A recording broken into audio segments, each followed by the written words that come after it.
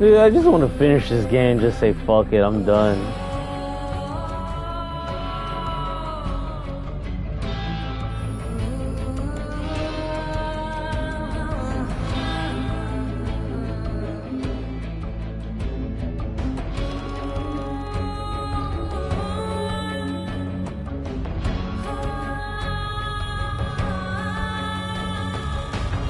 Black side, under the skin.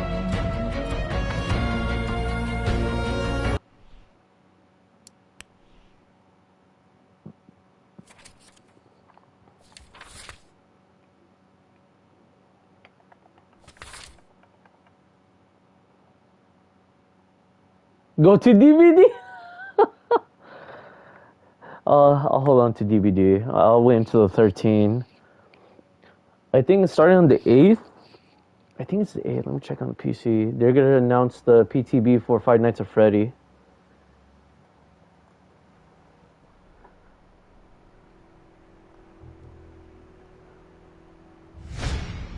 Cornell Plaza, Manhattan. Stunning penthouse. I'm not surprised. Mr. Eakes has excellent taste. Do you happen to know what he asked for the last time he was here? The same haircut as John Tracy, the actor. No, come on. You know this. A nice big pompadour. Like all them country and western singers. No, not that. Think about it.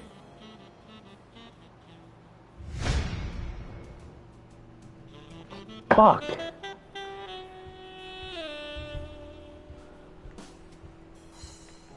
At least it's comforting to know that when Farnham drinks too much, his female companions have less of a hard time. They smell like a party.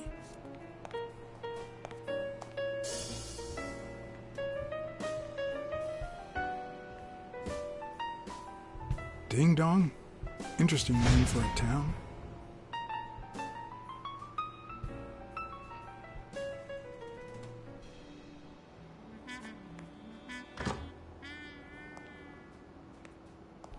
Don't tell me, Billy Bob.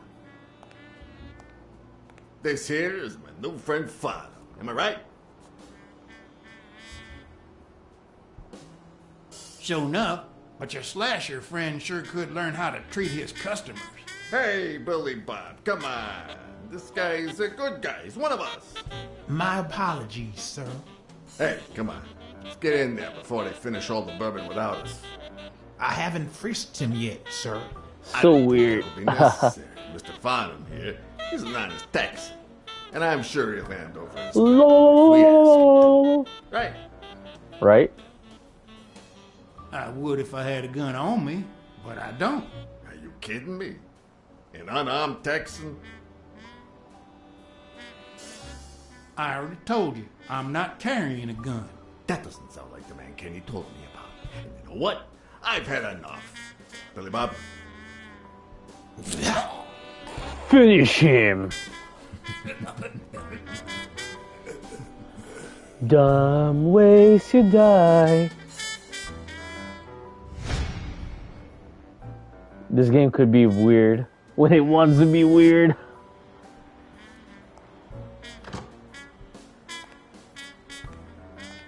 Don't tell me, Billy Bob. This here is my new friend Father. Am I right?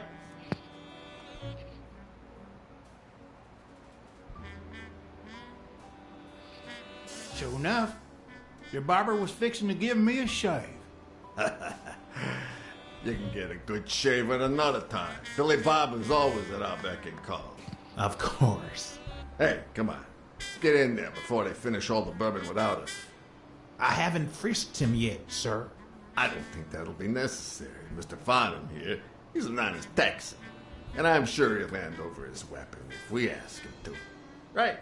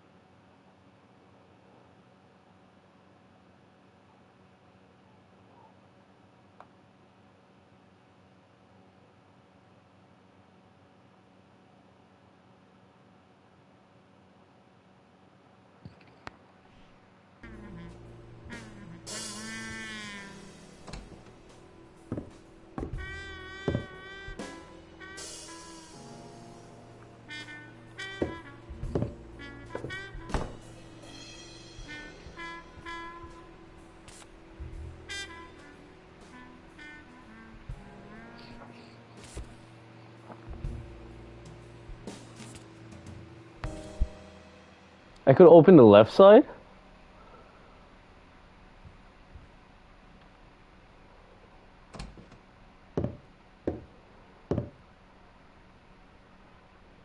No matter how superficial someone may seem, there's always a way to win their heart.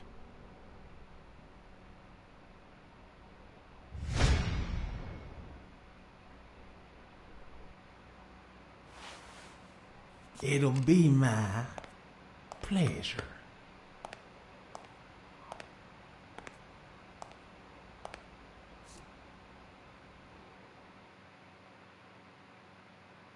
Welcome, gentlemen. Chips are on the table and guns are in the safe. Now, we got a lovely night of poker ahead of us full of smoking and bourbon. So let's get started. I don't know who the new killer Take is. a seat, Mr. Farnham. Let me introduce you.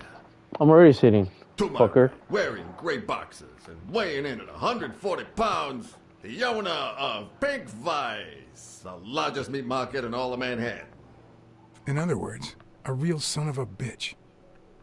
No offense to the women he exploits. Our reigning champion, Oswald Quince. A title I aim to keep, provided our new contender here doesn't interfere.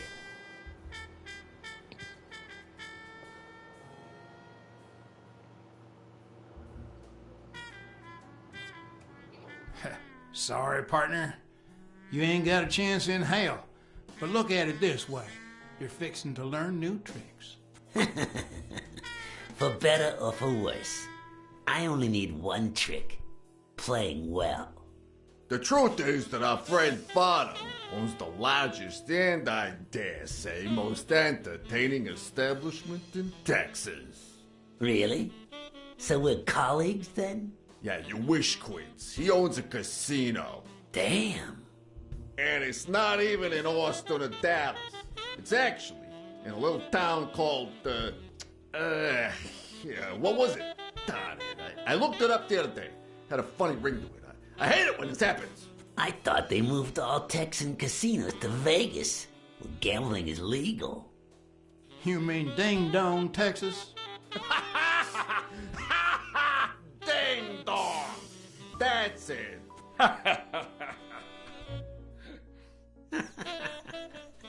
Who'd ever think of a name like that? Well, casino or no casino, let's just hope he doesn't keep as many Ding aces dong, up his sleeve ding as dong. a late Ventimiglia, huh? Amen. To my left, wearing brown boxers and weighing in at 396 pounds, Frank, show some respect, huh? the hospitality tycoon, Polly.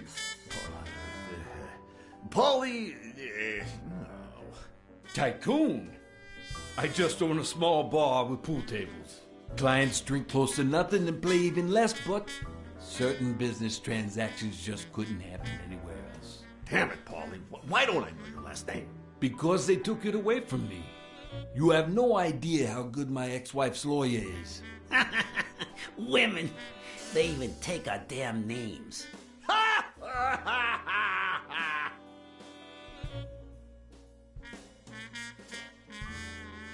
Like they have a choice. Don't be a sourpuss, Farnham. When you're done sightseeing, why don't you drop by La Iguana for a game of pool? And I'll buy you a drink. But I have to warn you, my clientele isn't crazy about furry fellas such as yourself.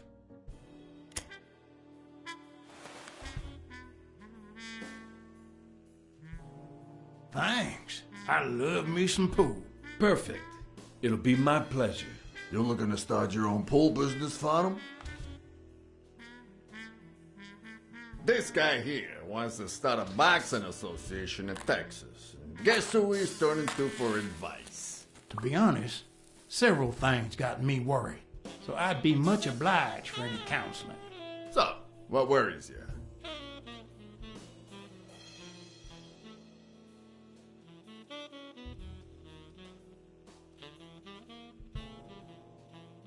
Those there athletes hooking up with each other, like Al Stone and Helen Moore. I see you subscribe to What's News. Yeah, my star boxer, the reigning champion. He's having an affair with America's sweetheart. Hey, I got nothing against those two idiots falling in love. Don't get me wrong, but it's taking a toll on his performance. I don't think he'll lose against Yale, but I'm starting to worry a bit. Billy Bob, bring out the bourbon. We're drying up here. I'll deal with a fresh deck, of course. We respect traditions in this establishment. Poker is as boring as it is simple. All you need to do is read people's faces. And even the worst detective has that trick up his sleeve. The real issue is knowing what to play for when there's much more than just money at stake.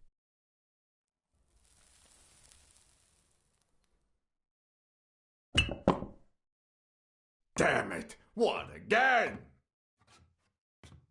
How many games have you won, Farnham? Mark my words. Farnham will be calling his wife before the night is over. Ha! Oh, hey, by the way, did you guys hear about Kenny's wife? Pretty tragic, huh? What happened? Oh, plain bad luck. Hey, but Farnham, I'm sure you know more about it than I do.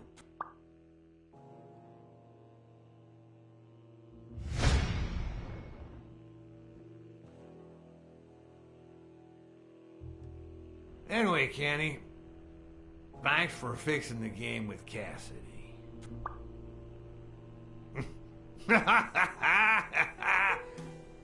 God bless you, brother.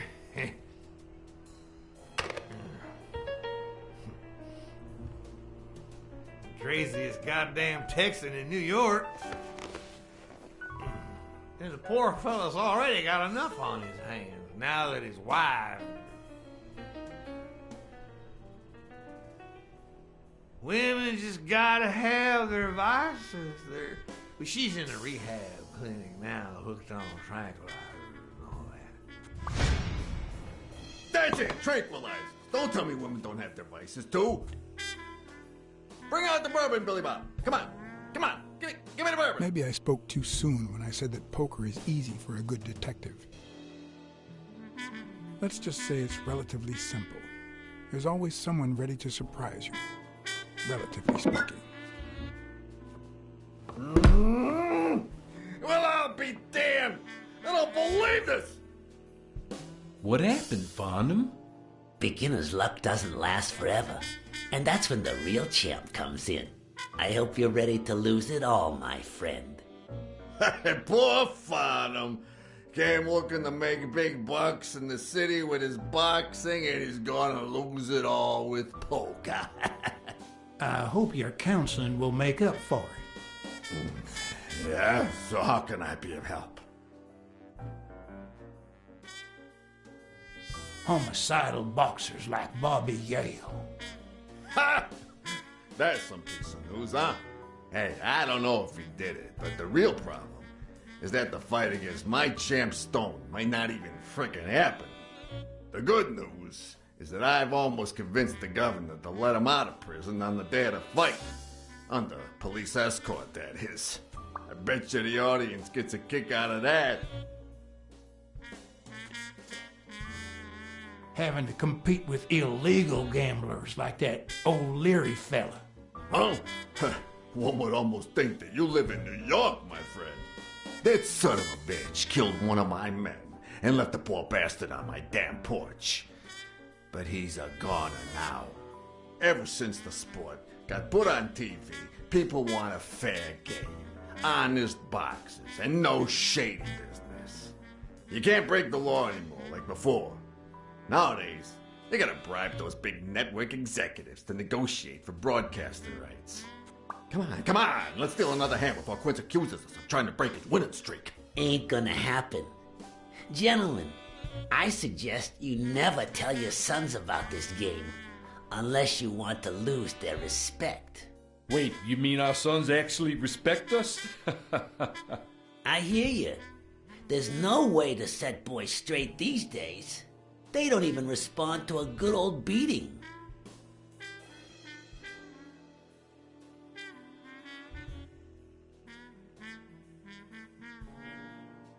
I dare say Texan boys do respond to a good beating.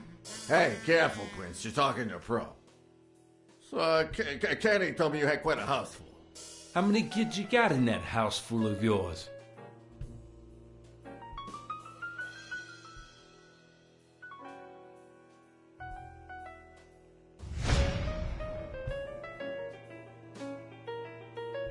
No. Hey, what up, Cookie Chris? That You're the son of a goat. bitch was about to choke on his own vomit.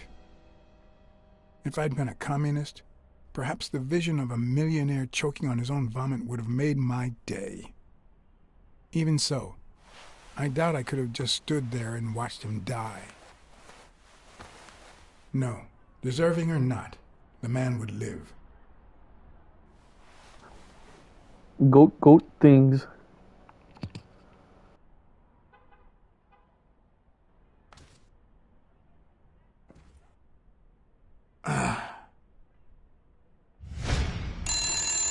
Six, well, that's something. I don't know how you deal with all of them.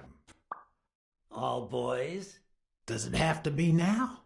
Oh, never let Quince near one of your daughters. Come on, Folly. Children are sacred. I won't lay a Cassidy. finger on them until they're 12. After that, well... let's just say... some men have needs that can only be met by a young girl that age. If you know what I mean. Are you alright, Farnham? Fucking shit.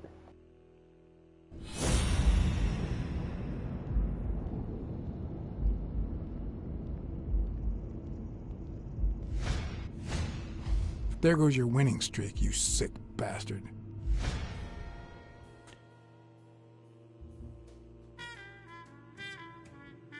Sooner or later, the police are gonna bust your ass. Nice. Quince. What the hell are you talking about? I bet you're as bad at hiding those poor girls as you are at keeping that ace up your sleeve. What? You lying piece of shit. Quince? So far, so interesting. Don't believe a word he's saying, Frank. Interactive drama gaming. Detective like L.A. Noire, but it's been chill.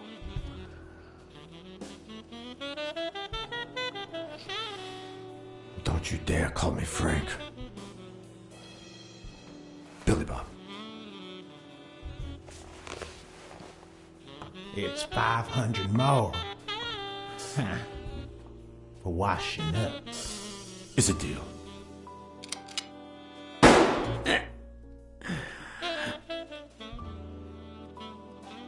A good call, Flan. I owe you one. Please, take that flying scumbag's tokens. And mine too, if you want them. I'm feeling generous. Hey, turns out the governor accepted my suggestion to let Bobby Yell out of prison on the day of the fight. Hey, this is turning out to be the perfect night. If you decide to go ahead with your new venture, call me, Farnham. Your behavior at last night's game was utterly insulting. Never contact me again or I'll put an end to your pathetic life. If our common acquaintance should ask you about your business endeavors, tell him that boxing is too violent for you. Signed, Frank Cassidy. Frank Cassidy, damn. Hey, no worries. I'm McGullen Sylvian. Huh, I said it wrong.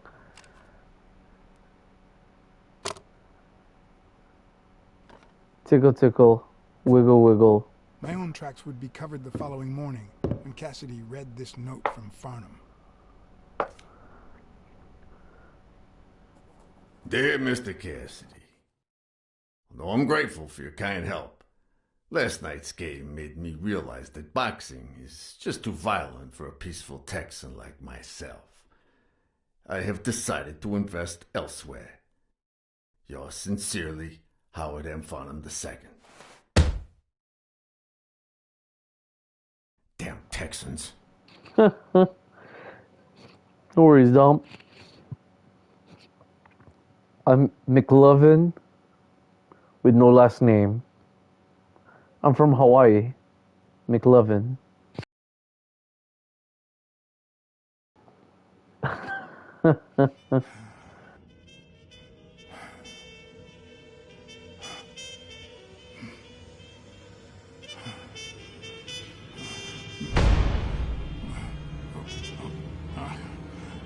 As For me, it was the first time in days that I had gone to bed without my daily. My sack your potatoes.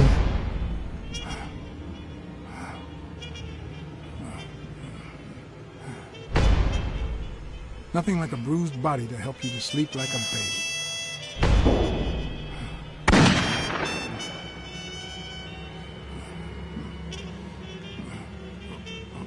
Maybe I should have given myself a beat.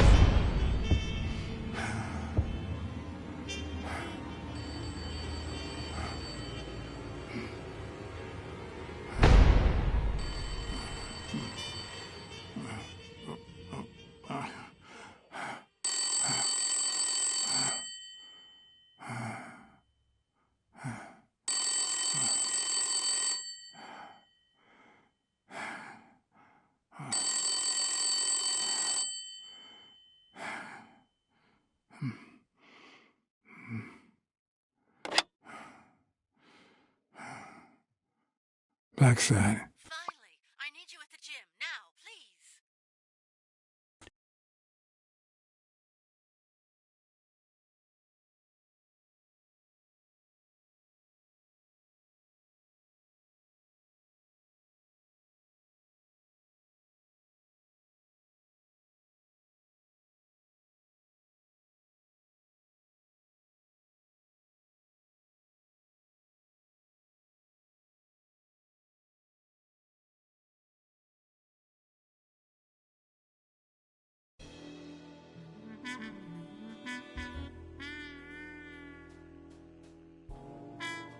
It was like this when I got here.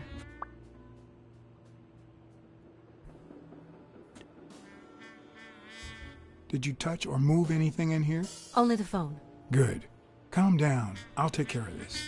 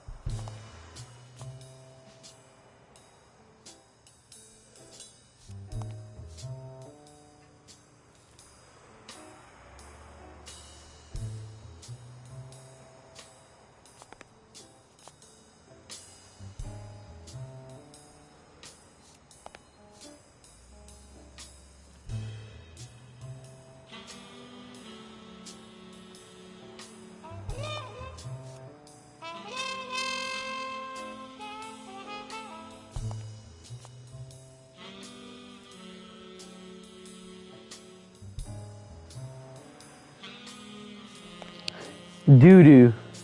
Had you already finished looking through these papers? I wish. Well, I guess you'll enjoy sorting all this again. Lol.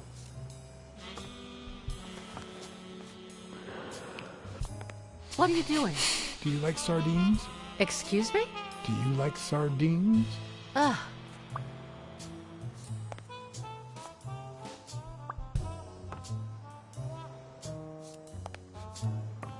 Sardines in the office.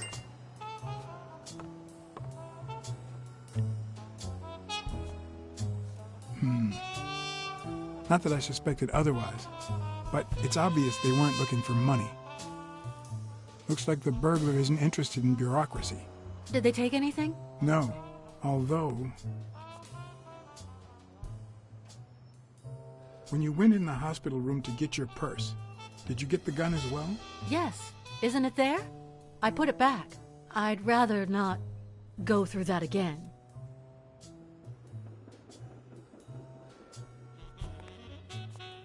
That's too bad. It looks like they took it.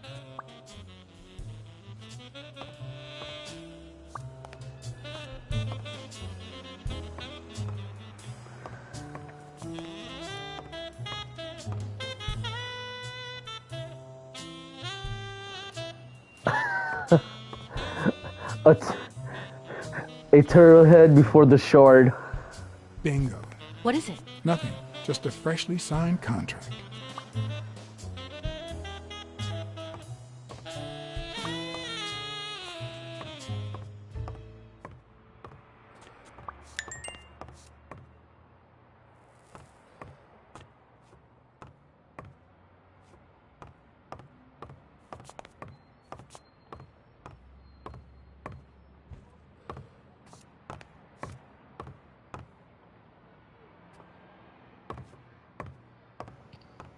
It's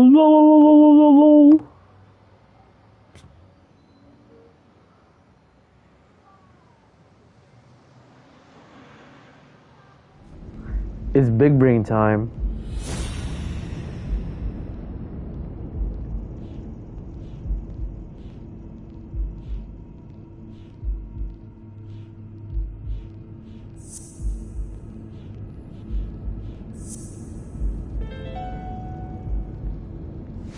No, the footprints don't match. Or if O'Leary killed Dunn, he did it without stepping in the paint, or in different shoes.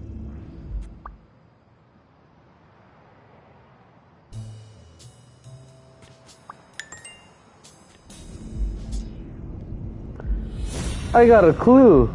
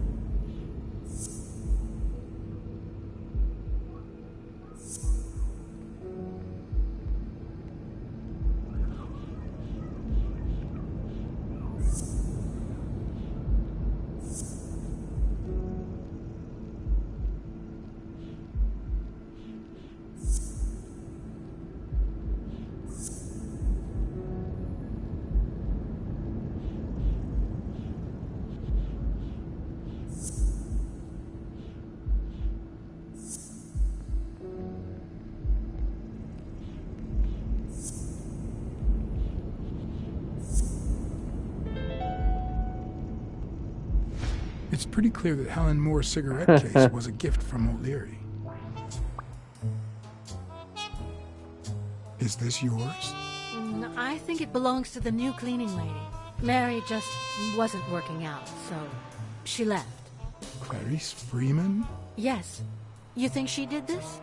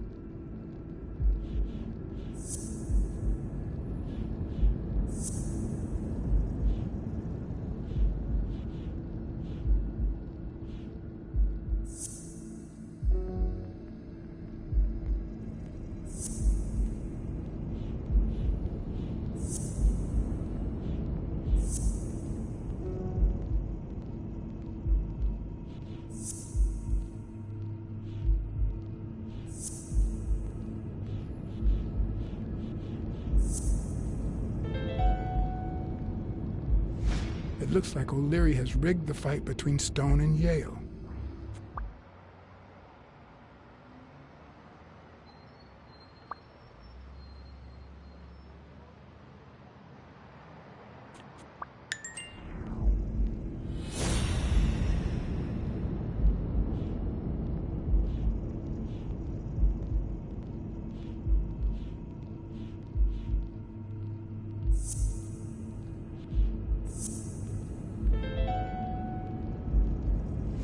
If she's still in love, why does she claim she hates him? What is she hiding?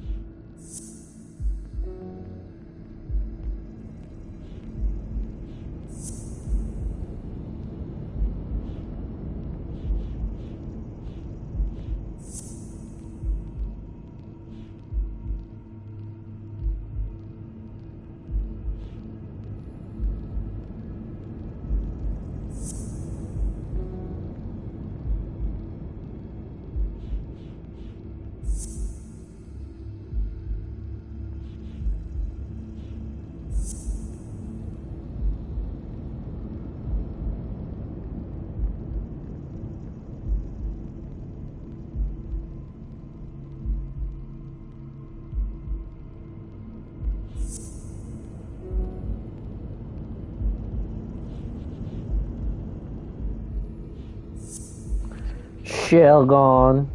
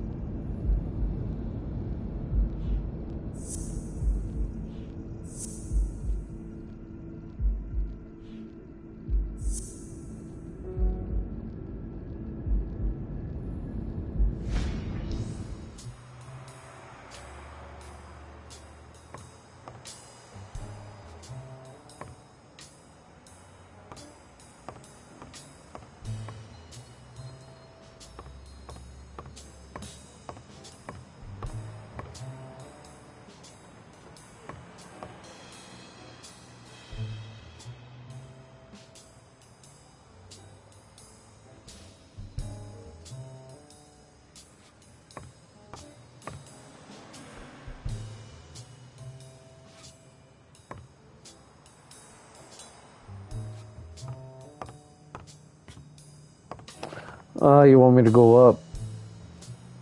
Oh, you don't want me to go anywhere. The fuck?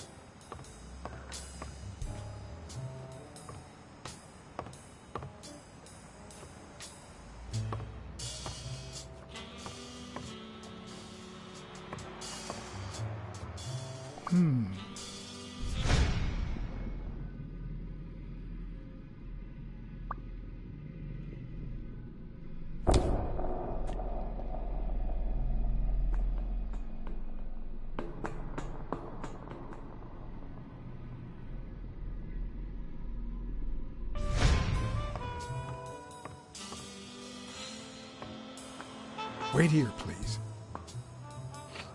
Where else am I going? That way, this way, over there.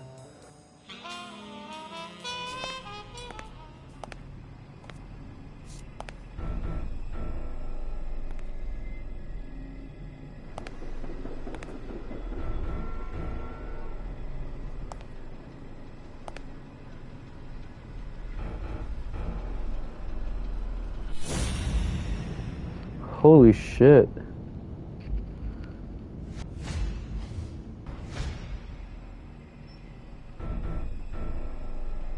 Ah, damn.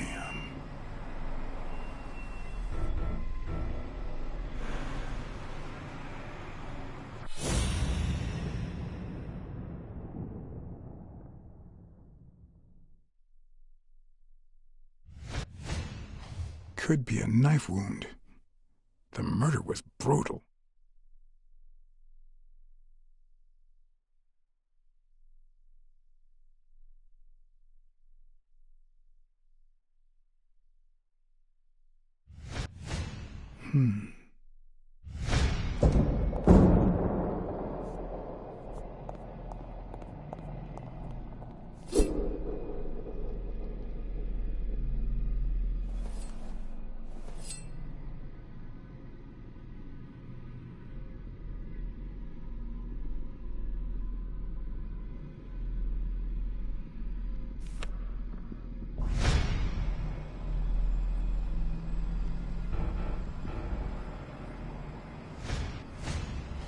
I can just picture her saying, "Honey, I found a job. We're finally gonna make ends meet."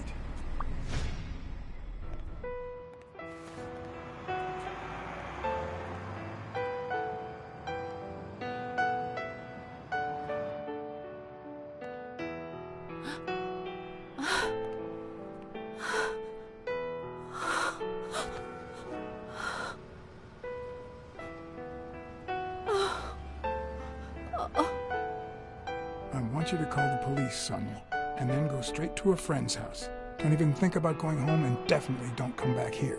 I'm staying at a friend's house. I haven't even set foot in my father's place yet.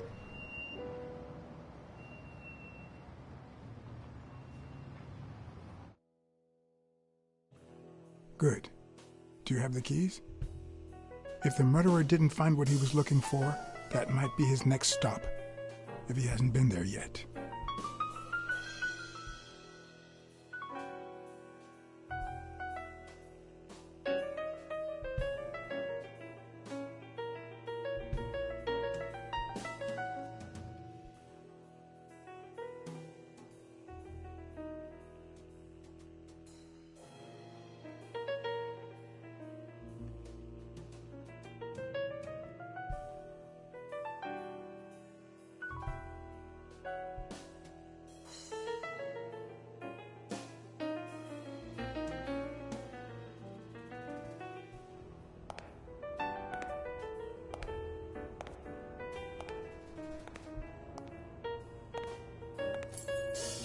For once I had the keys to the place, which meant I wouldn't have to use my lockpicks or...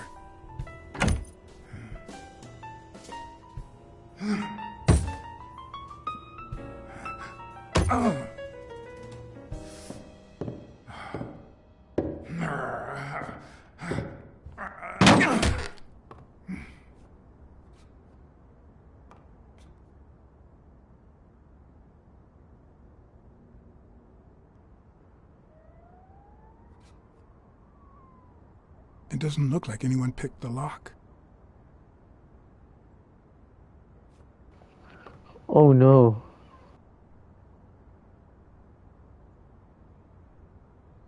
Look at that. The guy sure had good taste.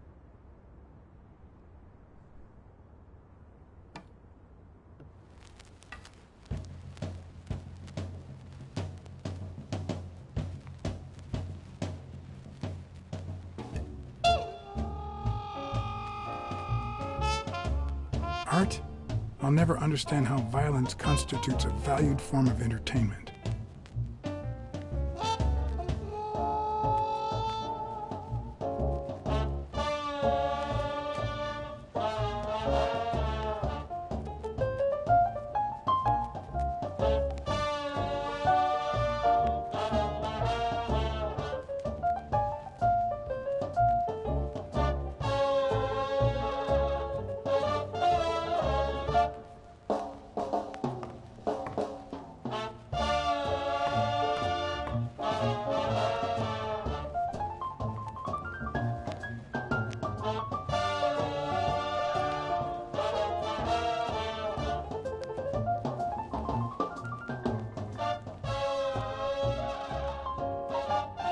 Wasn't Dunn's nickname the Quiet Lynx?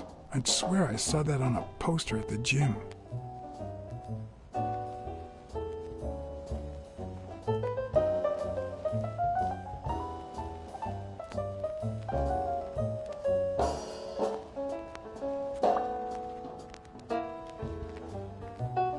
It looks like Dunn had already begun to move his things.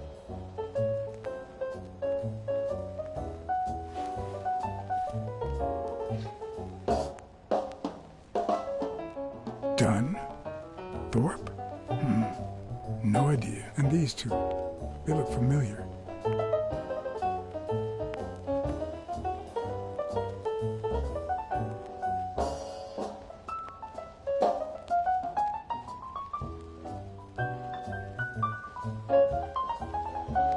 It's hard to believe that a pair of boxing fists could play something like this, although I'm sure he had the lungs for it.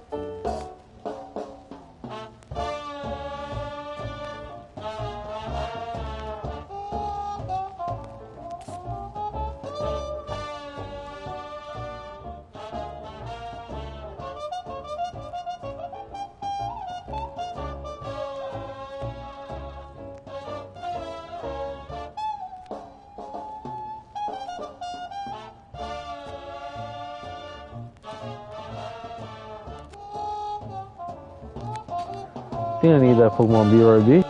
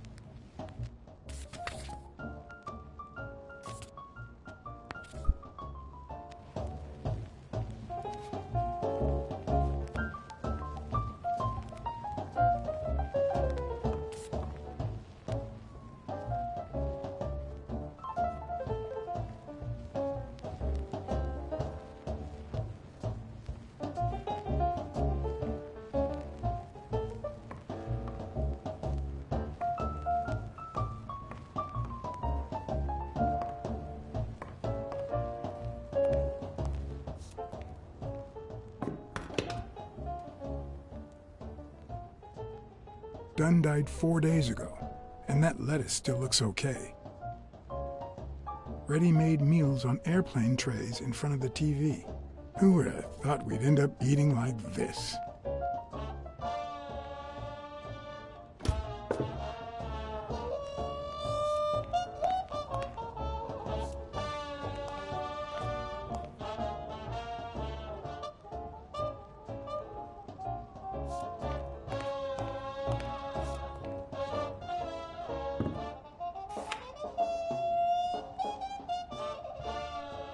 Of course. Now I see how Dunn bought the apartment he was going to share with Mary. This place has to be empty in 2 weeks for the new owners. I wonder if Sonia knows about this.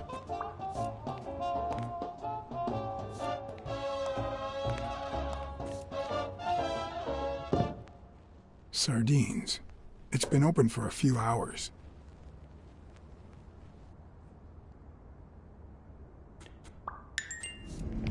It's big brain time.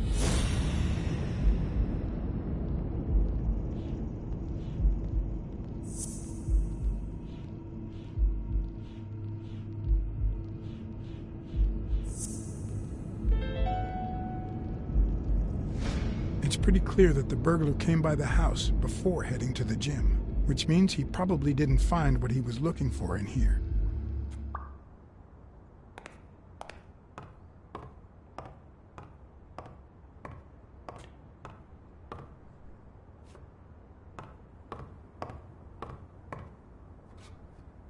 Elaine. I think that was Dunn's wife's name, according to Jake.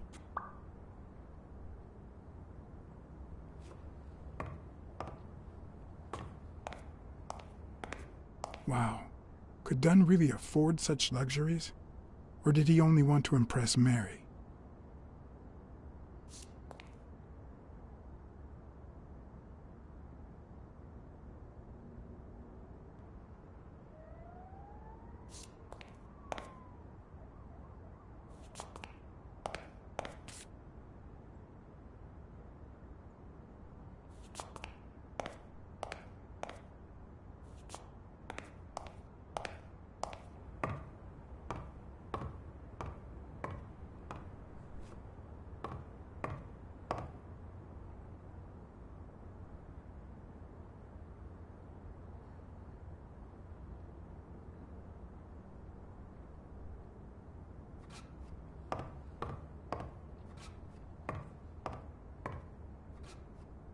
You still looked at her every morning, so many years later, with a new love? Maybe we don't need to forget. Maybe pain just transforms into, I don't know, something.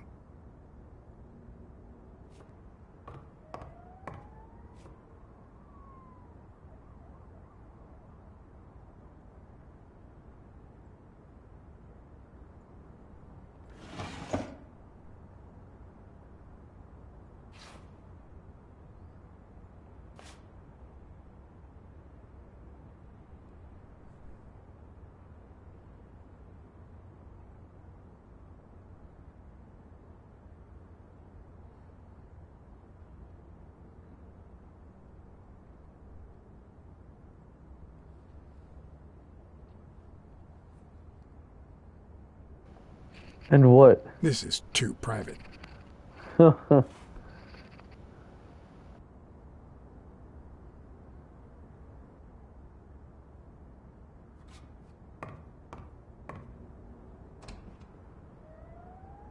Another empty closet.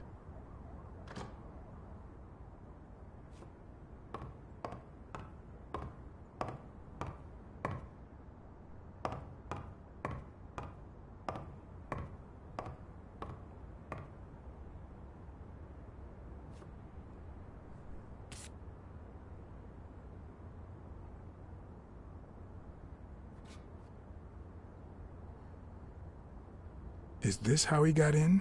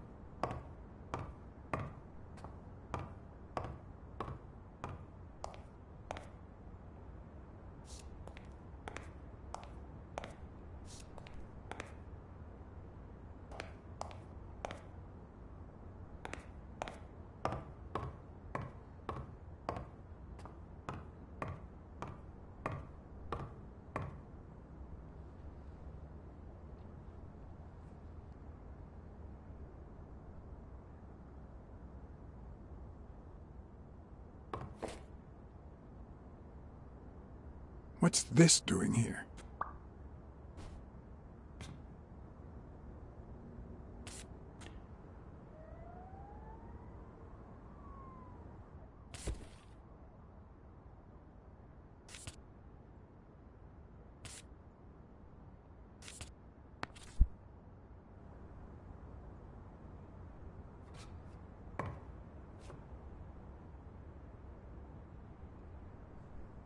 one of the very few teen idols who only got better with age.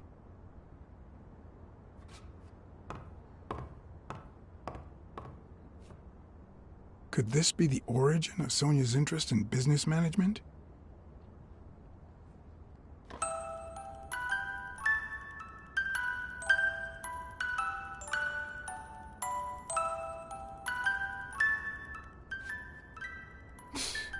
No matter how hard I look, I'm not getting anywhere. I need to talk with Sonia, and maybe with her Uncle Tim.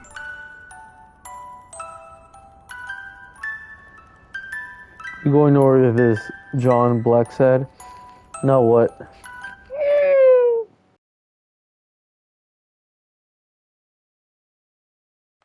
It brings back... I don't know. Bad memories? A pessimist, are we? It's like remembering the last day of summer. Scenes full of joy, picturesque landscapes, and yet the light is faint and the air is still, the calm before the storm. I know that feeling. I figured that much. I can see it in your eyes. We met in the Army. We were all professional athletes. They called us the Olympic Five. Who's the guy on the right? Angus Mitchell, our combat medic, and a doctor with the New York Warriors. It was Spanow who got him assigned to our platoon. Hey, isn't that Craig Spanow? The guy on the Morley's billboards? Yes, indeed. Our captain. He was the oldest, after all, and star of the New York Warriors. He was an orphan, you know. But he loved the sport so much that he said baseball was his family. He was the one who had Mitchell assigned to our platoon. Who's the guy on the left?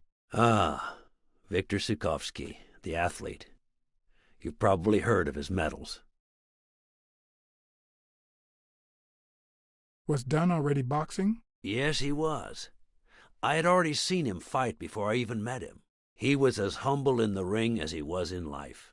He'd always let his rivals take the initiative. I remember how he barely dodged the blows. If you didn't look at his feet, it seemed like he wasn't even moving. And the footwork, pure dancing. You could almost hear the music. The song would play until his opponent was exhausted. Then came the drum roll, followed by Dunn's victory by KO. What about you? I had just signed with the Milestones. I hadn't even played my first game, but people said I had a bright future ahead of me.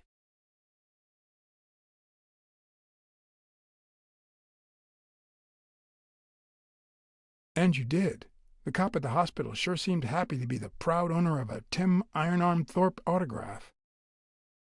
Who would have thought that I'd end up becoming Tim Iron Legs Thorpe? What happened? I fought the Nazis for 2 years, up there in the sky, over Europe. And I never set foot in a field hospital. 3 years later, I crossed the street without looking. And look at me now. What happened to all of them? Zukovsky died the same day they injured Dunn. Dunn received an honorable discharge and came home. He quit boxing and opened his gym. Mitchell was redeployed to a field hospital. Spano and I continued in the same unit, but nothing was ever the same. You see what I meant with the last day of summer. And after the war, well, who the hell cares? I do.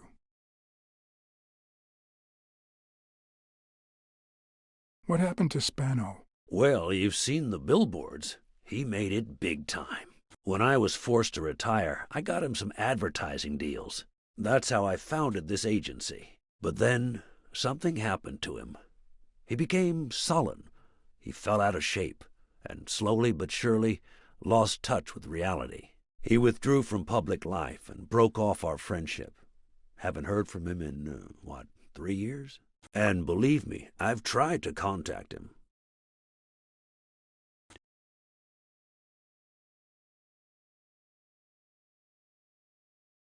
What happened to Mitchell after the war? Mitchell? Who knows? We lost touch. I hope he's doing well. I think I saw Mitchell not too long ago, but I can't remember where. Seriously? Please try to remember. I'd love to hear from him again. I'll do my best. You think Spano might have been involved in Dunn's death?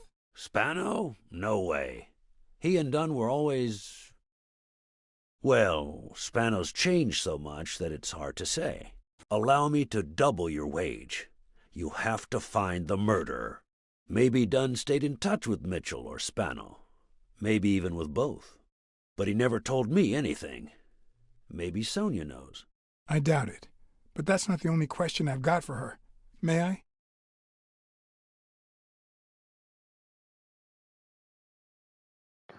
Who you gonna call? Black Sad. Not Ghostbuster. Black Sad.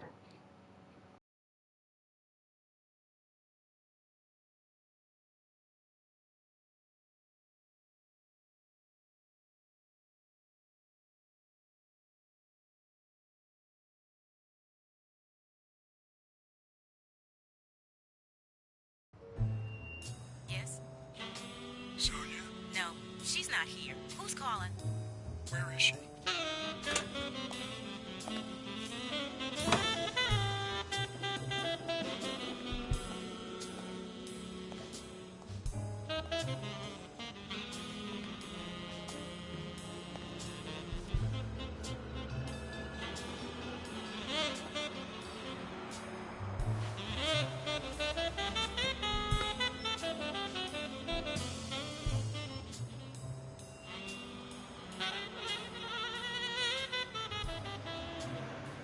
Was your father still in...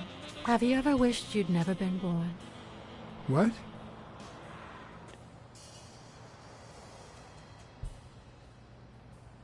I live with that constant thought. Then we're both in the same boat. First time was right after moving to New York. I hated my mother. She was the reason we moved from the countryside and the smell of freshly mowed grass to this dirty city and the smell of medicine. Her medicine. I'm listening. Second time I'm was listening. after she died. I hated myself for having hated her before, for not having loved her enough. The third time was when my father shut himself off. I hated him for that, for abandoning me, for giving in to the booze. Now he's dead, so take a guess. You've realized just how much you really loved him. I guess so. But that's not the worst of it. The problem is I don't know how to live without hating him. Over the last few years, everything I've done was meant to push my father far away. To avoid being like him. To avoid making his same mistakes. Without him, I just don't know who I am. And you won't even let me hate Bobby, which might actually help me.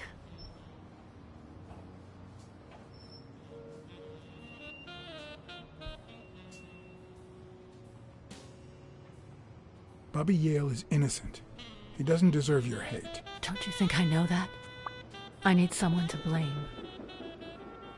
Without that someone, I have only myself to hate.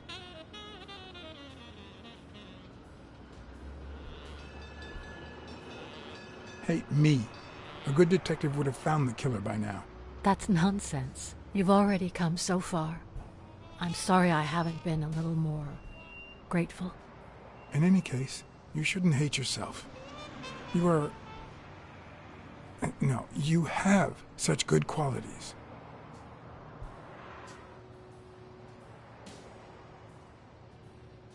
You're kind, smart, and beautiful. Are you really trying to flatter me now? No, Seriously, I didn't mean to... Sorry. Anyway, can we just drop the subject? Did you go to my father's apartment? Yes, the thief went there before coming to the gym. which leads me to believe he didn't find what he was looking for. And what was he looking for?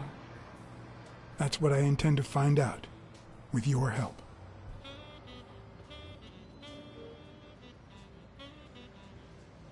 I saw your old room. That's embarrassing. I see you were dead serious about me hating you.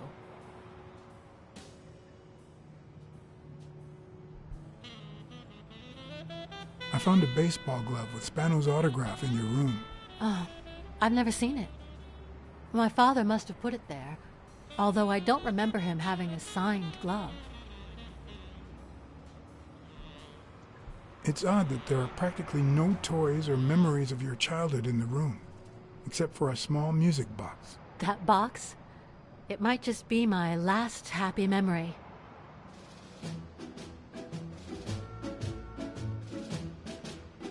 Oh, It's from here we before go. my mother got sick and we moved here.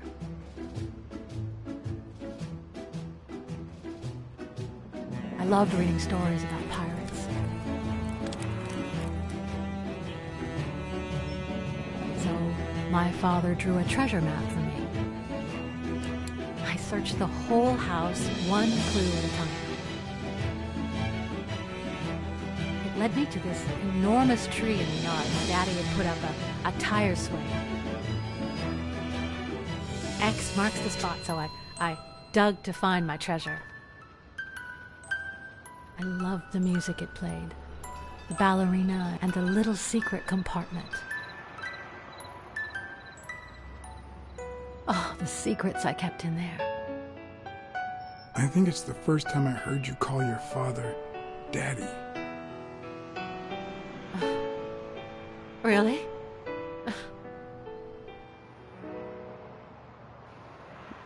Interesting.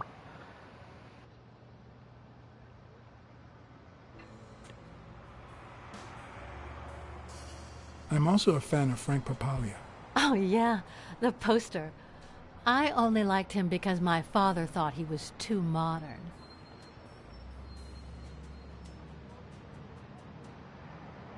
Your dad had great taste in music. So, better taste than I had as a child? Well, now you've put me on the spot. You don't know how happy that makes me. I found a picture taken during the war. The Olympic Five. Did you meet any of them, besides your father and uncle? Well, Uncle Tim actually isn't my uncle. No? He and my father loved each other like brothers. Did he tell you that he saved his life?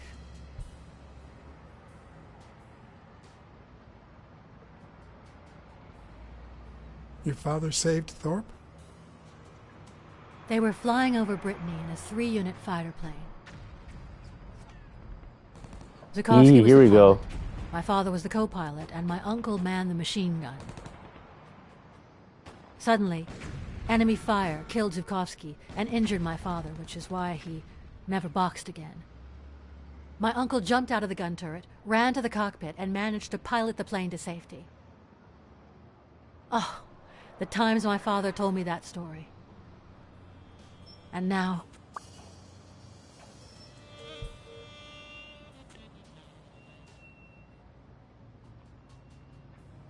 You still have your uncle. Yes, I guess you're right. Maybe he can also save me. Did you ever meet Spano? What can you tell me about him? I think I saw him once, but I was just a little girl. I think my uncle turned him into a star. It was a long time ago. Did you ever meet Mitchell, the doctor? Mitchell? The lizard? No, never. Why? Oh, nothing. I think I've seen him somewhere.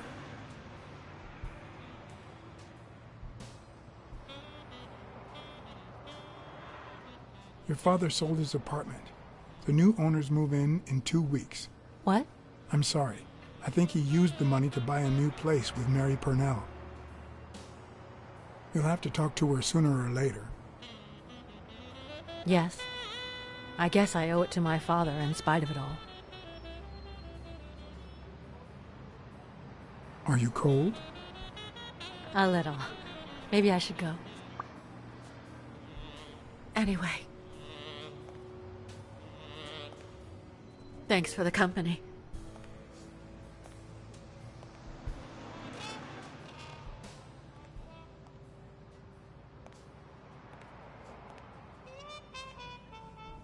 I knew I was looking at a solution. But Anytime. what exactly needed solving?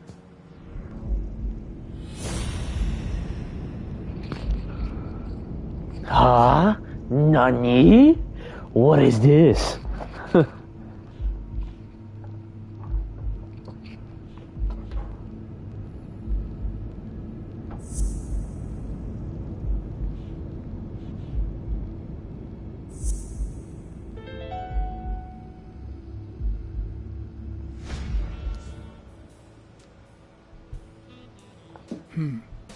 Maybe Dunn used the same hiding place once more.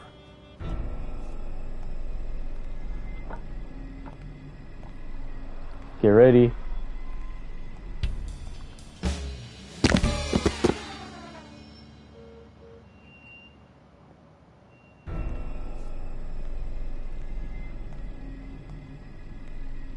Down, down, down, down, down, down on the left thumbstick.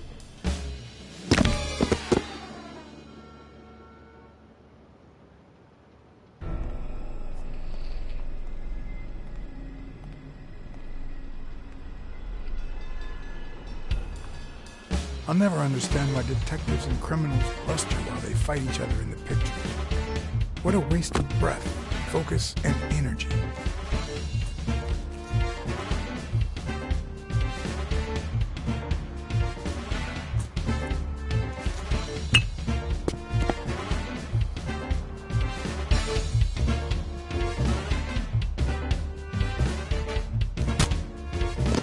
Oh, hell no. It's not the lack of credibility in this. Give me 1 sec.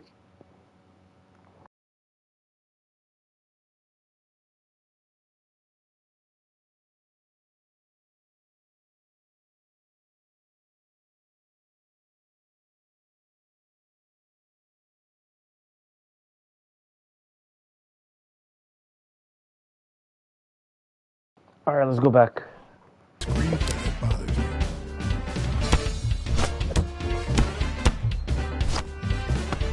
Plus, it's actually pretty handy. I pressed right. I wish this one had talked. I did.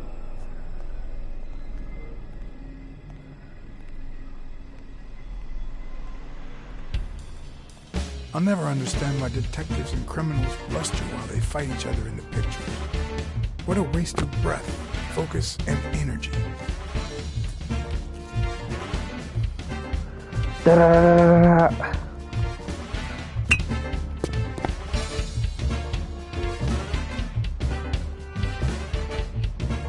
What are you gonna hit me for?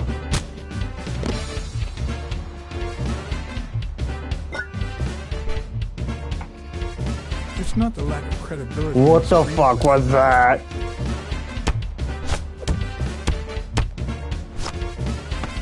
Plus, it's actually pretty handy. Left. I wish this one had talked.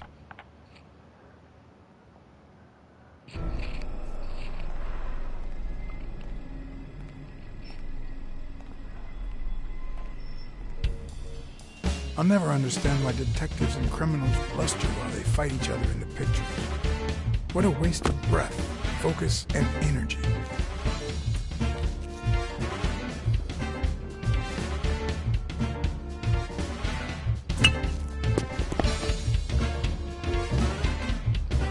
We're gonna see another bug.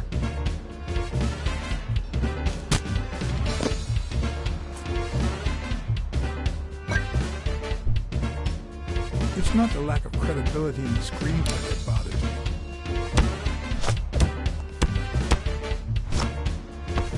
Plus, it's actually pretty handy. When a crook talks to you in the middle of a fight, you know you're up against a rookie. And if he doesn't even say, "Help me, please,"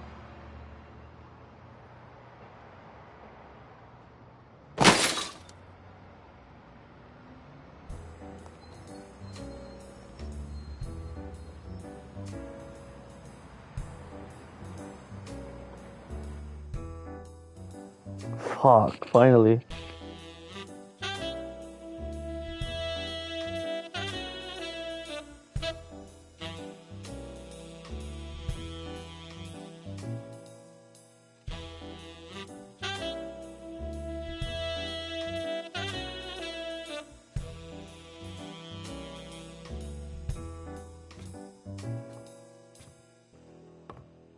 What did they say? Nothing serious. I lost another one of my 9 lives. Kill Black Sad. Wow. Oh, this hurts. Got many left? I'm in the red.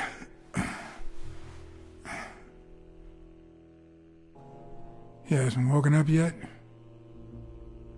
Nope. We're gonna be here a while. Vulpine, 7 letters.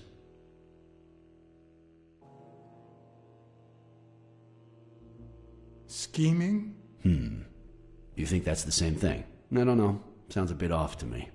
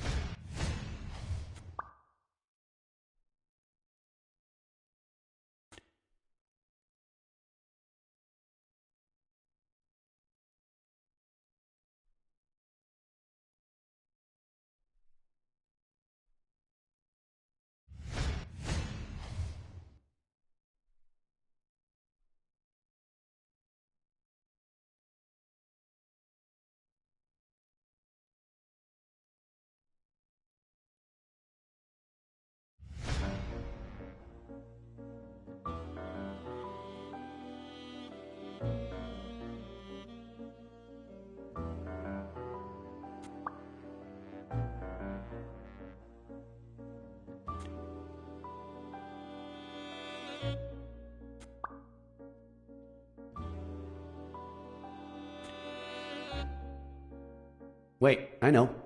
Vulpine, 7 letters. Cunning. What are you looking for? Nothing. Will he live?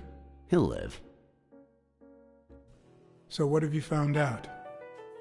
Randall Lee. Apparently in love with our penitentiary system, judging by the frequency of his visits. Theft, assault, extortion. You know, minor things of the sort. Any partners? Always works alone. He's never ratted out his employers, provided they exist. Did you find anything? Is this our man? Do you have proof?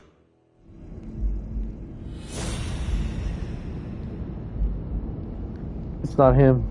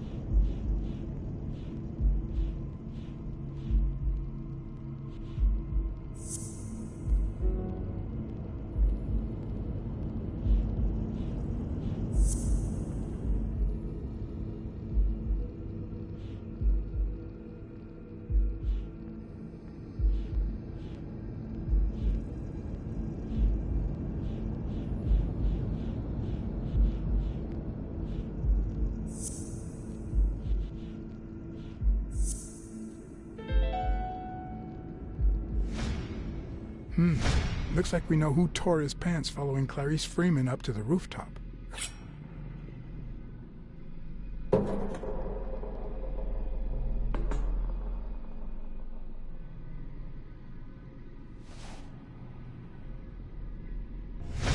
His pants have a tear in them. I found a piece of that same fabric at the gym, on the stairs that lead to the rooftop where we found the second body.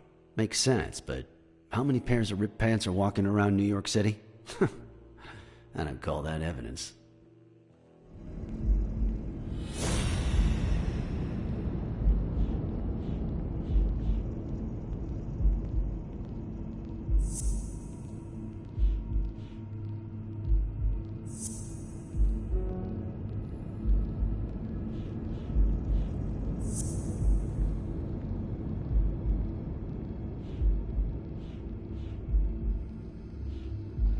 It's this and this, but I want to see if I could get something else.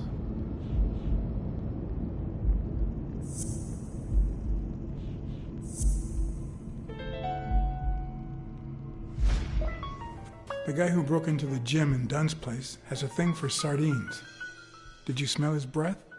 Right, because there's only one sardine fanatic on this side of the Hudson. I need something more. It's the foot shoe. Wait.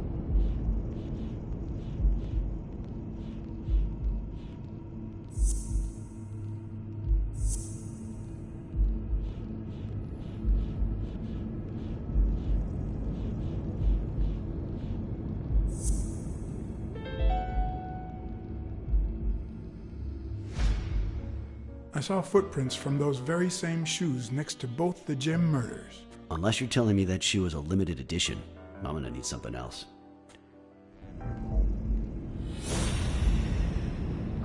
It's not.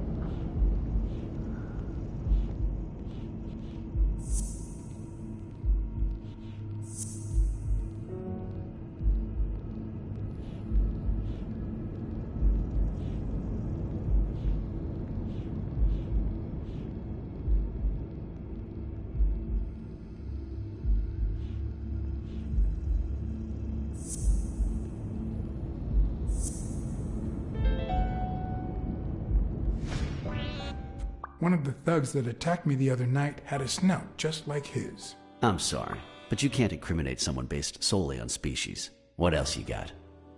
What more do you need? I've given you 4 pieces of evidence. None of which are conclusive. He tried to throw me off the rooftop. Yeah, you're right. I'm sorry. He's our man. No, he's not our man. Make up your mind. He's just a puppet. Someone is pulling his strings. Could it be Yale?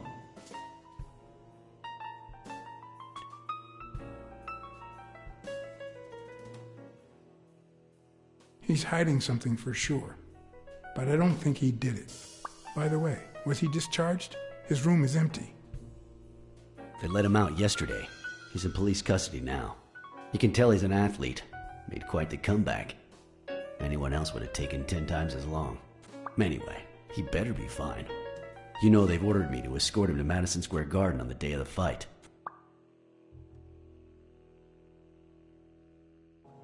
That's the first I hear of it. Quick, what do you want? Good cop or bad cop? I'm the good guy.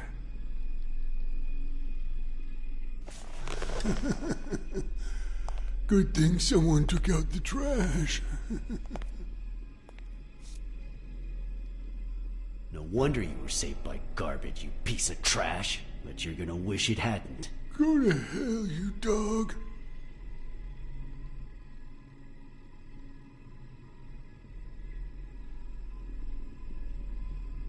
My partner is right. We'll ruin your life. Uh-huh. Yep. Unless you collaborate, that is. We know you killed Joe Dunn and Clarice Freeman, you bastard.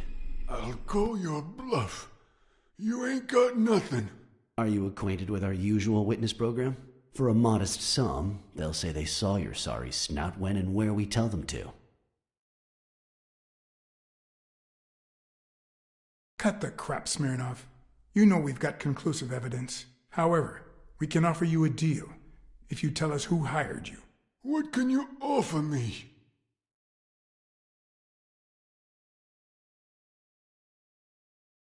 How much is your life worth to you? Don't pay attention to him, Mr. Lee. We aren't vigilantes.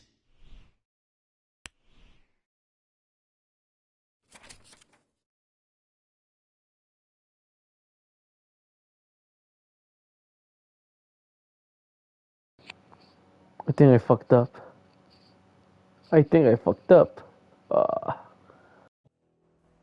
No, I didn't. Cool. No, I didn't.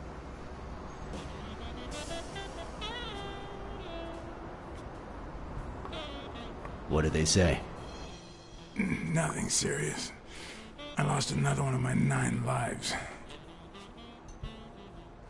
Oh, this hurts. Got many left? I'm in the red.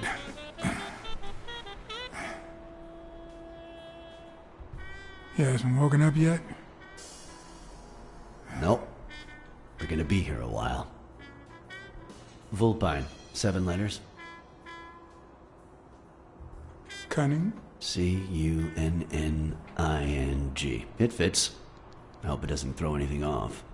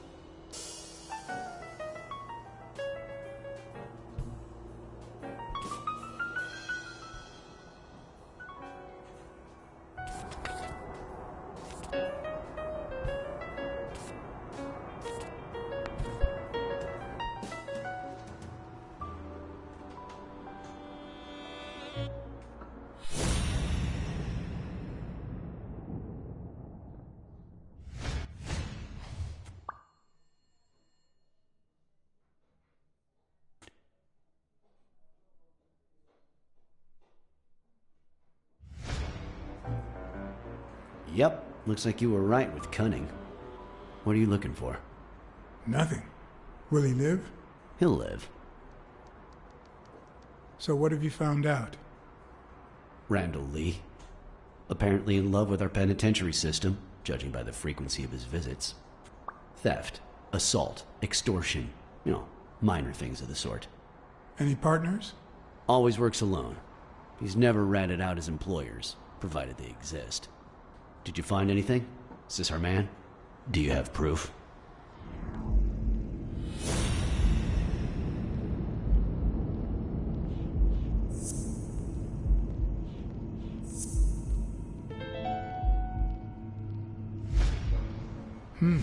Looks like we know who tore his pants following Clarice Freeman up to the rooftop.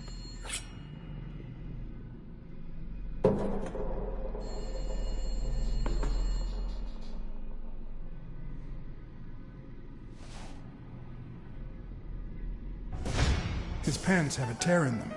I found a piece of that same fabric at the gym, on the stairs that lead to the rooftop where we found the second body. Makes sense, but how many pairs of ripped pants are walking around New York City? I don't call that evidence.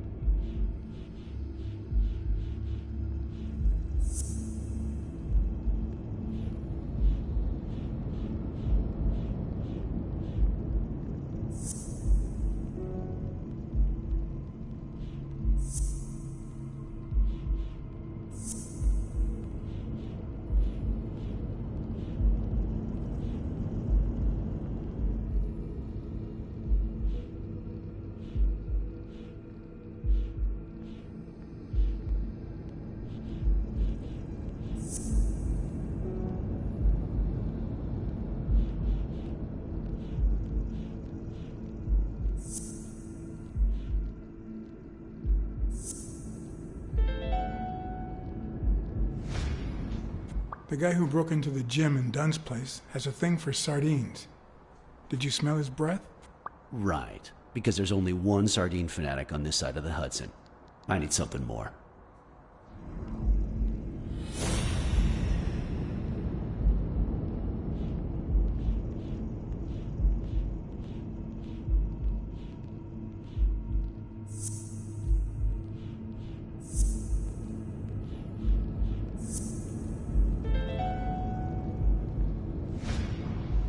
I saw footprints from those very same shoes next to both the gym murders.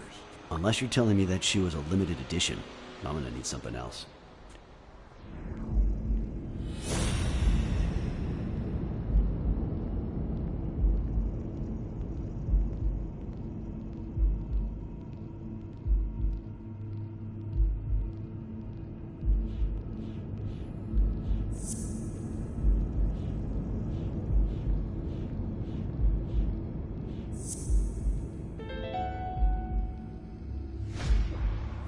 One of the thugs that attacked me the other night had a snout just like his. I'm sorry, but you can't incriminate someone based solely on species. What else you got?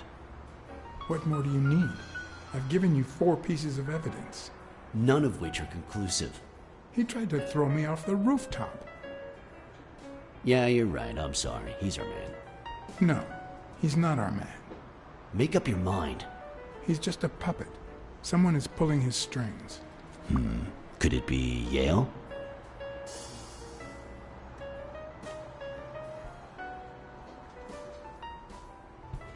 He's hiding something for sure. But I don't think he did it. By the way, was he discharged? His room is empty. They let him out yesterday. He's in police custody now. You can tell he's an athlete. Made quite the comeback. Anyone else would have taken 10 times as long. Anyway, he better be fine. You know they've ordered me to escort him to Madison Square Garden on the day of the fight. That's the first I hear of it. Quick, what do you want? Good cop or bad cop? I'm the bad guy.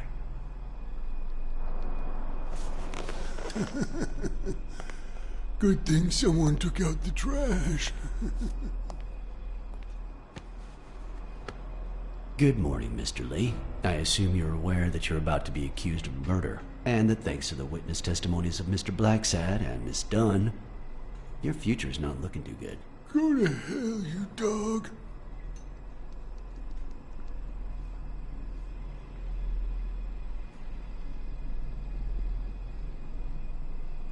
If I choked you with a pillow, nobody would know. You should already be dead. Blacksad, stay out of this. Remember who's the cop here. Maybe we can offer you a deal. We know someone hired you to kill Joe Dunn and Clarice Freeman. What do you have to say? I'll call your bluff. You ain't got nothing.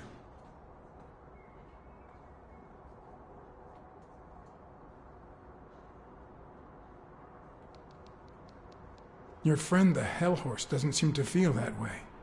Although I'm afraid he won't be talking anymore. Shut up, or I'll kick you out. If you tell us who hired you, we'll help you. What can you offer me?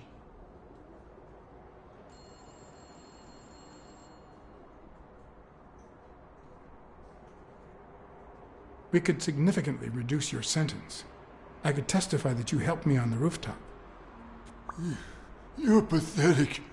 Is that why you never got in the police force?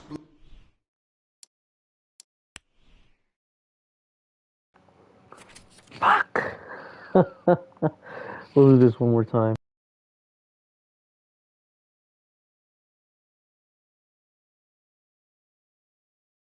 Yeah, that's an anteater.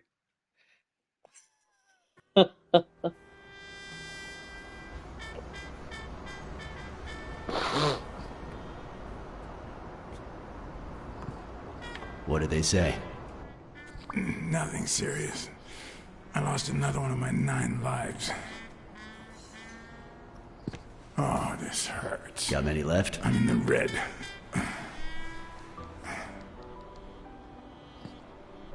He hasn't woken up yet? Nope. We're gonna be here a while. Vulpine, 7 letters. Cunning? C-U-N-N-I-N-G. It fits. I hope it doesn't throw anything off.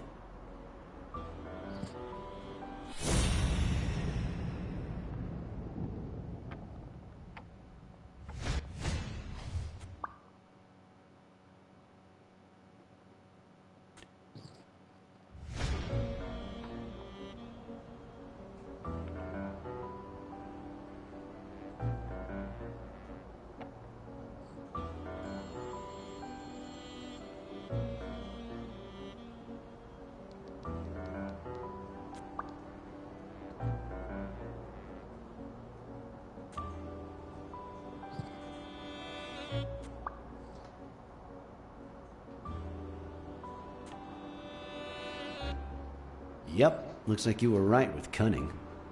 What are you looking for? Nothing. Will he live? He'll live. So what have you found out? Randall Lee.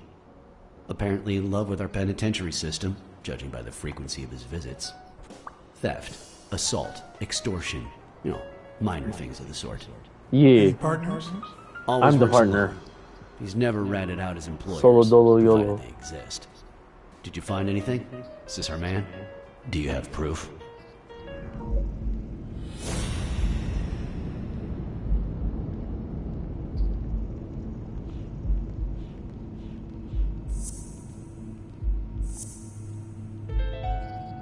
We'll be playing back off again. Looks like we know who tore his pants following Clarice Freeman up to the rooftop.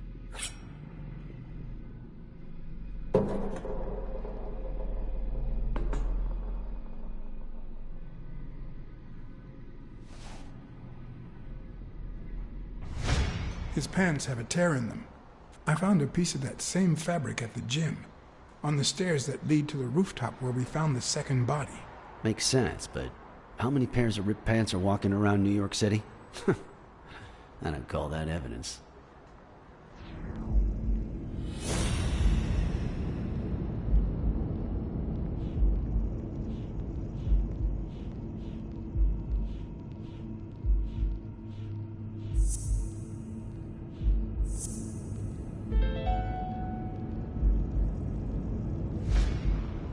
The guy who broke into the gym in Dunn's place has a thing for sardines. Did you smell his breath? Right, because there's only one sardine fanatic on this side of the Hudson. I need something more.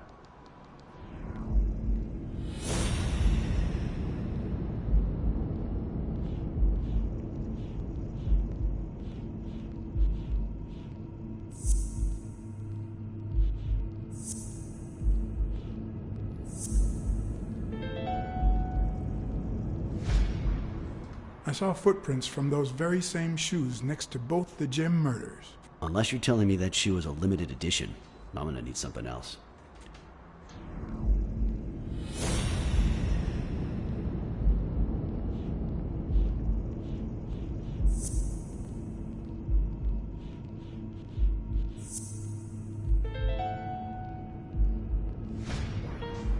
One of the thugs that attacked me the other night had a snout just like his. I'm sorry, but you can't incriminate someone based solely on species. What else you got? What more do you need? I've given you 4 pieces of evidence. None of which are conclusive. He tried to throw me off the rooftop. Yeah, you're right. I'm sorry. He's our man. No, he's not our man. Make up your mind. He's just a puppet. Someone is pulling his strings. Could it be Yale? He's hiding something for sure, but I don't think he did it. By the way, was he discharged? His room is empty. They let him out yesterday. He's in police custody now. You can tell he's an athlete. Made quite the comeback. Anyone else would have taken 10 times as long. Anyway, he better be fine. You know they've ordered me to escort him to Madison Square Garden on the day of the fight. That's the first I hear of it. Quick, what do you want? Good cop or bad cop? Bad cop, bad guy, bad guy, bad guy. I'm the bad guy. I'm the bad guy. I'm the bad guy. Good thing someone took out the trash. Good morning, Mr. Lee. I assume you're aware that you're about to be accused of murder, and that thanks to the witness testimonies of Mr. Blacksad and Miss Dunn, your future's not looking too good. Go to hell, you dog.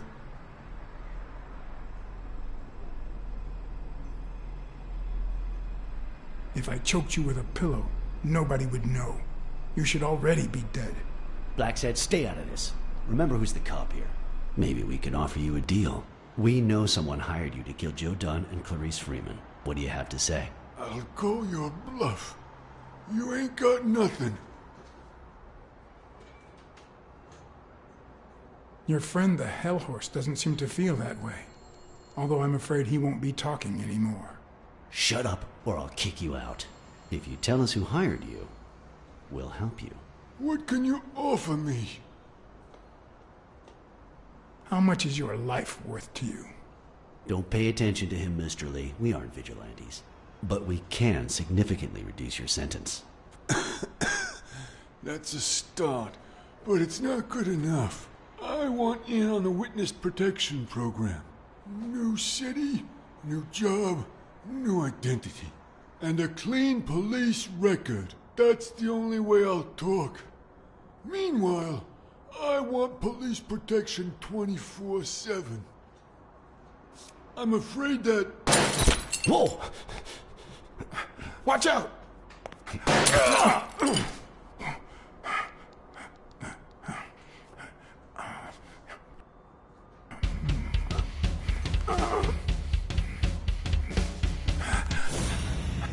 Oh shit, that's nice.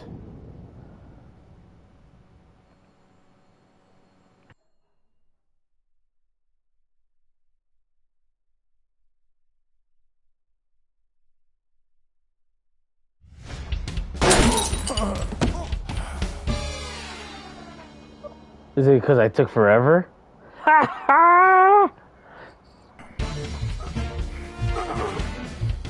Hey, what up, Flip? How your first playthrough went? But you did go too much gambling. I like it.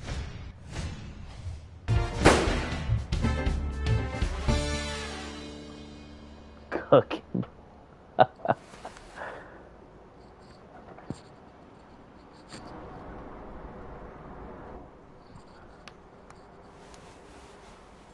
I saw. High and low? Luckily, Smirnov's wound wasn't as bad as Randall's. Unfortunately, the police found nothing on the nearby rooftops. Our best shot at finding the killer was gone, so I went back to my previous lead.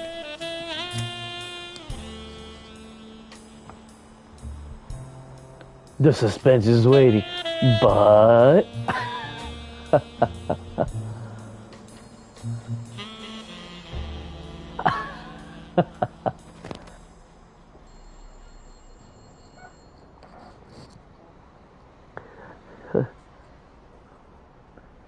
My other question is, later on in the game, can you throw a mace or any weapon later on? Because I know back in the day they were able to. You missed the kill, you're dead either way. You hit a mace with someone, that's cool. Next thing you know, you're dead either way. My mother got sick and we moved here. I loved reading stories about pirates, so my father drew a treasure map for me. I searched the whole house, one clue at a time. It led me to this enormous tree in the yard where Daddy had put up a tire swing.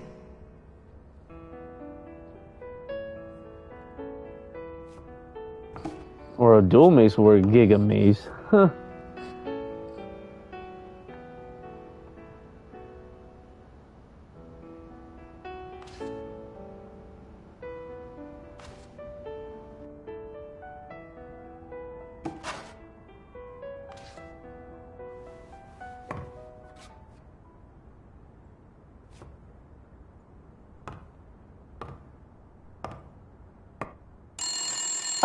Alright, do your thing.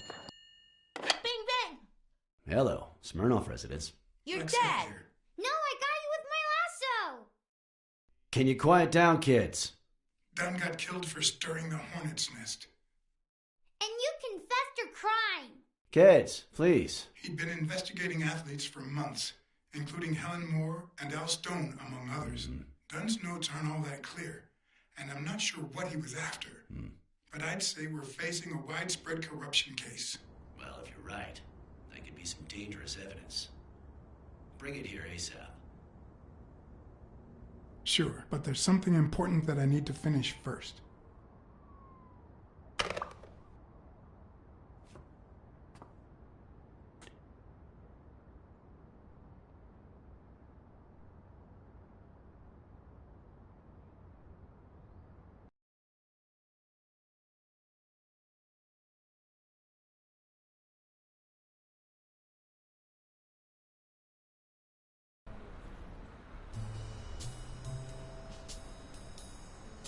I wanted to follow a certain lead on my own before Smirnov had the chance to see anything.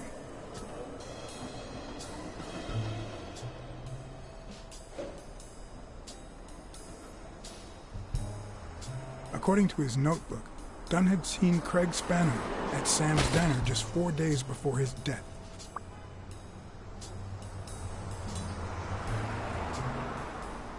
Scram, you son of a bitch!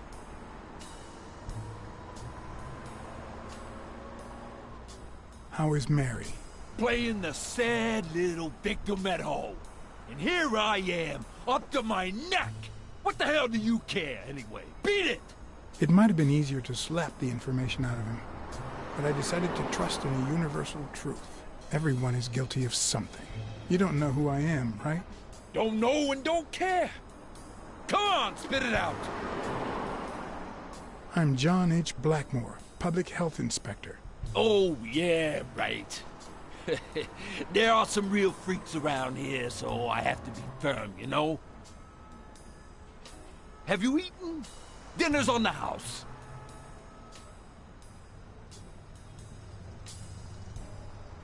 After you answer my questions.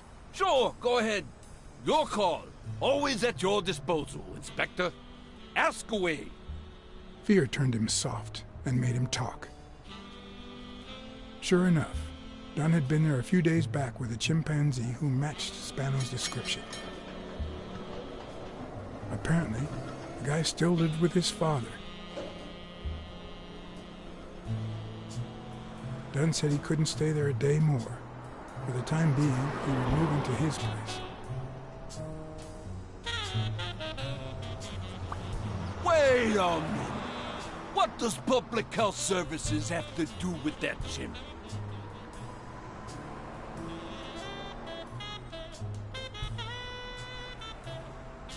We worked together at the Consumer Protection Office. He came in pretending to be a client, and you insulted him. Me? Whoa, I barely even talked to him. Which is even worse.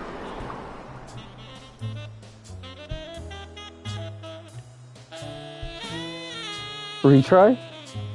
Okay, good. Watch this Lilliput become a shiny.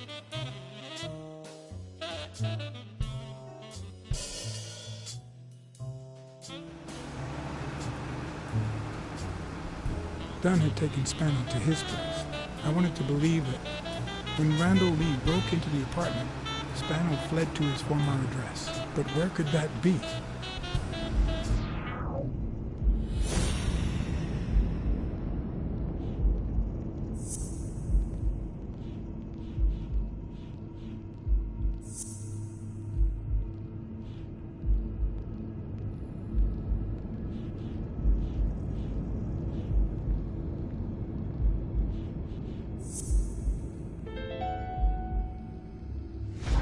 I gotcha.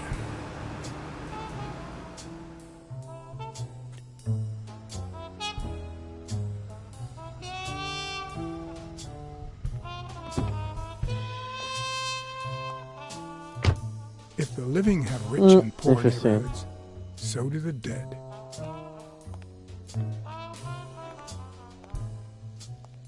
In the mid-19th century, Greenwood became the resting place to the city's most distinguished citizens.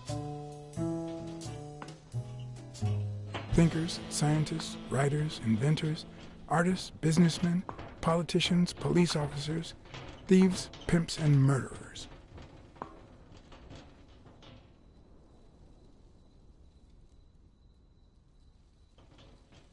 Here lie the bodies of the soulless minds that raised New York from the ground up.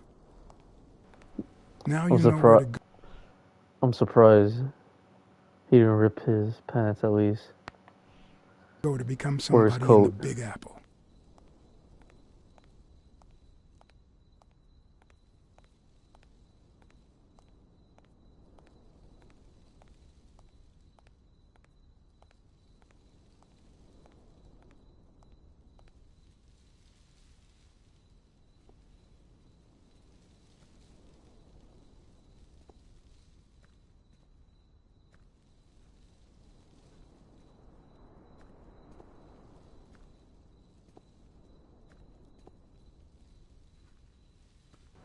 I think it's that glowing thing, but let me walk around first. I've never trusted angels. When they fall,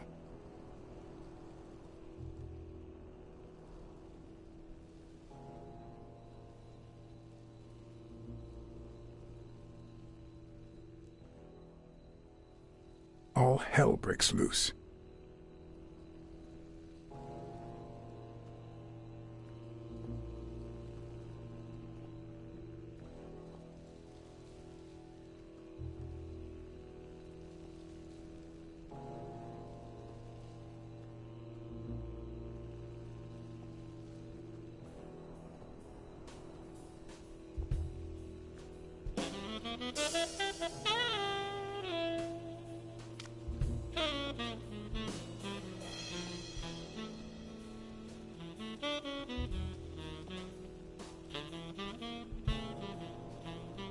The 4 bases guarding their father.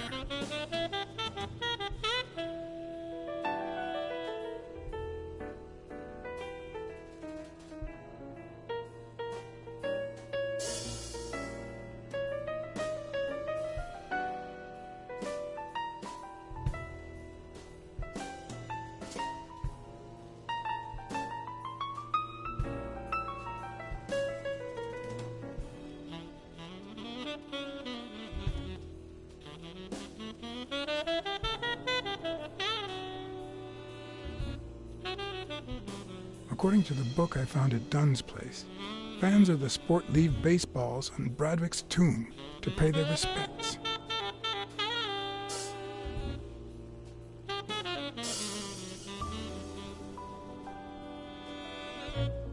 It'd be even better with a skull between the bats.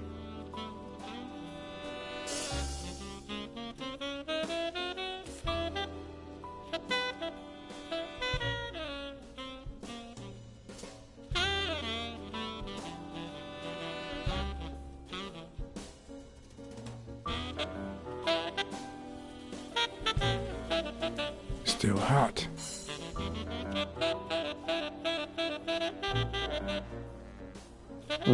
So someone else is here.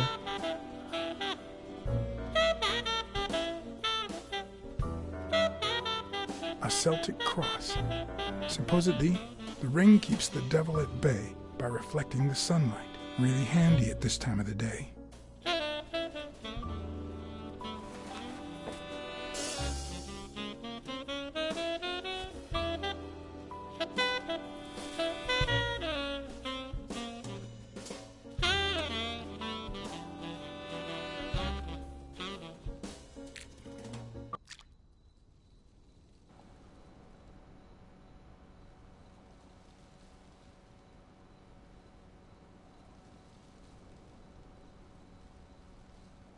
There ain't no way I missed that baseball card.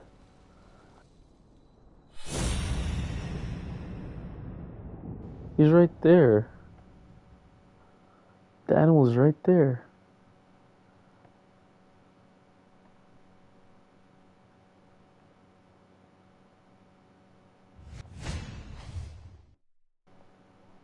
The monkey, wow.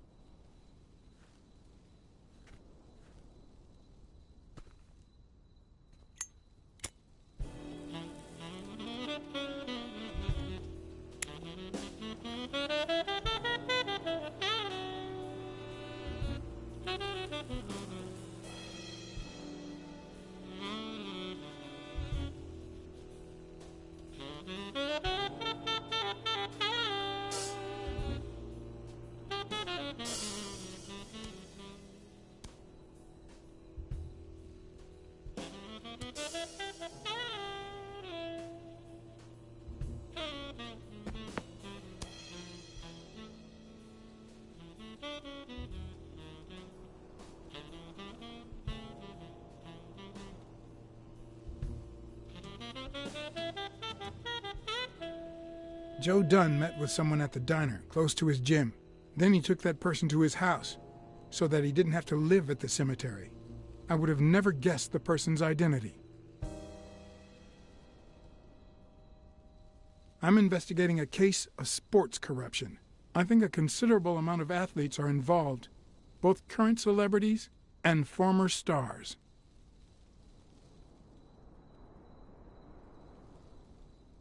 I found a baseball glove at Joe Dunn's place. A glove signed by a great star. I couldn't believe my luck.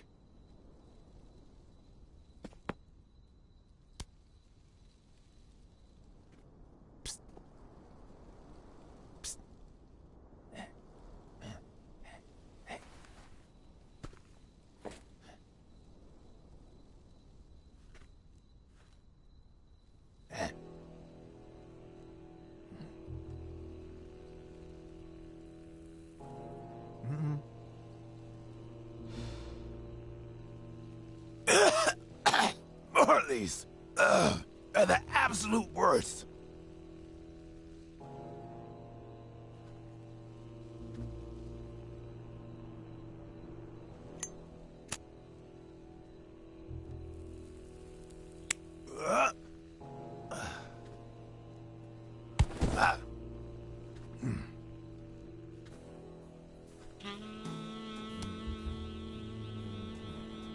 Who are you?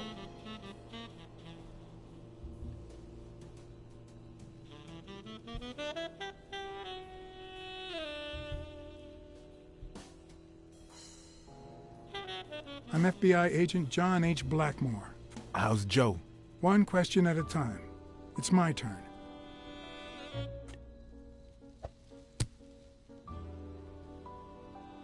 Your turn.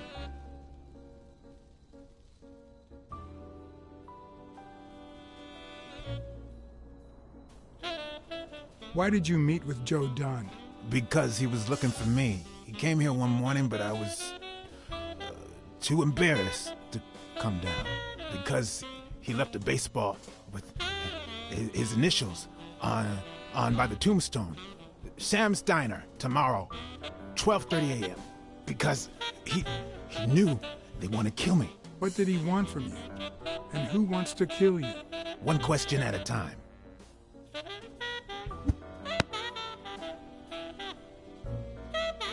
How's Joe? What would happen if I told him the truth? Would he lose it?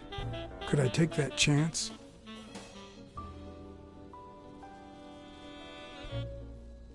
Joe Dunn is dead. Murdered. I told you, Joe. How did it happen?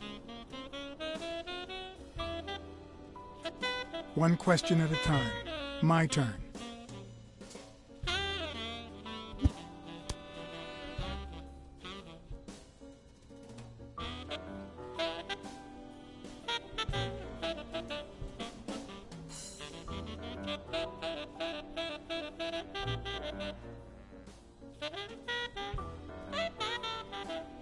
What did Dunn want from you? He wanted to know who was playing dirty in the sporting business. Dirtier than usual, that is. Wrecked lives, careers, ruined at the top of their game. He wanted to know if the same had happened to me. He wanted to know if the end of my career and my disappearance had anything to do with all that. He wanted me to confirm who was behind it all. The guy who had him killed. Our old friend, the surgeon. Eager alert. Alright, upload time. Nice, nice.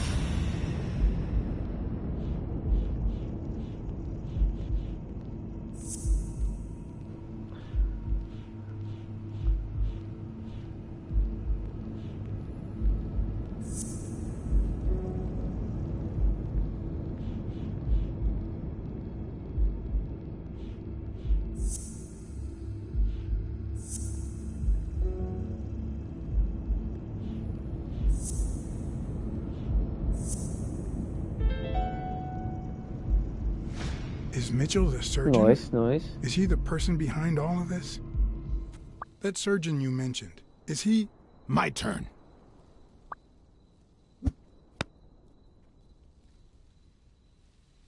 I want to know why I should trust you.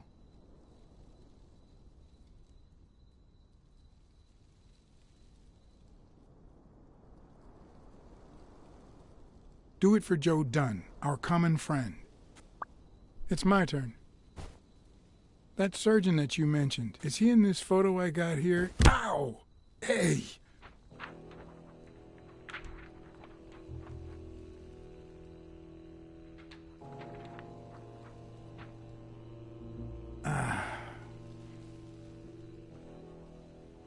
Hey, that toss was...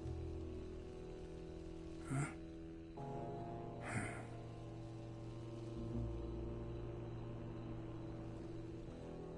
Both my ear and my self-esteem would hurt for days. But at least I had a new lead to follow. The surgeon. The bastard had avoided my scrutiny by passing as a hospital doctor. But now, all of my senses were on guard. No matter how good the disguise, or how well he hid, I would find him.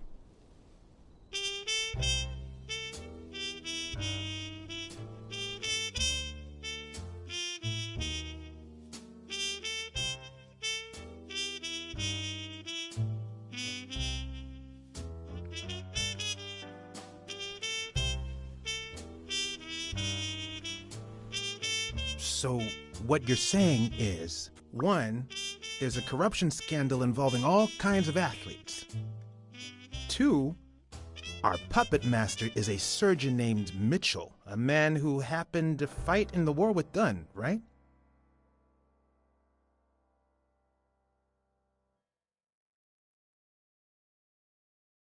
Maybe, but it could be no more than a false lead. Anyway, where was I? Number 3, right? 3, since Dunn was on his trail, Mitchell, or whomever, hired an anteater to get rid of him. Then, since you were also shaking the wasp's nest, he went after you. But the anteater made a mistake, and Mitchell, or whomever, killed him to cover his own tracks. And, wait, 4, the key to all this lies with a common friend of Dunn's and Mitchell's, Craig Spenow. Do you really trust him?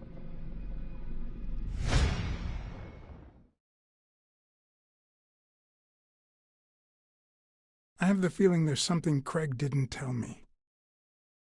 I don't know what exactly, but I'll find out. 4. 5.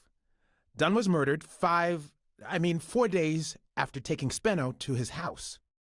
If that doesn't make him suspect, makes sense, doesn't it? No, it doesn't add up. Why not? Just a hunch. Let's follow up with the suspects. You told Smirnoff that even though you're sure Yale is innocent, you think he's hiding something. But what about O'Leary? 6.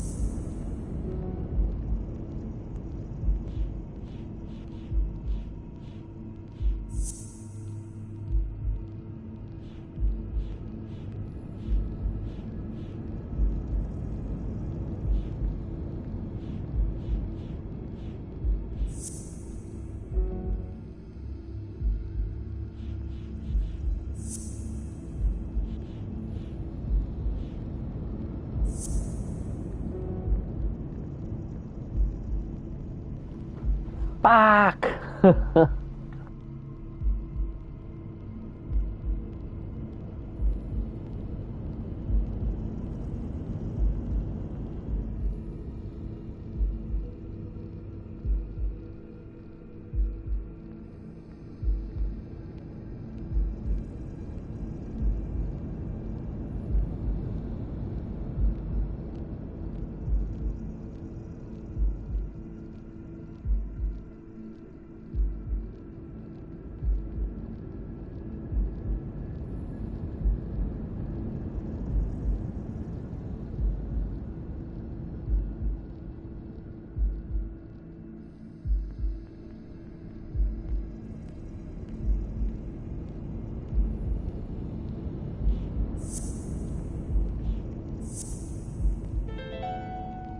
O'Leary wouldn't have sent Randall to kill Dunn.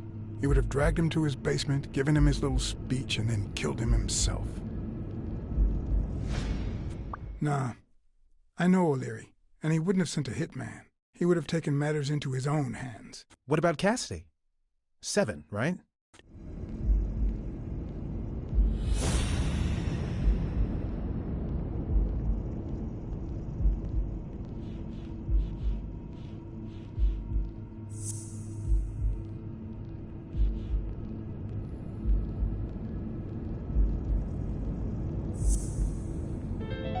I think it's safe to rule out Cassidy as Dunn's murderer. He seems too impulsive to have planned such a twisted crime. Whoever planned the whole thing knew the suicide theory would fall through, so he manipulated the clues to incriminate Yale. Cassidy is too impulsive to pull off such an intricate plan. So, even if you have your doubts, Mitchell is the one pulling the strings. And you know why? Because in novels, the murderer is always someone the detective knows from the beginning. Well, that could be the case in British novels. You know, where everyone in the mansion where the murder took place is a suspect. But this might just be an American whodunit, where the detective doesn't even meet the culprit until the last scene. You mean we still don't know who's pulling the strings? I didn't say that. How did it go with Helen Moore? I didn't get anything, even though it started out really well. I asked to interview her along with her boyfriend, Al Stone. Since I'm a big shot, they were happy to oblige. Perfect. Now, time for the interview. I'll go back and forth so you don't get bored. So, who goes first?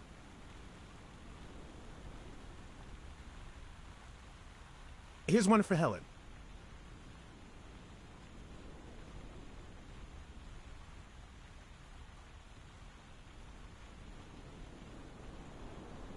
Dating a boxer can be dangerous. Aren't you afraid that those blows to the head will take a toll on his intellectual capacity? Honey, take a look at my man and then look at yourself. You really think I'm with him because of his intellectual capacity? Helen! Write this down. Nothing will change my man. His smarts, manliness, and integrity are all boxing proof. Okay, now. Here's a question for Al.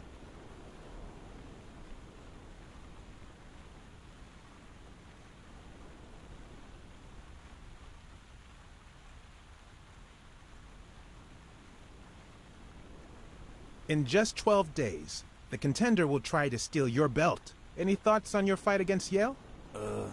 Yeah, sure. My Al is going to kick that thug's behind. Isn't that so, honey? Yeah, well, we'll see. No such thing as a weak rival. Nonsense. You are and will be world champion. Next question. Moving on. Okay, Helen.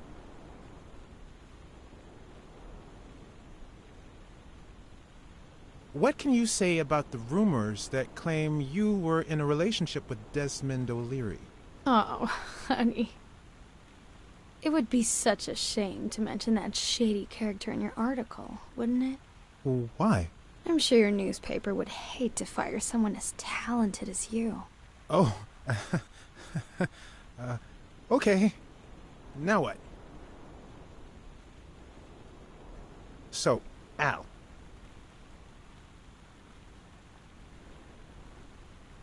Are you ever jealous about sharing your sweetheart with America? Yeah, Nonsense. America has my smile, my figure, and my patriotic love. Everything else, and I mean everything, belongs to Al. Right, baby? Yeah, that's right. Okay, one more question, and... Al, honey, can you answer it? I've got to go say hi to a fan. I'll be right back, Mr. Pulitzer. Wait. You mean she stopped smiling when that fan showed up? Yeah. Could you describe him for me? I'll be able to show you something as soon as I'm done developing these pictures. And actually, I thought it was odd, too. So while I continued to interview Stone, I managed to take some pictures of Moore and whoever her mysterious fan was.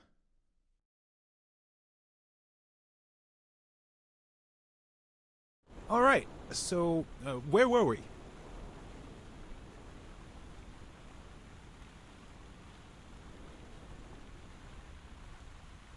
In just 12 days, the Contender will try to steal your belt. Any thoughts on your fight against Yale? Well, supposedly the odds are in my favor, but there's no such thing as a weak rival. And, you know, Bobby Yale might be young and going through a rough patch, but he's had an amazing streak, so I'll do my best. Let's get that picture taken.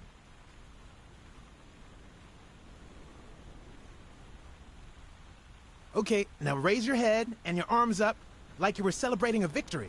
Like these? Exactly.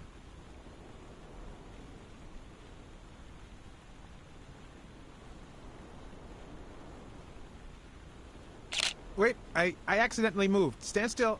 I'll take another one. What's with me today? Don't move, please.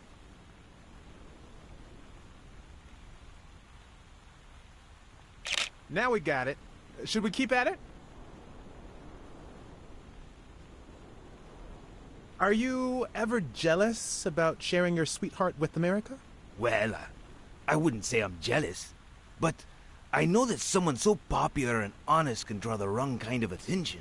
There are plenty of people who would love to put an end to her career, so it's not easy. I'm going to take one more, all right? Let's see what you think about this. Close your eyes and rest your chin on your fist. The boxing thinker. Like these? Exactly. What's up with me? Stand still. I'll take it again. I can't seem to get it right. Don't move. It is the doctor. It's about time. Finally. It's the reptile. We're all set.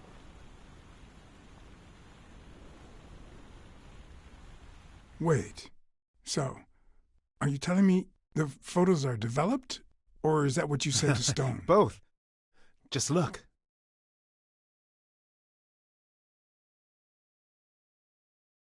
Who's that guy? I know he's not a fan. You should have seen her face when she saw him.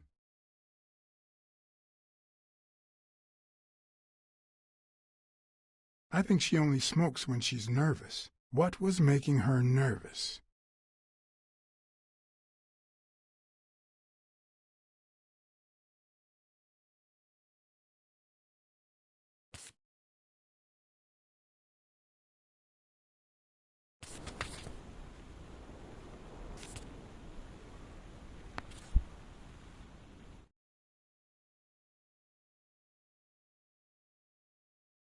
Look at his hand. Is he pulling something out of Moore's purse or putting it in? Look at his hand. Is he pulling something out of Moore's purse or putting it in? You know, I thought he'd be cocky, but he didn't seem too convinced about beating Yale. It makes sense. O'Leary's rigged the fight. Stone has to lose. The boxing thinker, the boxing poet. Boxing just might turn out to be the intellectual sport of choice. That's a decent picture, but it doesn't tell the truth. Huh? Of course it's the truth. I was there. Stone isn't as strong as he looks, and Moore certainly doesn't need him to lift her up. Still can't believe it's a doctor, man.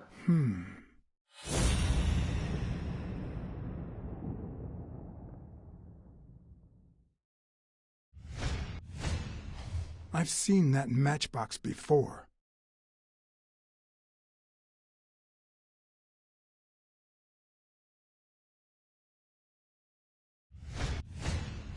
Wait, that's him. Who? Mitchell, the surgeon. Seriously? We got him. Not yet. Right. We still have to find him. Hey, pal. Did you hear what I just said? We need to keep looking at all those pictures. We need a clue that'll take us to Mitchell. Hey, see? There. Just like I was saying. Thank you for the hint.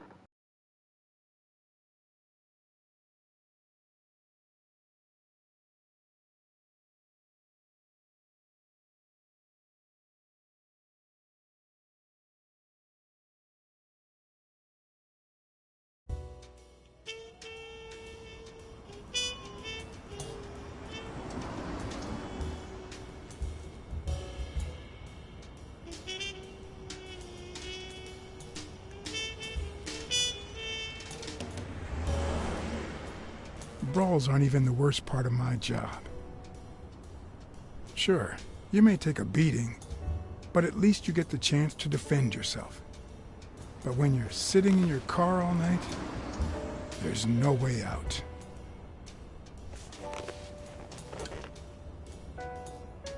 Your legs cramp up, your back and neck feel stiff. Your entire body aches to be somewhere else. It's boring and repetitive.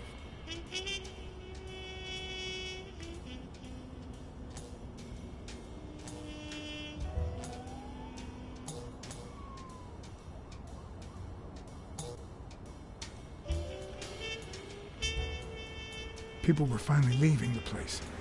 The bar was about to close.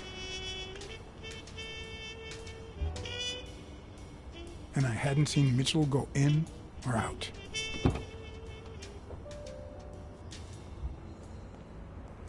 I had no choice.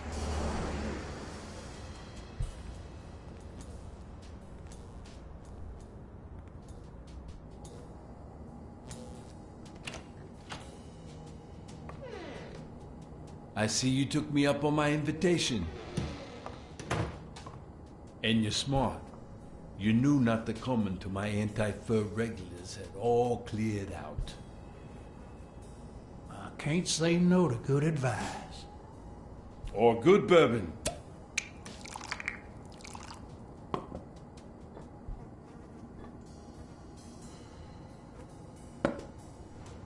Damn, they finished that in like 1 sec. Here's looking at you, Mr. What was your name? As far as I knew, La Iguana always stayed neutral.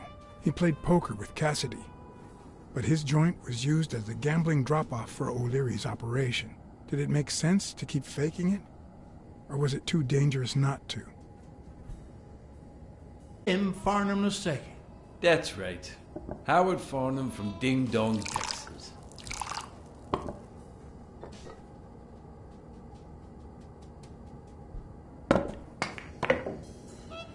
You're natural. You're even better at pool than poker. This here's much easier. No cheating. You barely flinched when Cassidy decided to teach that ego a lesson. What do you want a fella to say?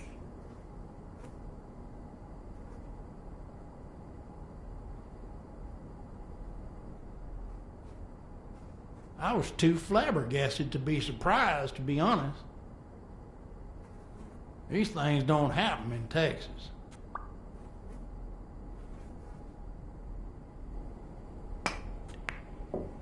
Damn it. Well, nobody's perfect. Tell me, What do you really want with Cassidy? I can't say it's clear to me.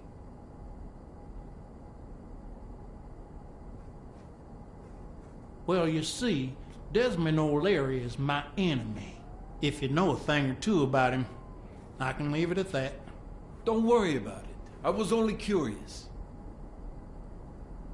So, what about me? What do you want from me? No one comes to La Iguana just to drink and play pool. I'm here looking for a regular of yours, Dr. Angus Mitchell. What for?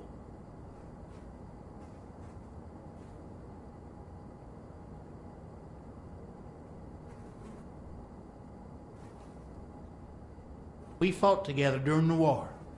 I just wanted to say hi. Sure. Tell you what, I'll talk to Mitchell. Come back tomorrow night. You don't understand. I have to talk to him, or else. Or else what?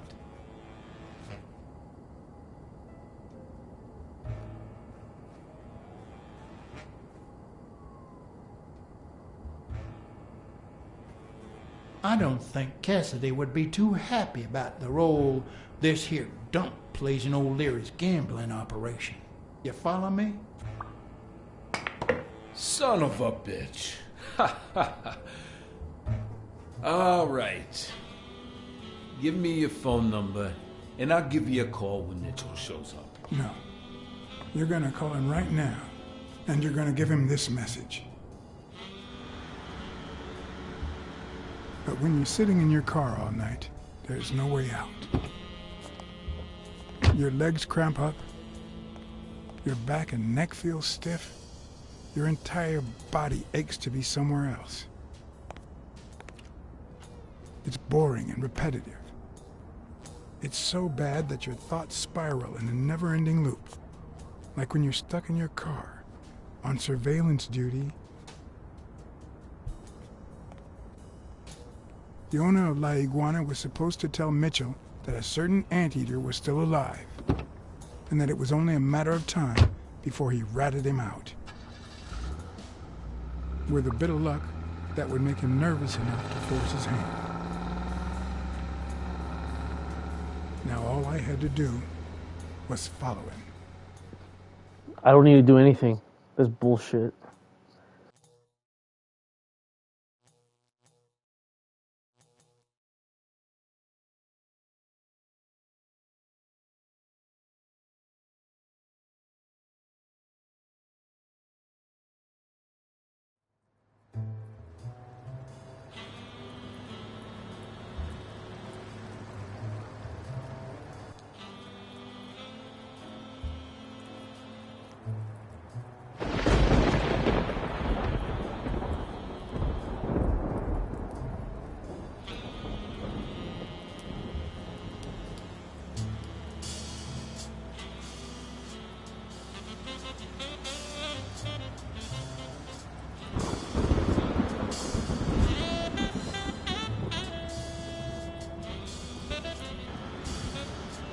What are you hiding there?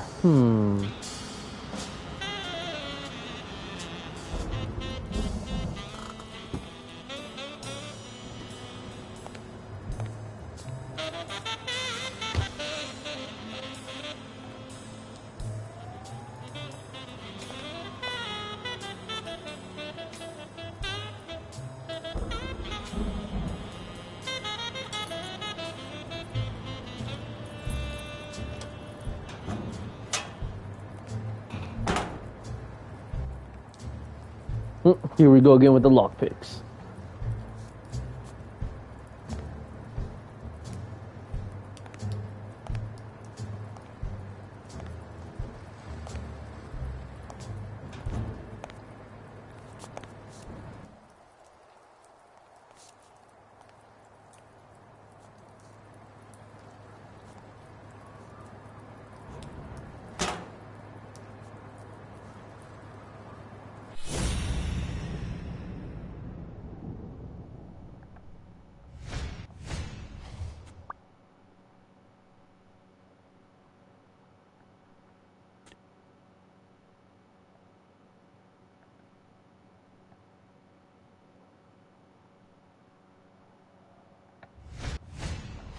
He went in without it. I wonder what's in it.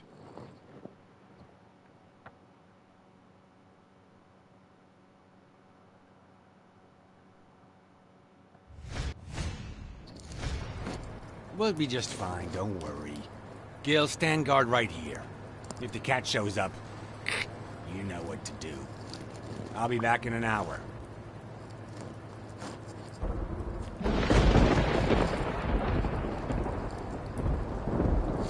If the cat shows up, okay. This guy's a dead man walking.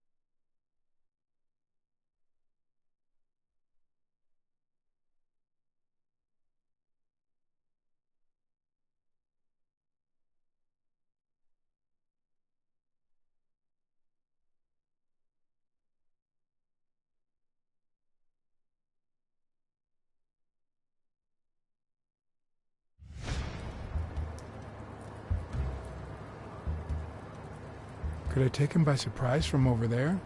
Although I don't know how I'd get there.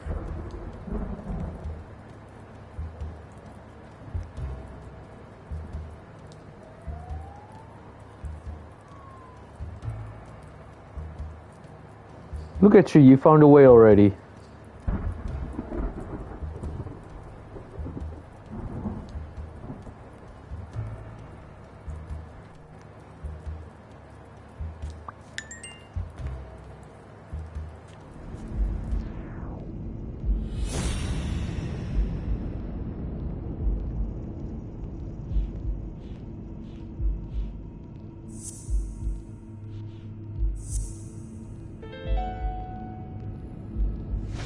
Of course, he's Randall Lee's partner.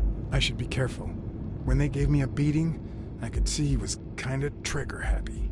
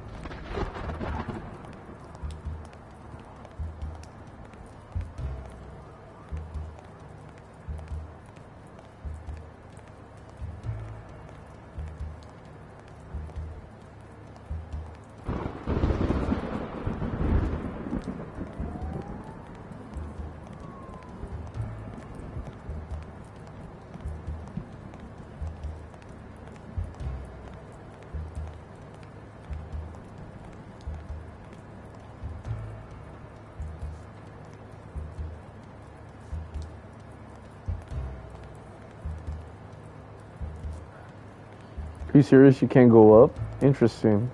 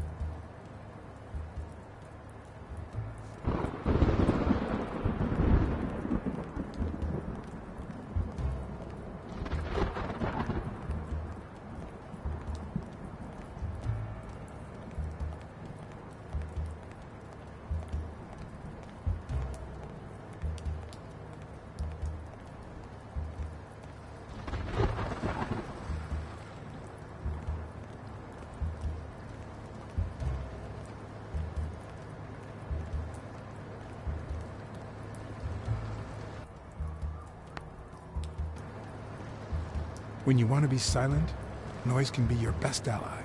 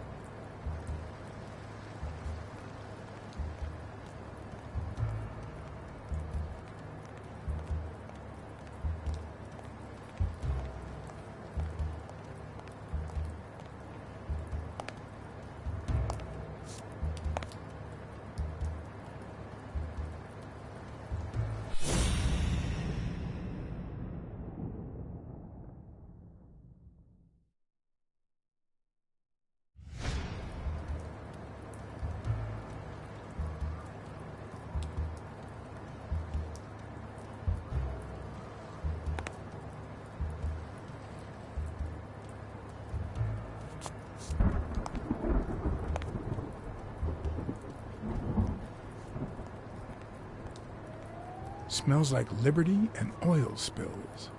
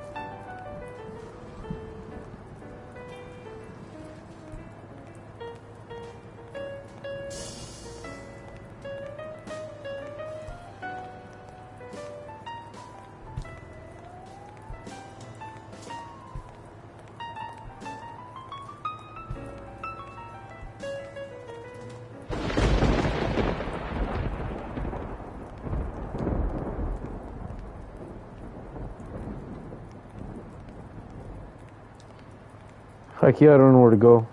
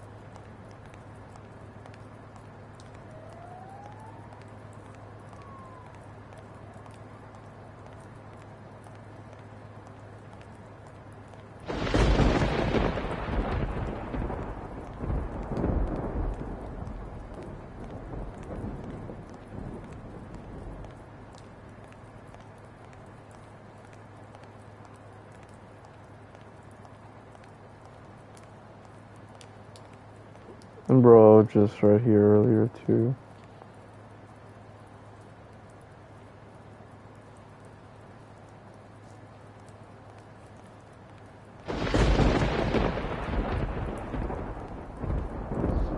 Hold up.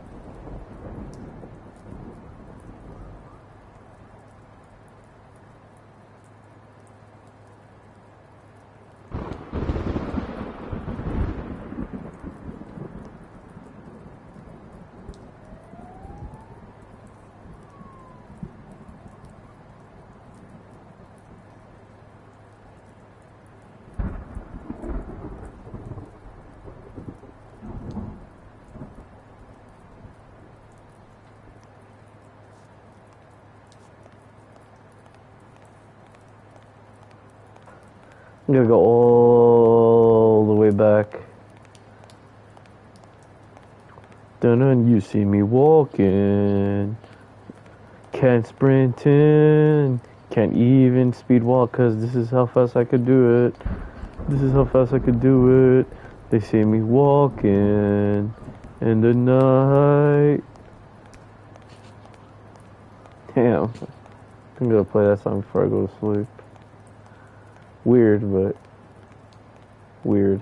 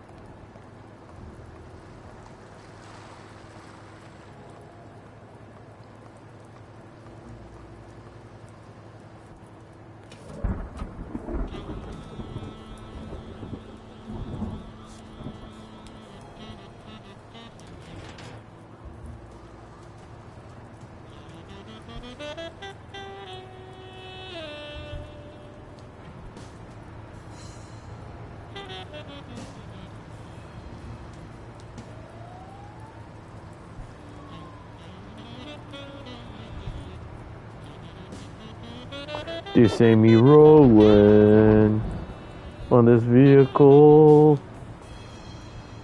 It's going so fucking slow, too very fucking slow.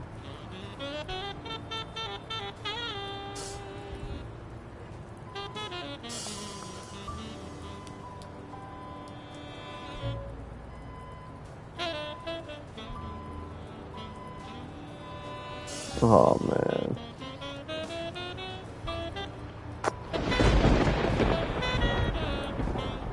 Where Wind Meets, I think that would be my next project. It's similar to Wukong, but since Wukong is Journey to the West, Where Wind Meets would be to the east, Journey to the East.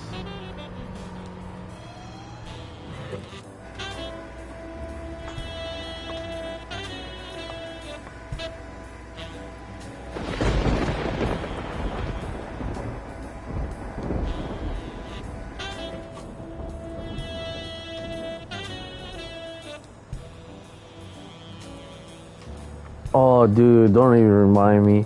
After playing the first one, I was enjoying it. They should have released a second one, but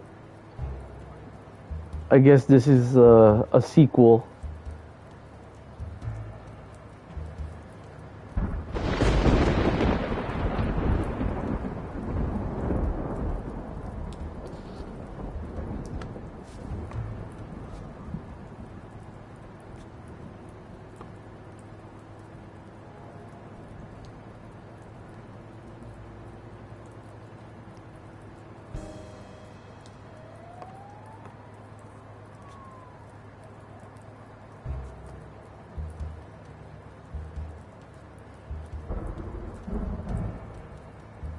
Huh. It is. Just going straight to the story.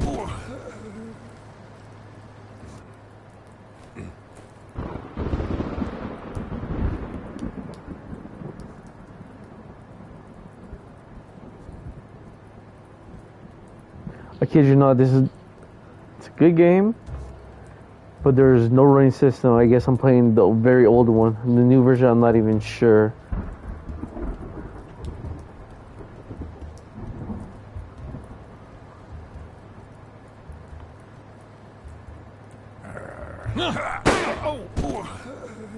Oh, I'm supposed to stay put. I'm supposed to be quiet.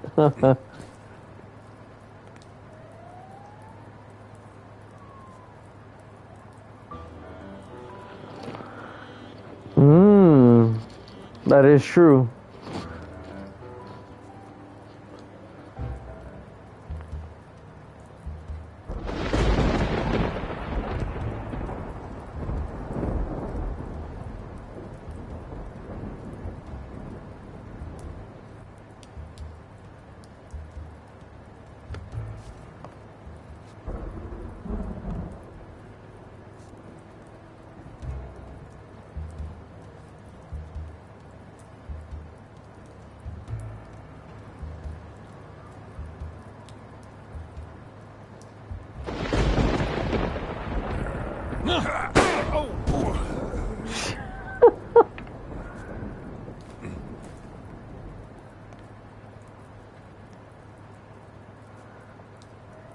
You come through, we help you.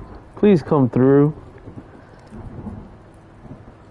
If you know the drill, so do we and so do you.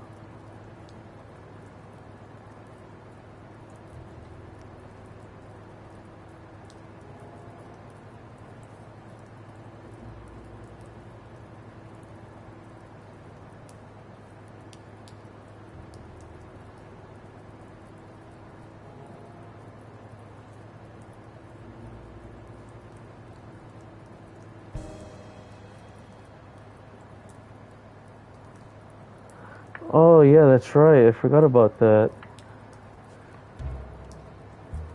Okay, let's go back.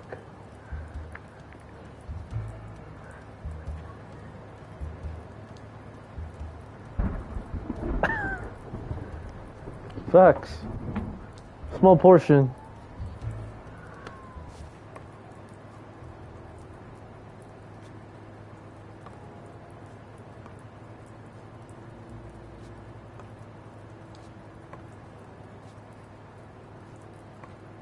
Like,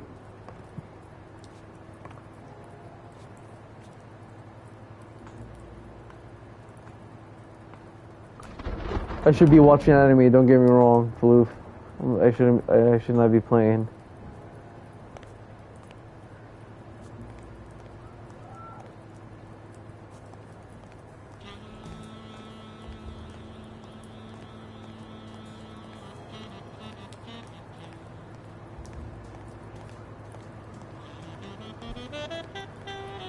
There's a card right here, watch.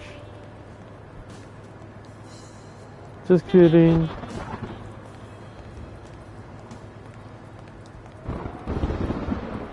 You know what? There's been a lot of those other streamers on YouTube. It's just insane. Especially these influencers now these days. Faced with an extinguisher once, but this kind is too heavy for my current needs.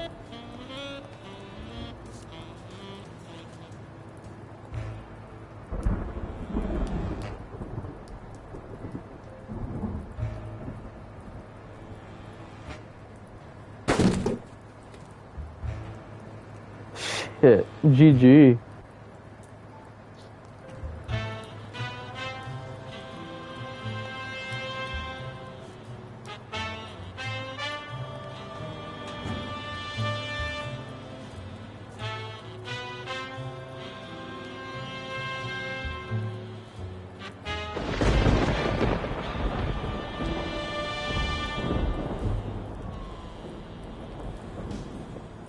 That would have been sick if his horse was faced the other way.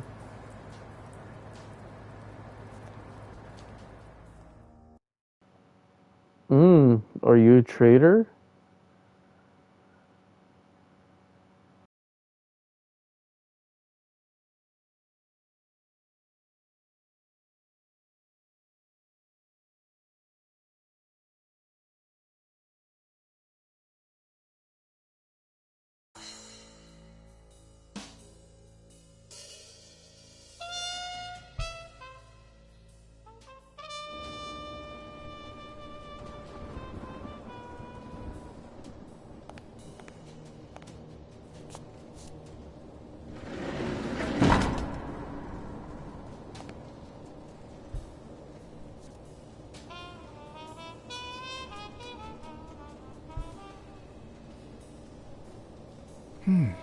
What does this place have to hide? Idiot!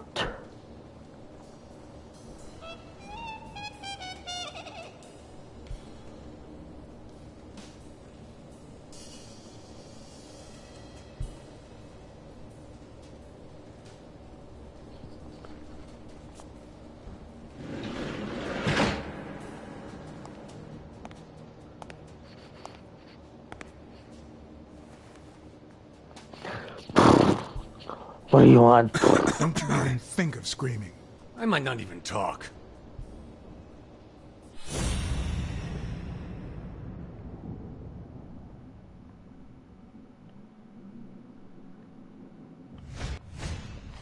It looks like an arrowhead.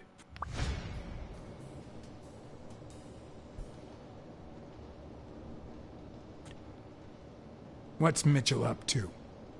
Mitchell? What Mitchell?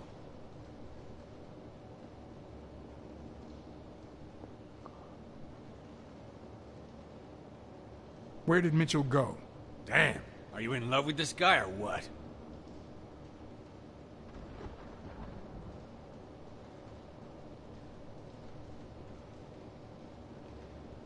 If you don't answer my questions, you'll spend the rest of your life in Sing Sing.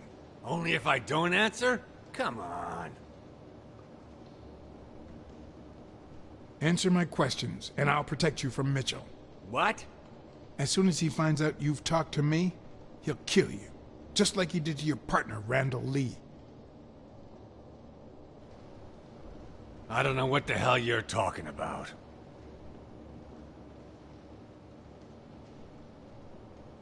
What's this warehouse for? It's where I take my naps.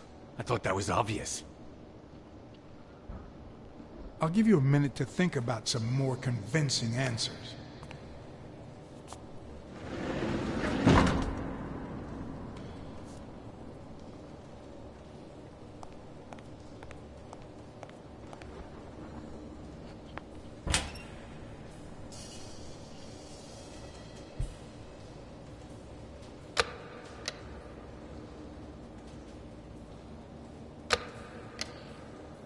I pressed the button one more time.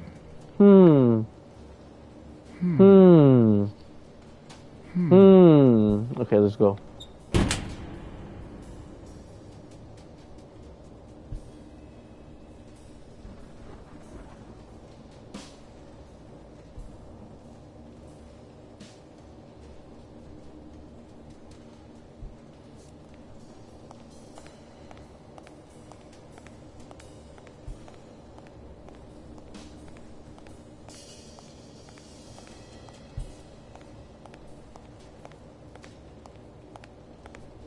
Will I need help? Who would I call?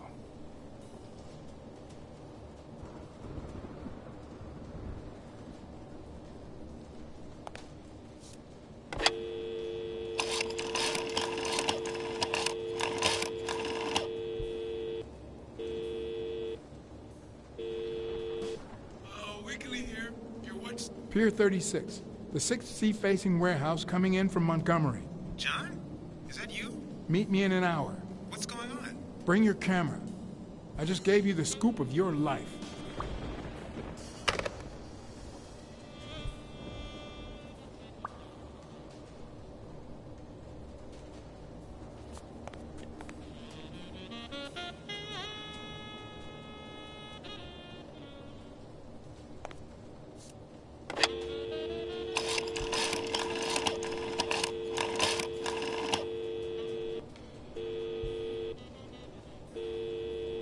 Smirnoff. Pier 36. Meet me in an hour. Blackstad. If you're coming from Montgomery, it's the 6th sea-facing warehouse. What's going on? And bring the cavalry.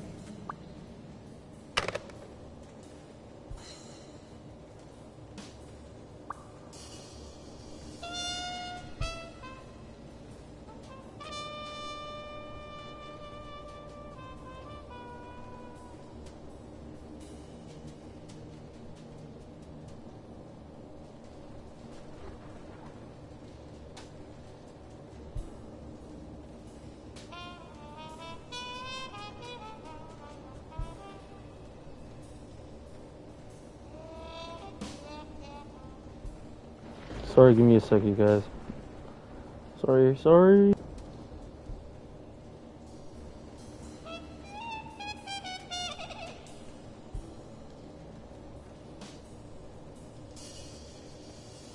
Alright, let's go back.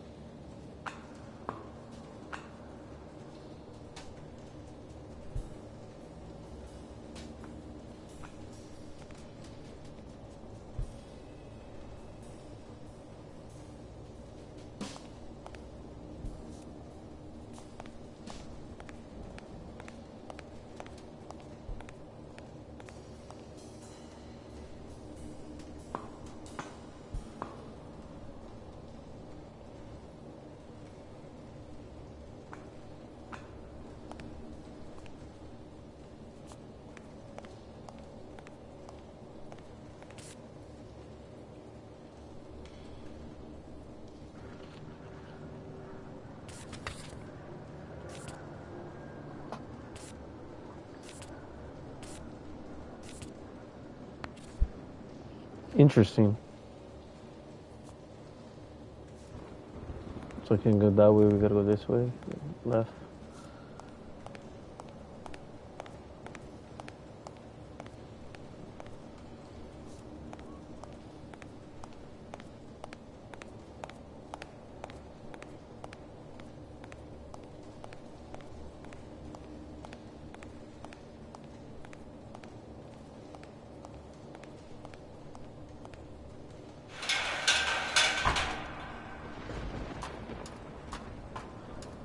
I didn't tell you to go up. What comes up must come down.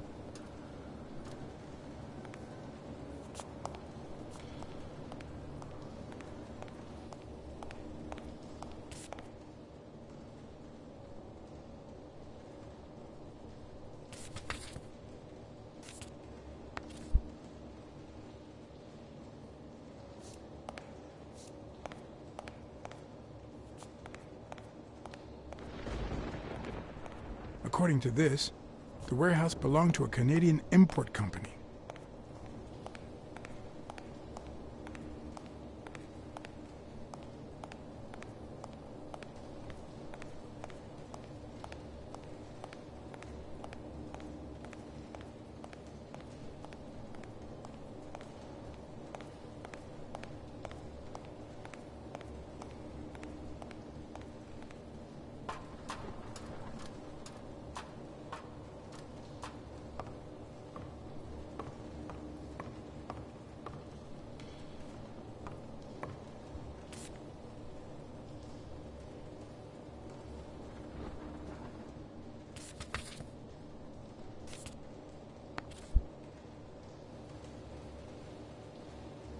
If I'm not mistaken, these are incense sticks, used in cleansing rituals.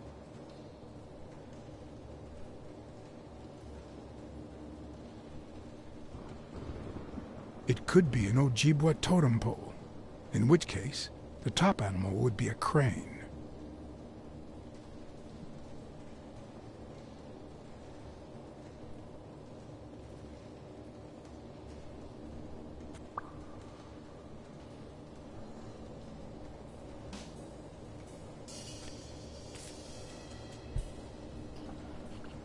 How the hell are people gonna see that? I'm barely getting lucky with all these finds. So there's one more around this building.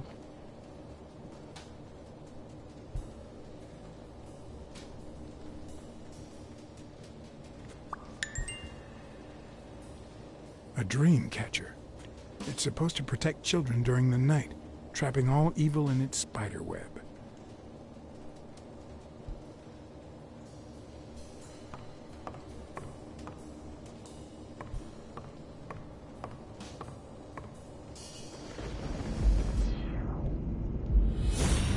It's big brain time.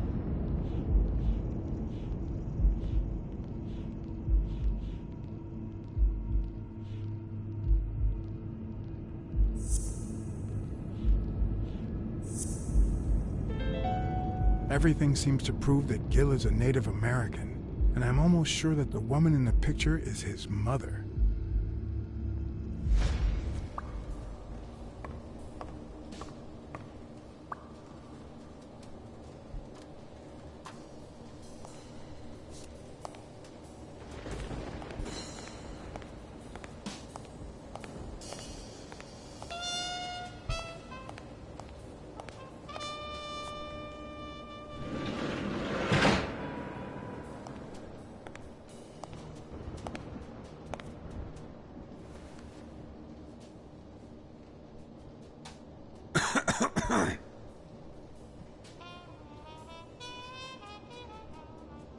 You know who'll always believe in you?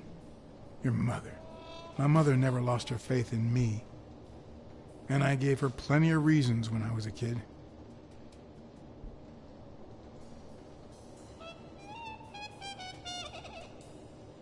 It all started with something as stupid as keeping the change when she sent me for groceries.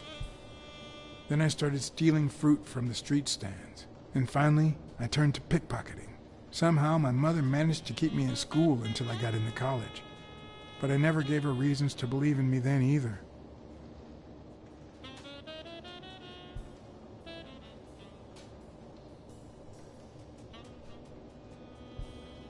My parents gave me a monthly allowance, which I spent mainly on poker games and the like. So after a year of college, I quit. Then Pearl Harbor happened. I got drafted and sent to Europe.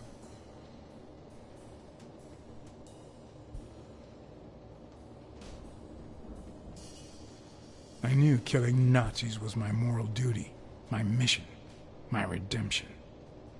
But I couldn't. I spent the whole war hiding and shooting at air.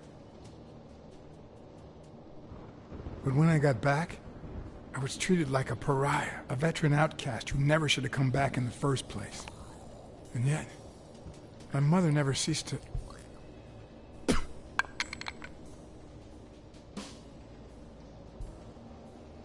I also fought in the war. That's where I met Mitchell. They used me, like many of my people. And then they just tossed us aside. The first time Mitchell offered me to do this, I told him to take a hike. I wanted to get my act together, but I ended up begging him. I don't like Mitchell. I don't like the things he makes me do.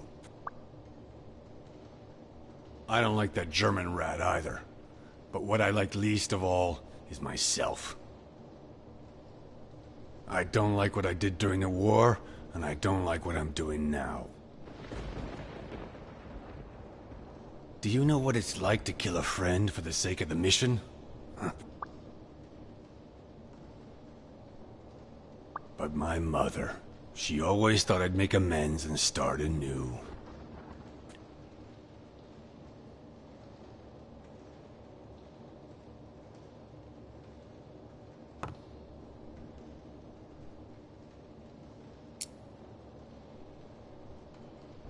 Maybe it's time I did just that. It's number 3.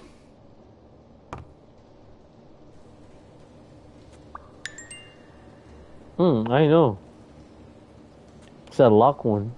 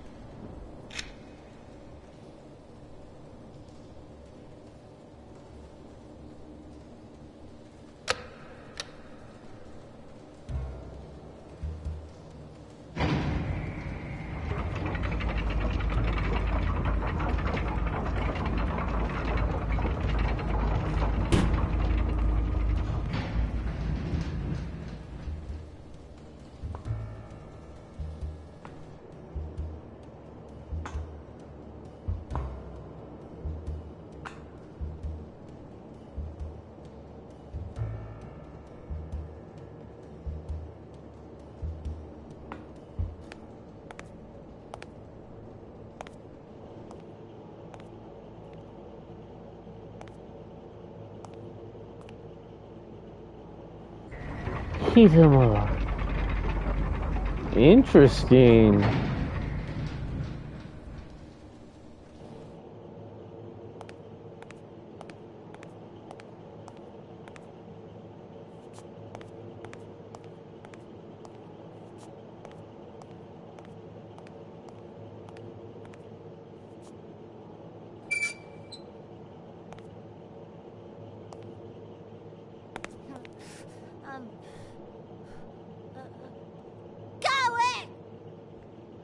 Hey.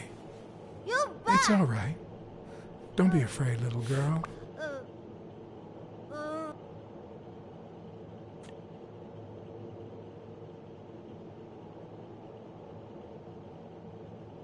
I'm gonna get you out of here, okay?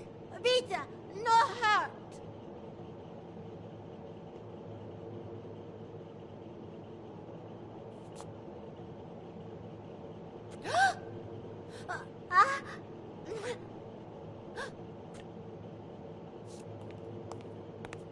Hey. Vita, no hurt.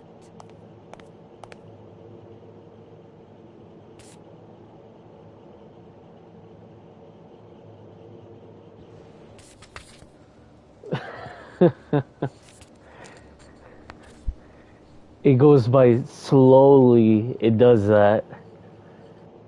Slowly. Vita, no hurt.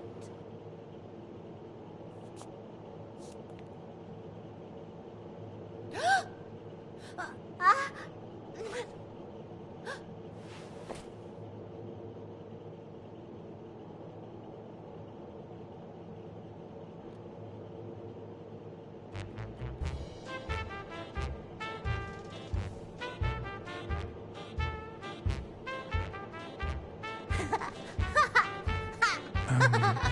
Once upon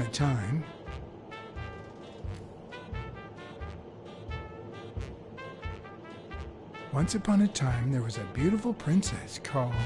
Brunhilda. Hi, my name is Brunhilde, and I'm very happy. said Brunhilde. And then Brunhilde, who had a beautiful name... Really beautiful. A really beautiful name, ran into someone very special. Oh, who was it?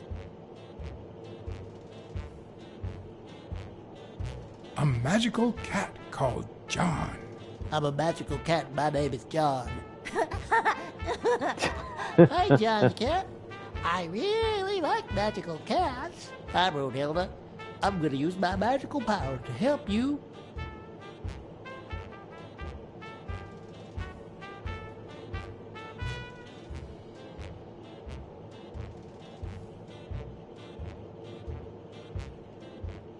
You're out of a cage, too. No, it's sad. You say silly things, John the cat. So what are you gonna help me do? Fill up a bunch of color balloons. I love balloons. What's your favorite balloon color? Wow, that's a very hard question. But John the cat, it's the easiest question in the world. Let me show you how easy it is. My favorite balloon color is...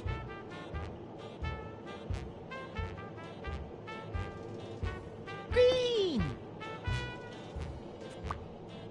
Whoa, Brunhilde. That's exactly what I was about to say. Bird.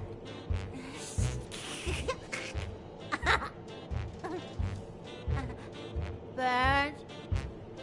John. Brunhilde. Fund.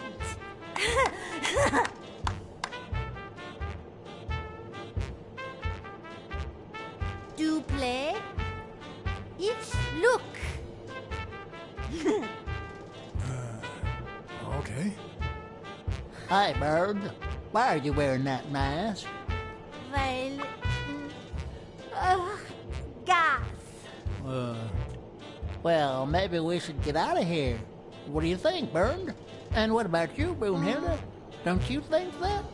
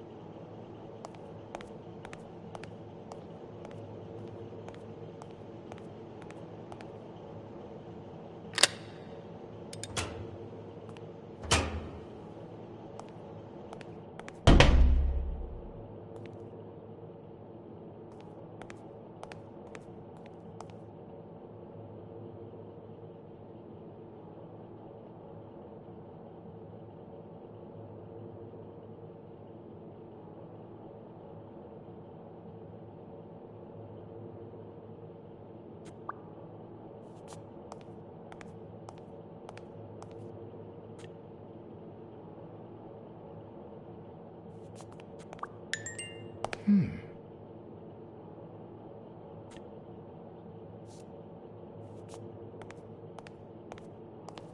list of names, somehow related to chemical agents?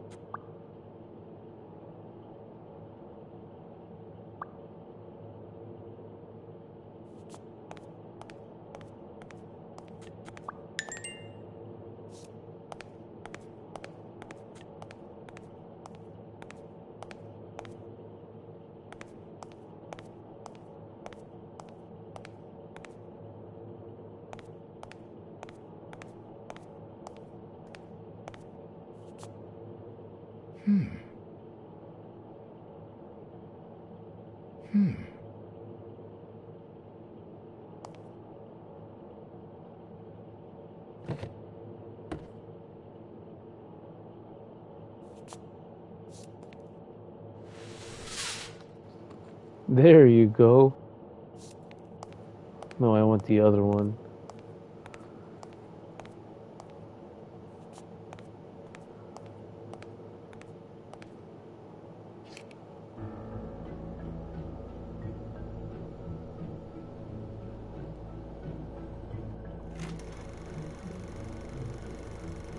Subject, Craig Spano. Treatment, Day 0. The subject is a veteran baseball player who has lost speed, strength, and agility due to the regular aging process. The patient refers intense pain on the right scapula, most likely caused by an old injury. The goals of our medical approach are twofold. To relieve pain caused by the prior injury so that the subject can play without symptoms, and to help the patient regain the physical condition lost in the aging process, thus allowing him to perform at elite levels. Treatment. Day 120. The patient no longer feels pain when using his right arm, circumstance that allows him to pitch without fear. So far, the only side effect seems to be a slight euphoria experienced 3 hours after dosage, which subsides 4 hours later, taking the patient on an emotional roller coaster of sorts with bouts of mild trembling. Treatment. Day 341. Moments of euphoria and boosted physical performance have become increasingly short, while the ensuing periods of depression and weakness have become longer, including severe tremor. Although we have met all therapeutic goals, we will proceed to terminate the treatment in order to avoid causing irreparable physical and mental damage to the patient.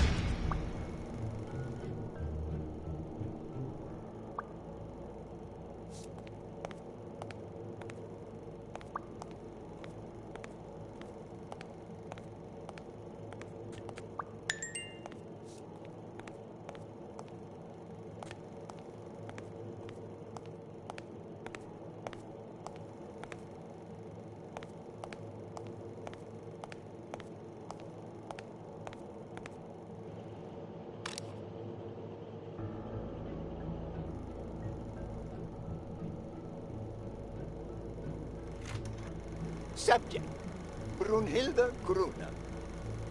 Treatment, day 1500. The patient's ability to speak continues to diminish. Now she can only pronounce the occasional word in German.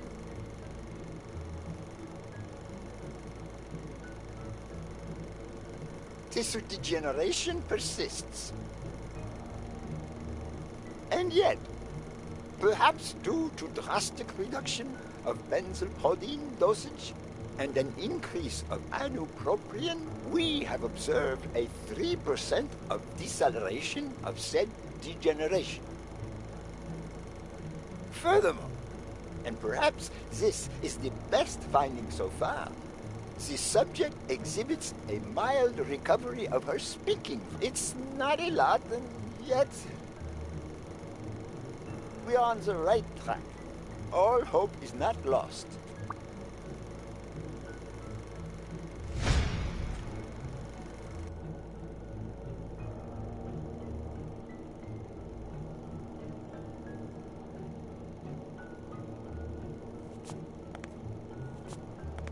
Mm-hmm.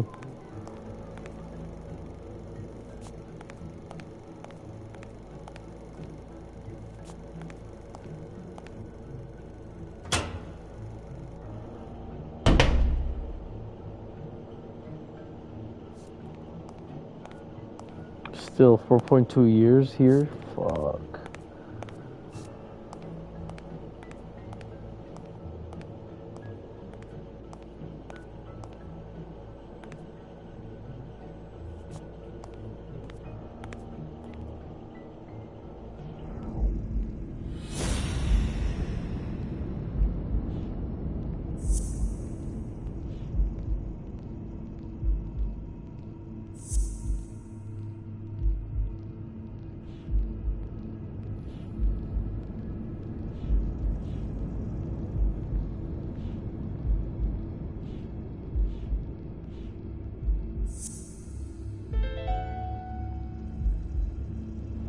Yeah, I got it.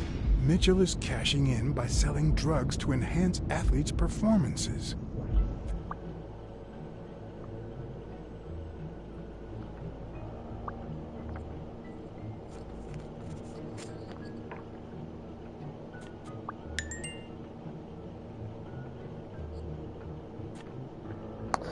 Yeah, let's do this again.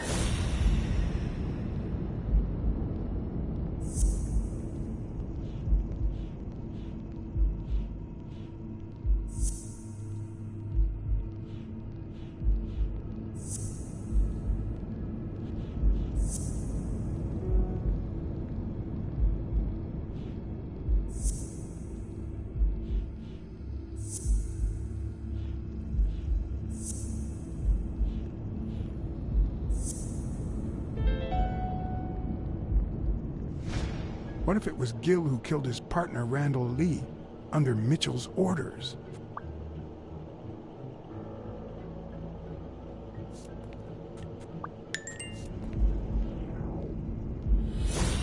It's big brain time.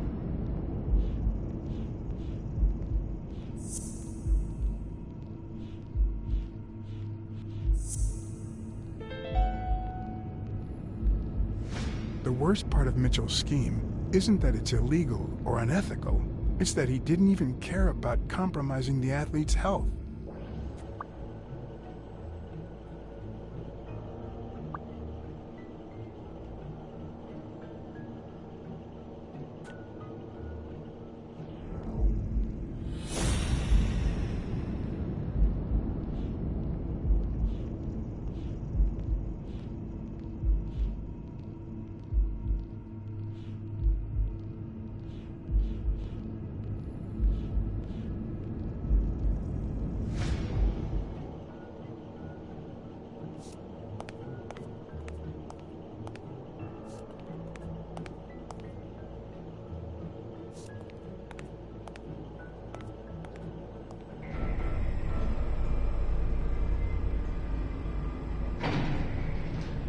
Gil?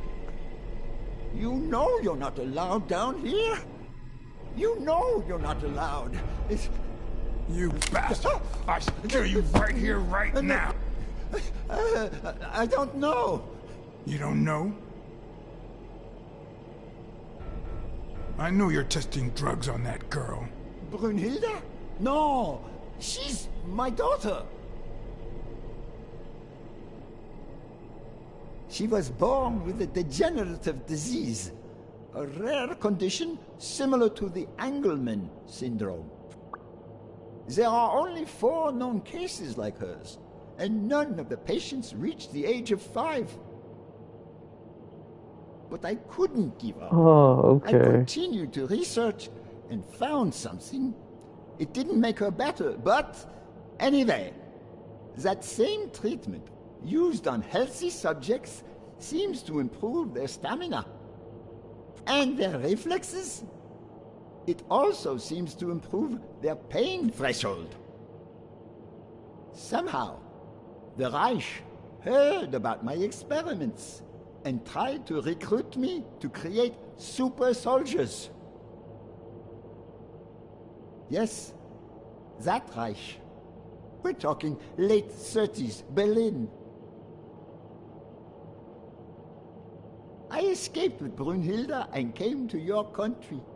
But the American military also heard about me.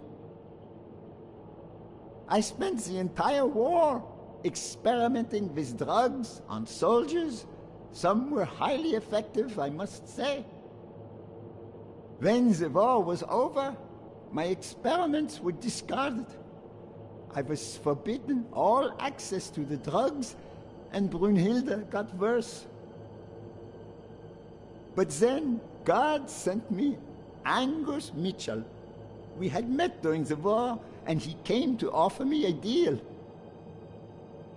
I would make drugs for athletes, and he would sell them. With my earnings, I could pay for Brunhilde's treatment. What else do you want me to say? What are the long-term effects of those drugs? It depends on the patient, but they all develop an addiction, even Brunhilde. They also suffer other symptoms. Some become delirious. She's losing muscle mass by the day. Others lose their ability to focus. And some, slowly but surely, lose it all. About those pills.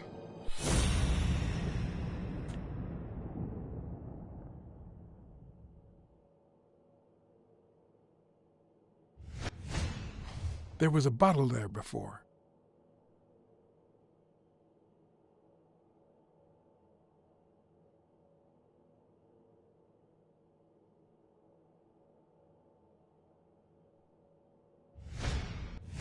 What is he looking at?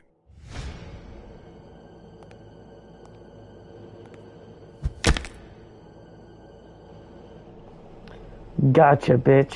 Gotcha, bitch.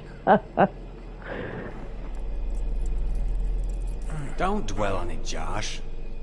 You had to tell him the truth in order to protect Brunhilde. I would have done the same thing. Finish packing up your things and stop torturing yourself, okay? Thanks, Angus. I won't be long. Oh, honey. You like living here? Yeah, me too. But we have to go somewhere else, and it's all that bad cat's fault. Yes, sweetie. We're going to a new home now. A prettier one. And you'll be happier there. Now go with Papa, honey. Give him a kiss. Go on. Give him a kiss. Go on.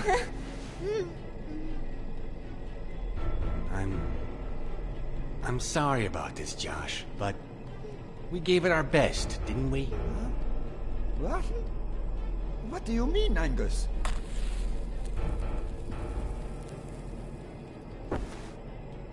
I wish it hadn't come to this. Angus, what's wrong? Goodbye, Josh.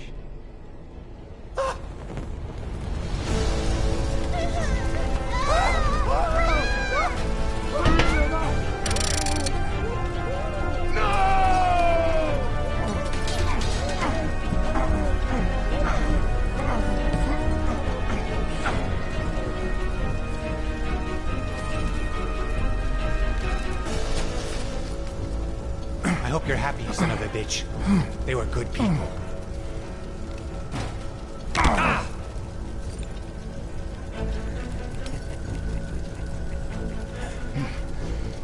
I hope that made you feel better. I like it when you smile.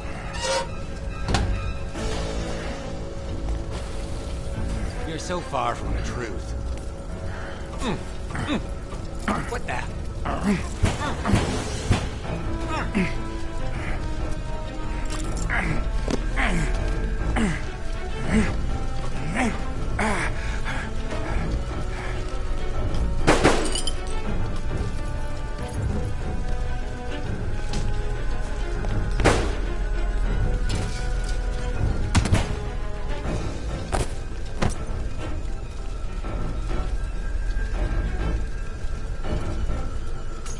Mask would buy me a bit of extra time. The question was, how much?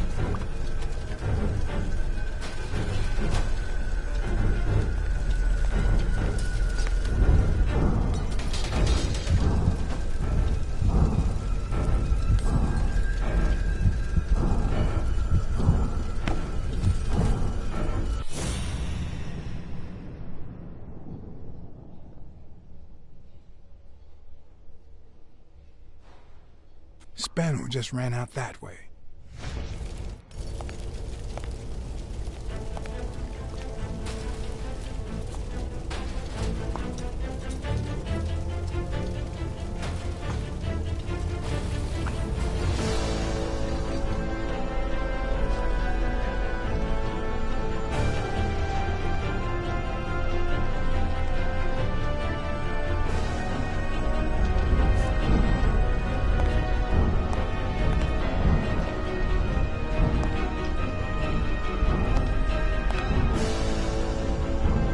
The mask was barely working. I needed fresh air.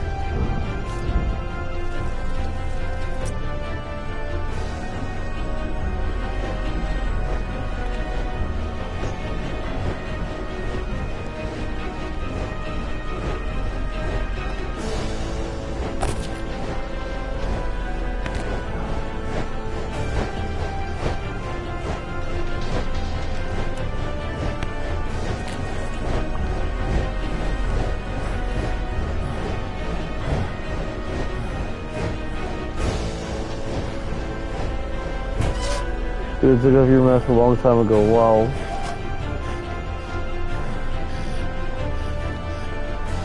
Wow.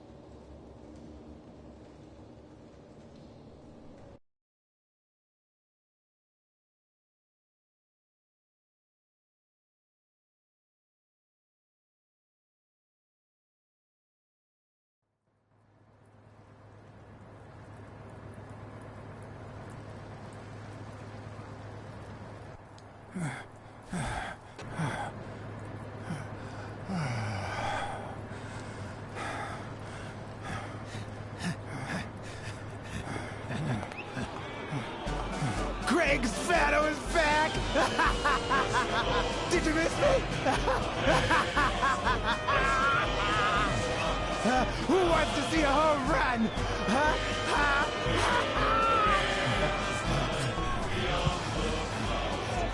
Now you're gonna see. Bring it on! Let's go!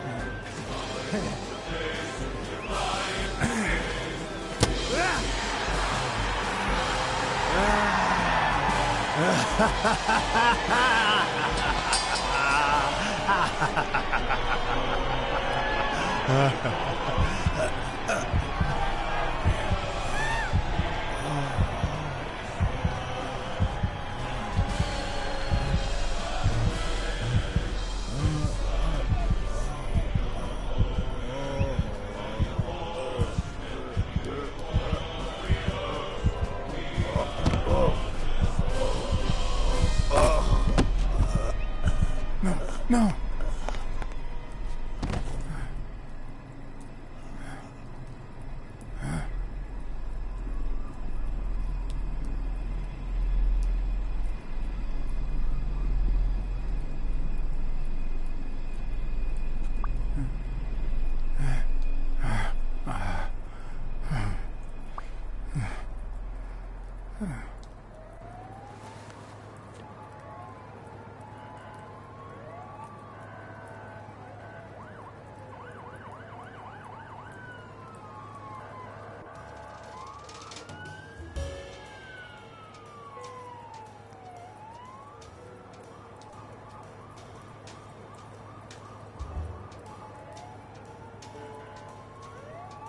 Don't torture yourself. You did everything you could. Will he make it? The doctors think so. They found him unconscious by the basement door.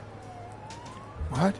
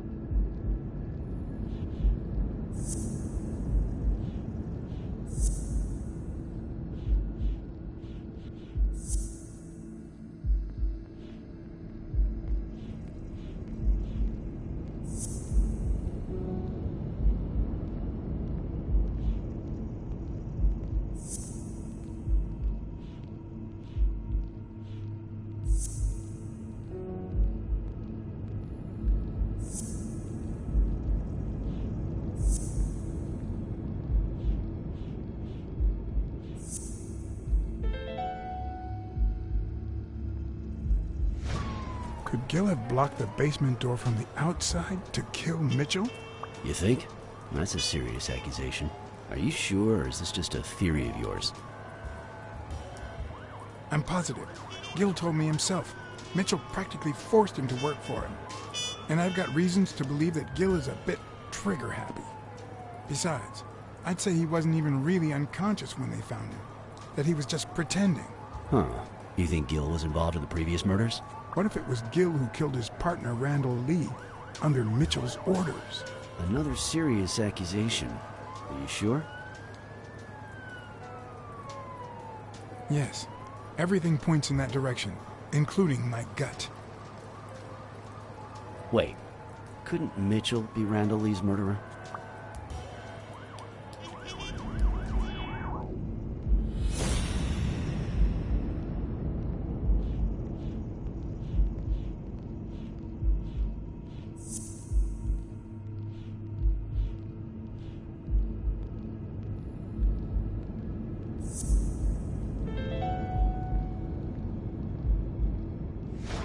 So he misses with 2 shots at point-blank range, and then he hits a guy smack in the forehead from across the street? No. Mitchell is not the sniper who wiped out Randall Lee. Yeah, I guess you're right. But we still don't know what caused Craig Spano's death.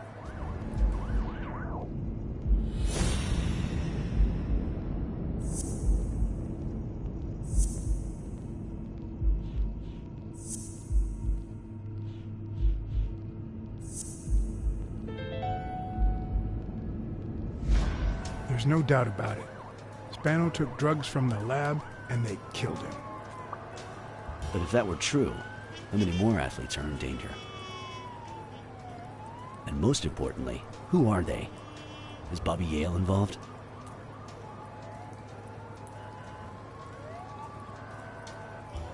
I didn't see them all, but write down these names. Peter Lowe, Xavier Chains, Helen Moore, Bill Goldman, Miles Benton, Alexander Wood, Jacob Ziegler, and yes, Bobby Yale. Thanks. Saving lives for a change, huh? In any case, thanks for the call. I was starting to think you'd never trust the police again.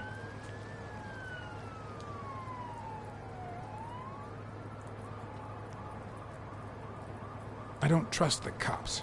I trust you. Smile, Johnny boy. Thanks for the tip. This is gonna win me the Pulitzer. Get that guy out of here.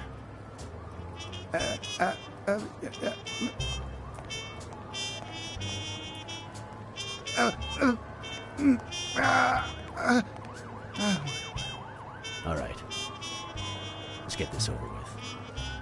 When the war ended, Mitchell convinced Grun to use his super soldier drugs on elite athletes. Somehow, Dunn found out about Mitchell's scheme. So when Mitchell heard that Dunn was onto him, he ordered Randall Lee to kill him and frame Yale for the murder. Then, he made Randall search Dunn's house and the gym for any incriminating evidence he might have had against him. The poor cleaning lady died almost by chance. When you stuck your nose in the case, he tried to scare you by sending his thugs to give you a beating. And when that didn't work, he asked Randall Lee to finish you off on the gym rooftop. But Randall not only failed, he got captured. So Mitchell ordered Gil to put a bullet through his head, which only made Gil upset.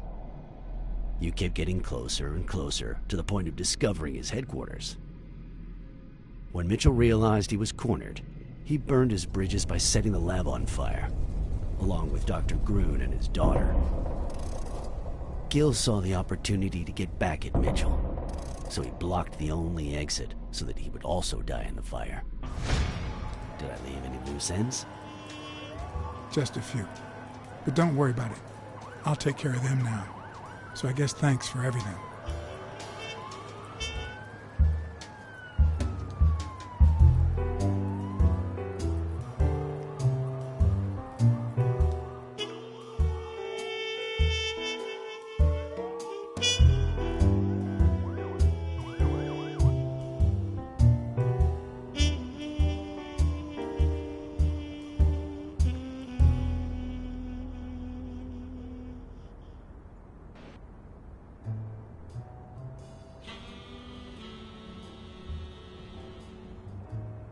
In your classic noir films and novels, solving a case never amounts to a happy ending. The detective is always left with a sense of bitterness. A feeling that, before he took the case, the world was a better place. That he was a better person. Come on, now speed it out. Sometimes I just let my character get the best of me. What do you want from me?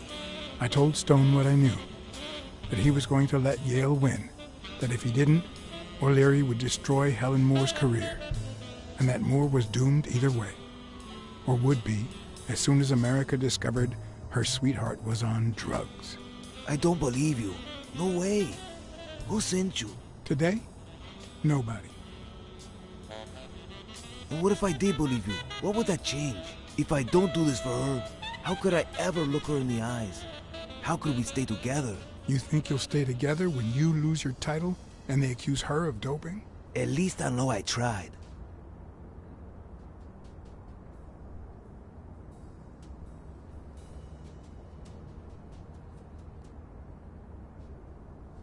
O'Leary's world is long gone. Now TV rules the roost. Sporting scandals and rigged fights can only reduce their credibility, not to mention their ratings. If you take a dive and word gets out, you lose much more than just a fight. Is it all about being professional to you?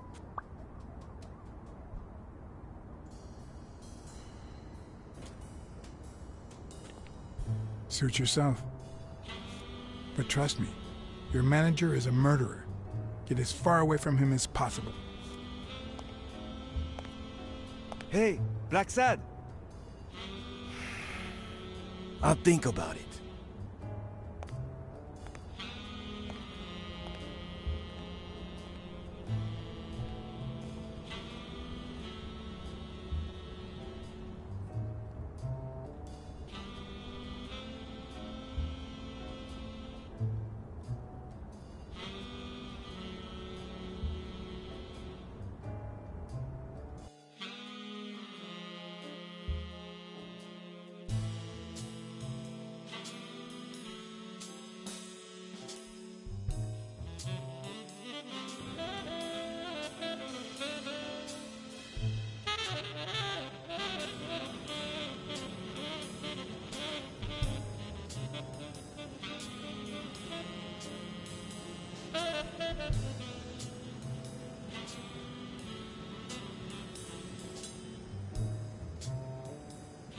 Yale confirmed to me that Dunn found out that Mitchell was giving him meds.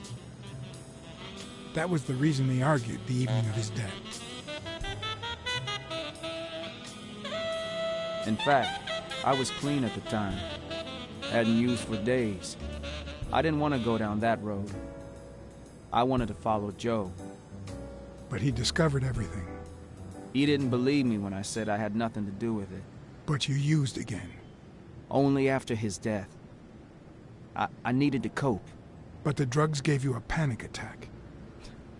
Yeah. But I've been clean ever since. Mitchell gave you the pills when he stopped by the hospital. Hence, your miraculous recovery. Are you planning on taking them before the fight?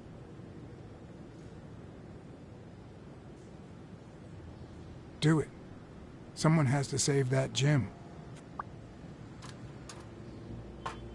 But they'll be your last pills. Then what?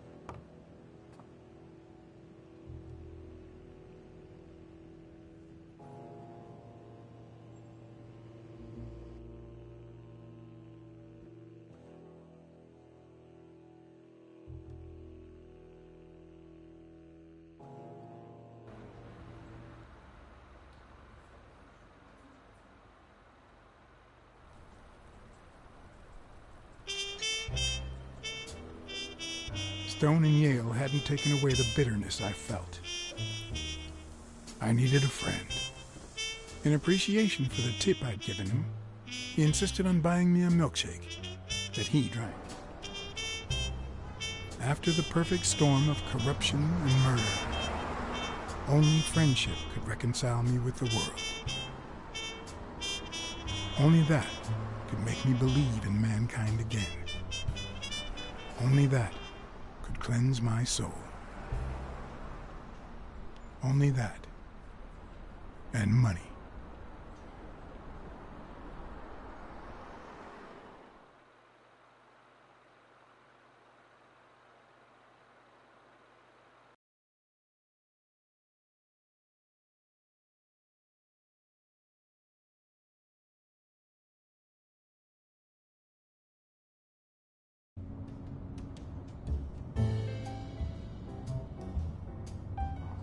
I'm done with the In game. a standard noir novel, Yale and Stone would be punished for breaking the rules. There would be justice for Sonia, the victim. But this was the real world. As the detective who had cracked the case, I just had to get my paycheck and be on my way. Nice to meet you, Mr. Blacksad. Mr. Thorpe is on his way. Care to take a seat while you wait?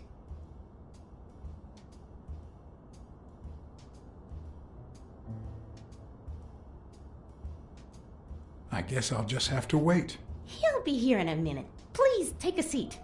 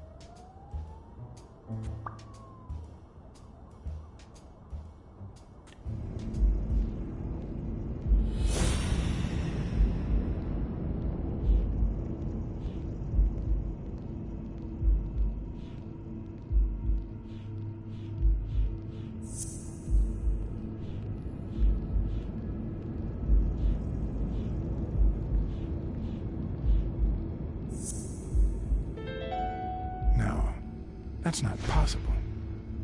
But what if Tim Thorpe was somehow involved in Mitchell's operation?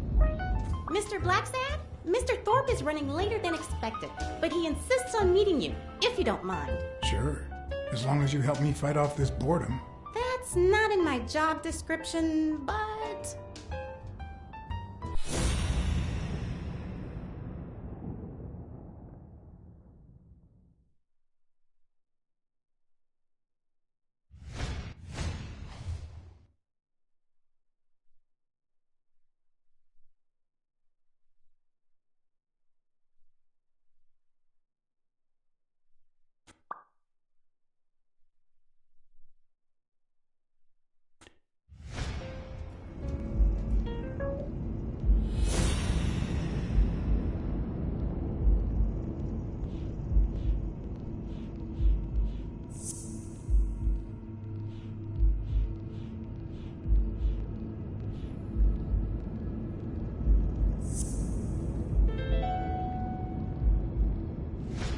If my hunch is right, there should be a meeting with Mitchell noted somewhere in Thorpe's agenda.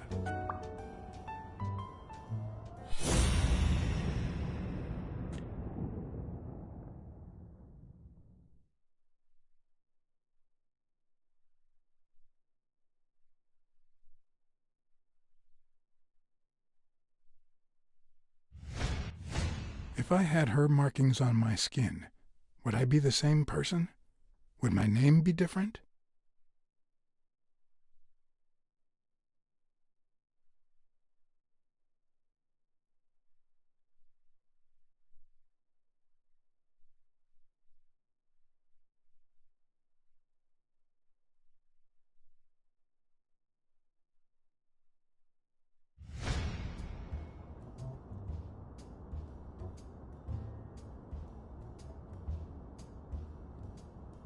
How long have you worked for Tim Thorpe? Almost 3 years. And I hope it lasts.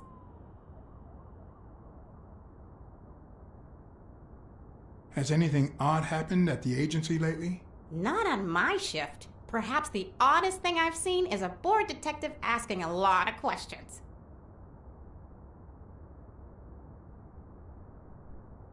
Did he tell you how long it will take him to get here? They just left Delano's, so about 30 minutes? It depends on the traffic. I'm sorry for the inconvenience. Well, you see, I've got a problem. In order to figure out how much Mr. Thorpe owes me, I need to know what day I started working on the case. But I can't remember. You wouldn't have that written down, would you? It sure wasn't on my shift. I'd remember. Let me see.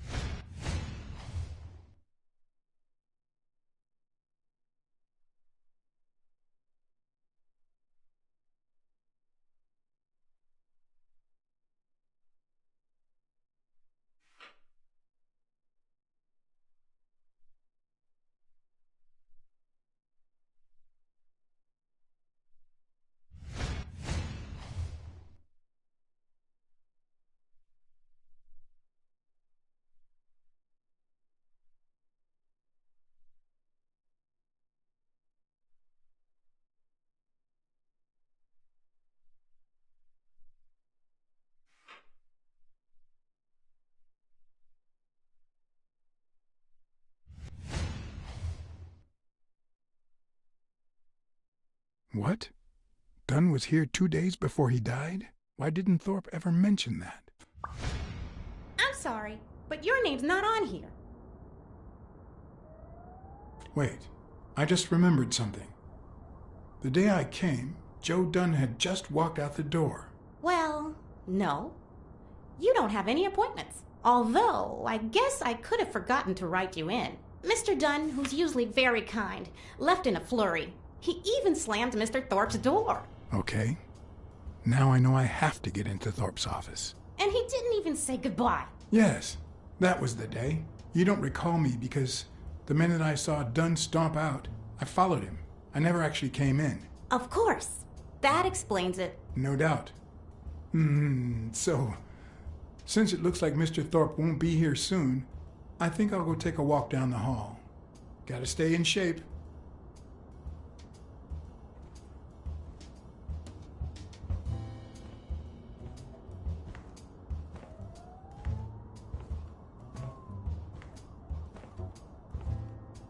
Come on, Thorpe.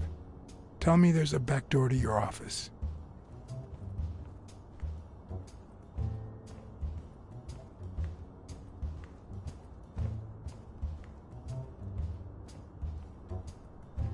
If Weekly were here, I'd have to tie his hands behind his back.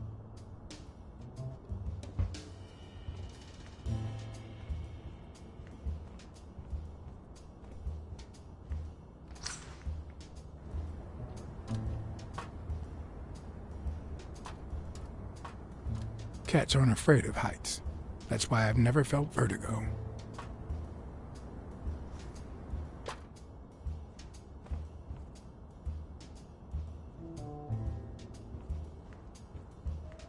In my experience, when something looks really good, it ends up smelling really bad.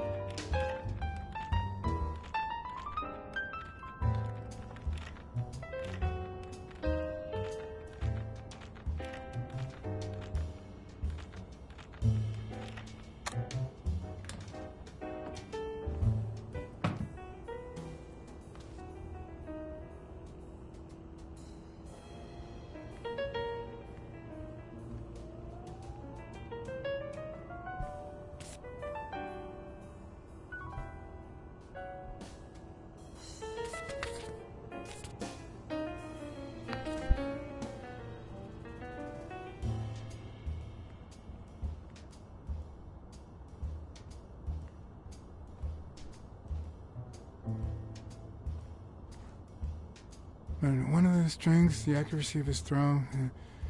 I earned the nickname Iron Arm. I used to throw the ball in 50 miles. And when whatever it wanted. And my coach, the great Joffrey Sachs. And so I worked hard. Did Pearl Harbor. I enlisted immediately. After losing a partner in combat, a serious injury, I asked to be relocated. I became a sniper. I know I shouldn't say this, but I was one of the best in the Army, and it was all thanks to my accuracy. No, it was all thanks to Jeffrey Sachs. I wonder how many Americans that man saved with my arm. After these words, Tim Thorpe is moved almost to tears and asks me to take a break. It's shocking to see how an athlete and soldier, a man whose aim and skill won him a Medal of Honor and the nickname Surgeon among his brothers in arms. That can't be. I mean, it could be a coincidence, but no.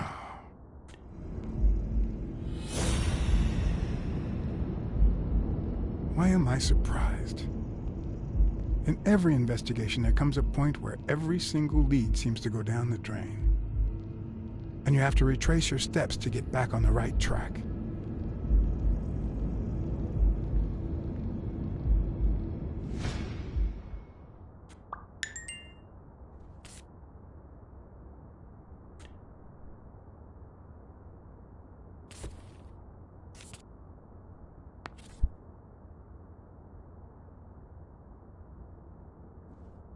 It's a bit strange to see no office chair behind a desk, until you remember the desk's owner is in a wheelchair. I better not use it. It might be connected to the switchboard at the front desk.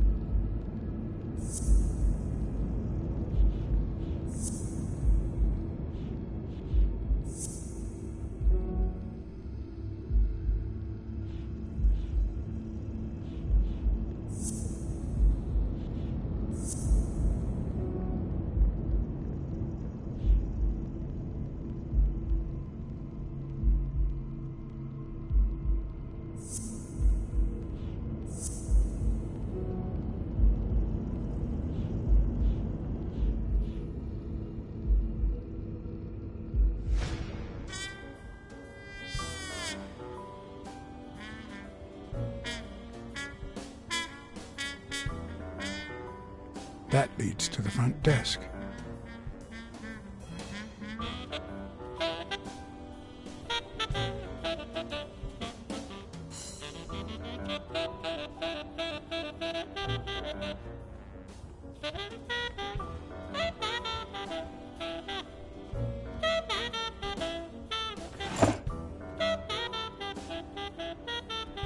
Oh, crap. Of course.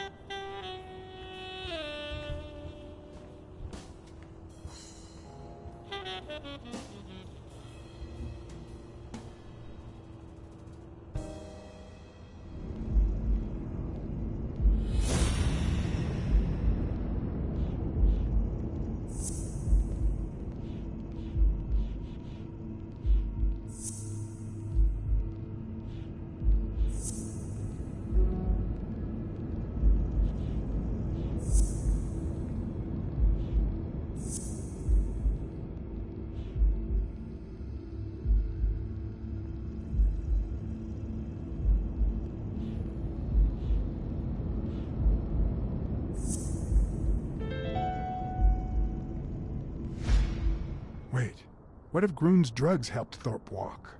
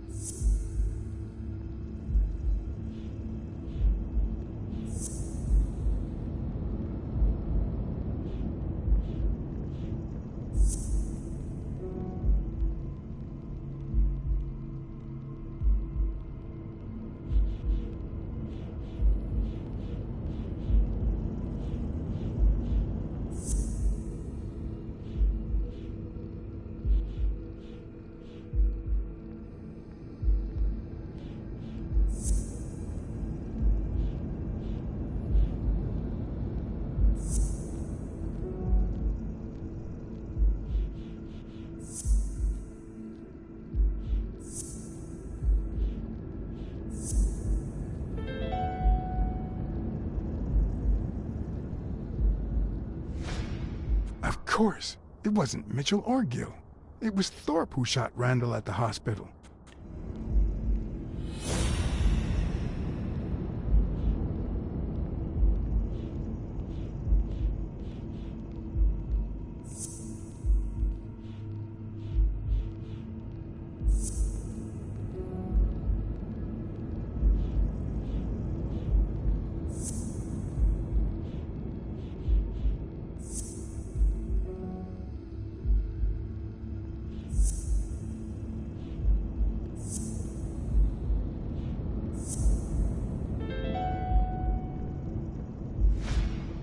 That's it. Thorpe is the man behind the whole drug operation. Everything adds up now. And yet I can already hear Smirnov telling me I have no conclusive evidence. What if I set a trap for Thorpe? But how?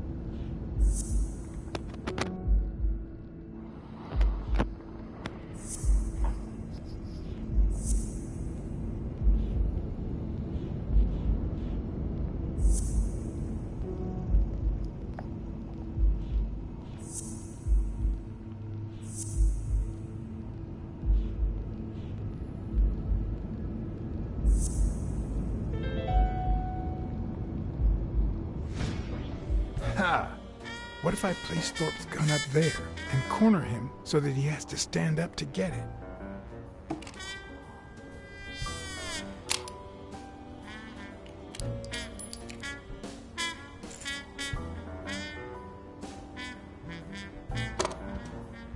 The show was about to begin. All I needed was an audience and some patience. 911, what's your emergency? Get ready for a show. Uh-oh. There was a Shuppet too. Stop it! Arr! Don't you know who you're dealing with, matey? What a silly man. Mutiny! You wants to be shark bait, do ya? Alexa, I feel terrible for keeping you waiting. John. But you see, there was mutiny on board, so... Stop. See what I have to put up with. All right, councilman, to the cabin with you! Onward! Aye, aye, Captain. Come along, Blacksad. Julie, don't let anyone bother us.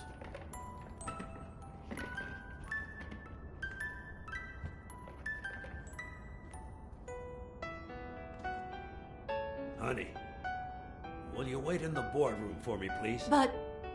I'll just be a minute, then. I think you've already suffered enough. Okay. And think about where you'd like to have dinner tonight, okay?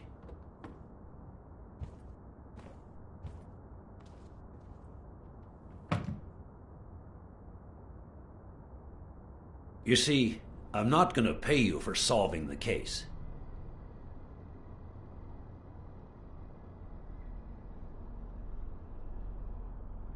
Wow. I thought you were the kind of man who was true to his word. No, it's not that. You'll get every penny we agreed on, and more. But not because you solved the case, but for her. 2 days ago, she wanted to end it all. Drop out of college, sell the gym. Too many wounds to heal. But through your incredible work, you managed to heal them. Well, perhaps not completely. It takes time to get over something like this. But at least, thanks to you, Sonia wants to be happy. She has hope. I'm going to help her make Dunn's Gym the best in the city. Who would have ever guessed it, huh? In the end, it seems like Dunn's death was the best thing that could have happened to the gym, huh? Don't be so cynical. By God, can't you stop playing the hard-boiled detective for 1 second? Anyway, back to the case. All those people you confronted. Gill, the German doctor, even Mitchell. Huh. I would have never suspected him. Did they say anything? Why did they do it? Did they mention any accomplices?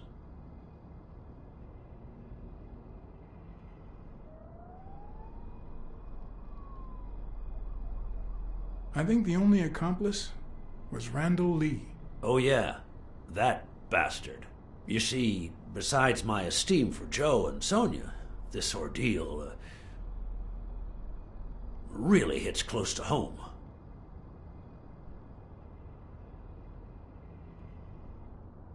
I don't follow. How do you mean?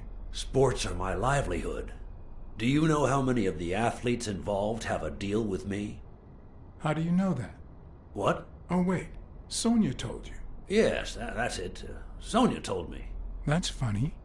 I never told Sonia. Well then, do you know how many of the athletes involved have a deal with me? All of them? Luckily, no. But a lot. So far, the papers only talk about bodies down at the docks and an illegal lab. Not one has mentioned the athletes. But if one word gets out, this agency's future could be on the line.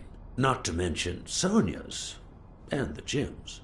Could I ask you to be discreet?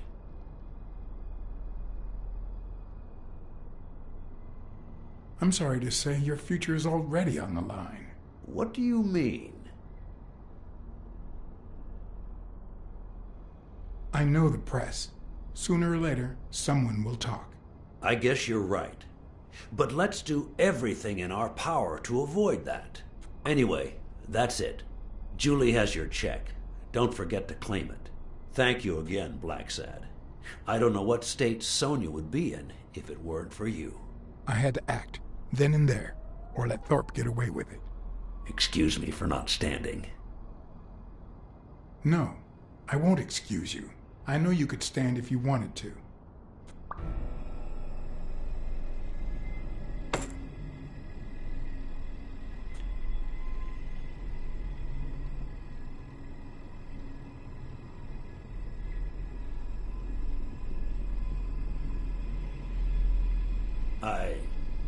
I'm sure you've got good intentions, but you're wrong.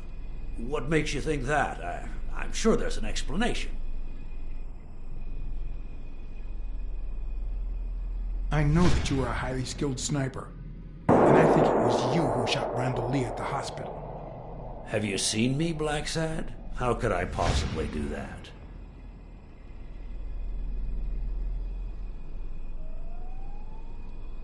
I know you ordered Randall Lee to kill Joe Dunn, and you tried to frame Bobby Yale, who had recently given up your medical services. Joe was my friend. Don't you get it?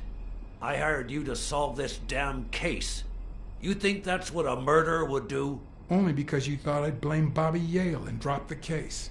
But as soon as I realized something wasn't right, you sent Randall Lee and Gil to give me a scare. And when all that failed, you ordered Lee to kill me. You're the type that won't open his jaws once he's got his prey, aren't you?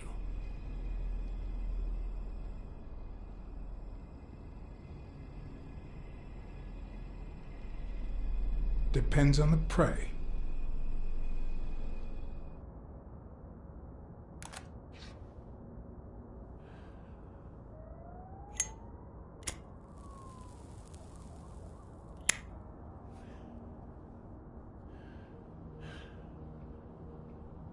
Put yourself in my place for a minute.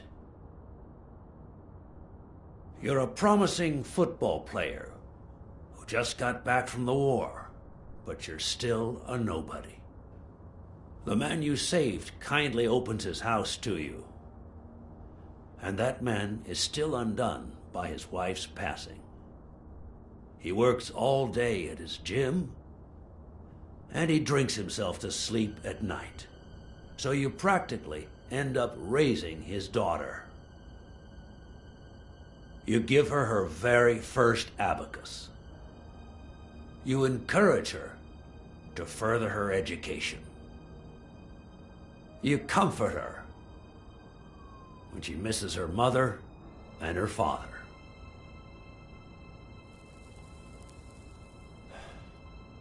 Meanwhile, your sporting career takes off. Life is good. Until one day, out of the blue, an accident cripples you. An old friend, Mitchell, tells you he knows someone who can help you. A German doctor. His drugs take some time to work, but they do wonders. You manage to walk for short bursts at a time, little by little. And those bursts keep getting longer. But the drugs aren't cheap at all. So you have to find a way to pay for them, don't you see?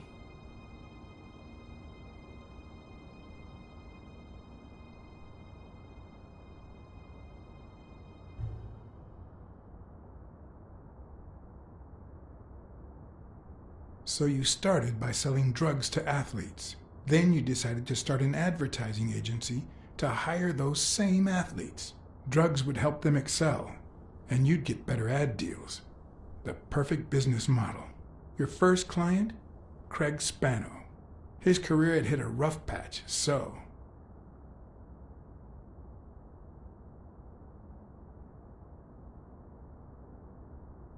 He was the guinea pig for your new operation.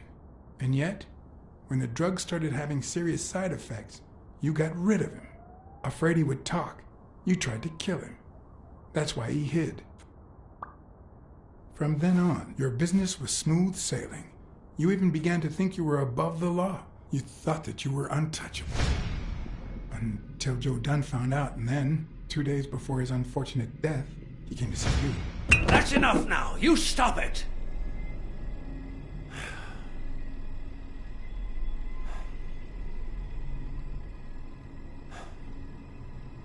Now, I don't know if I'm above the law, but I am sure as hell not beneath it.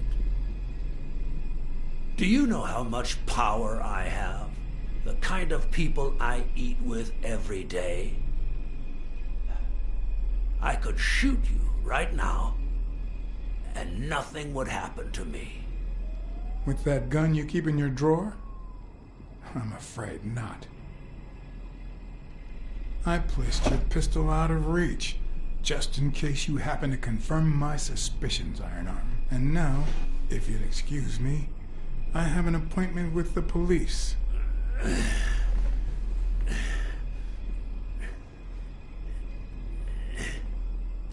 I won't let anyone wreck my life again. Sonia and I, we deserve a future. You can come in now, Smirnoff. Timothy Wilson Thorpe, drop your weapon. You're under arrest. You have the right to remain silent. Anything you say can and will be used against you in a court of law. You have the right to an attorney. If you cannot afford one, the state will provide one for you. Mr. Thorpe.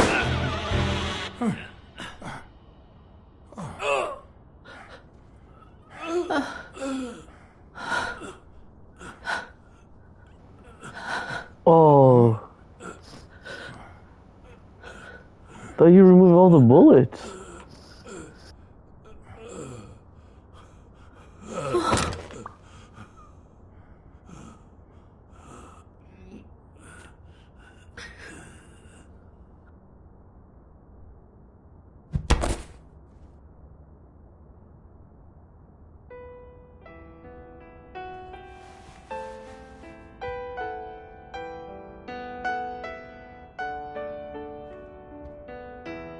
Sonia Dunn, you are under arrest for the death of Timothy Wilson Thorpe.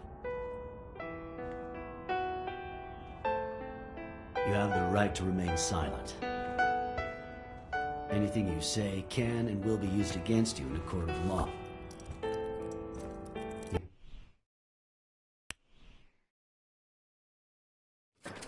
So I was pressing the X button, not the square button. Sorry.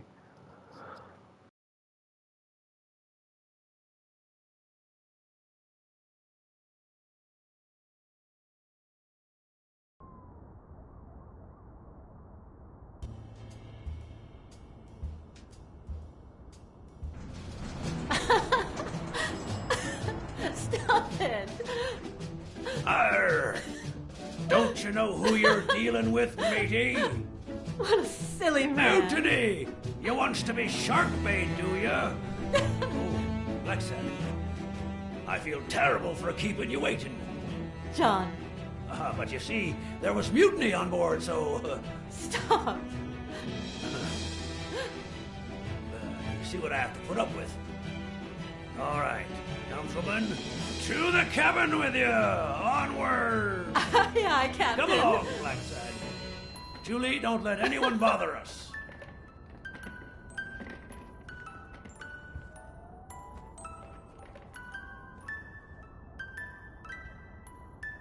Honey, will you wait in the boardroom for me, please? But... I'll just be a minute, then. I think you've already suffered enough. Okay. And think about where you'd like to have dinner tonight, okay?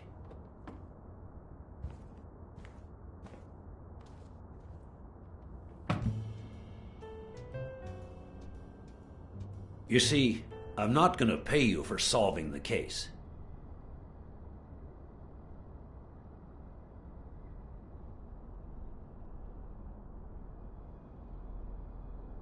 Wow. I thought you were the kind of man who was true to his word. No, it's not that. You'll get every penny we agreed on, and more. But not because you solved the case, but for her. 2 days ago, she wanted to end it all. Drop out of college, sell the gym. Too many wounds to heal. But through your incredible work, you managed to heal them. Well, perhaps not completely. It takes time to get over something like this. But at least, thanks to you, Sonia wants to be happy. She has hope. I'm going to help her make Dunn's Gym the best in the city. Who would have ever guessed it, huh?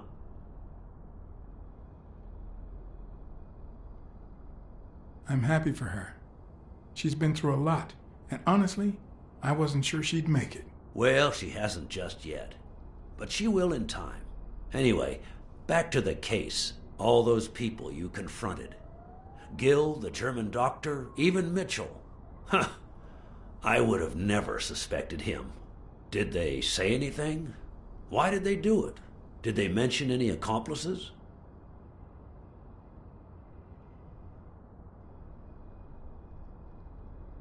They did mention a certain surgeon. Surgeon? You have any idea who that could be? A journalist told me. Ring a bell?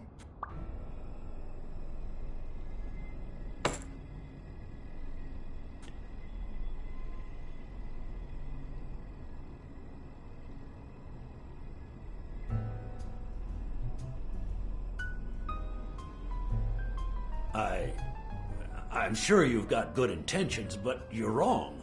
What makes you think that? I'm sure there's an explanation.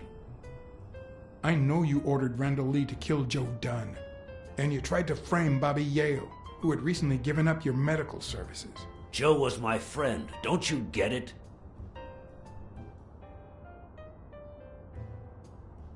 Don't deny it. I know Mitchell gave him to you. People see a wheelchair and think, poor guy, he can't walk. But there's so much more to it than that. Some nights I can't even sleep from the pain. That doesn't explain why you didn't tell me you knew about those drugs. I hired you to solve this damn case. You think that's what a murderer would do? Only because you thought I'd blame Bobby Yale and drop the case. But as soon as I realized something wasn't right, you sent Randall Lee and Gil to give me a scare. And when all that failed, you ordered Lee to kill me. You're the type that won't open his jaws once he's got his prey, aren't you?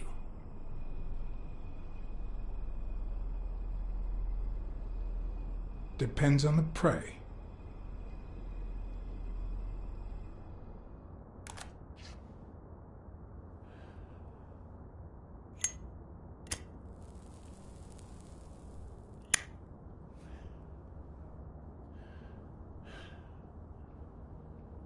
Put yourself in my place for a minute.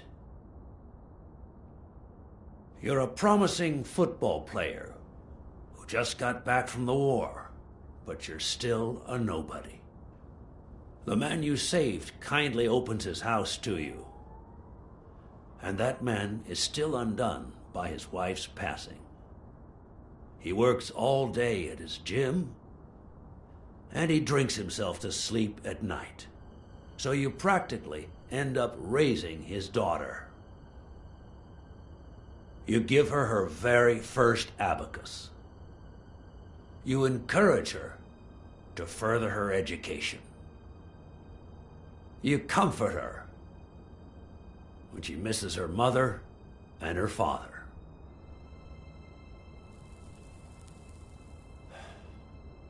Meanwhile, your sporting career takes off. Life is good. Until one day, out of the blue, an accident cripples you. An old friend, Mitchell, tells you he knows someone who can help you. A German doctor. His drugs take some time to work, but they do wonders. You manage to walk for short bursts at a time, little by little. and those bursts keep getting longer. But the drugs aren't cheap at all. So you have to find a way to pay for them, don't you see?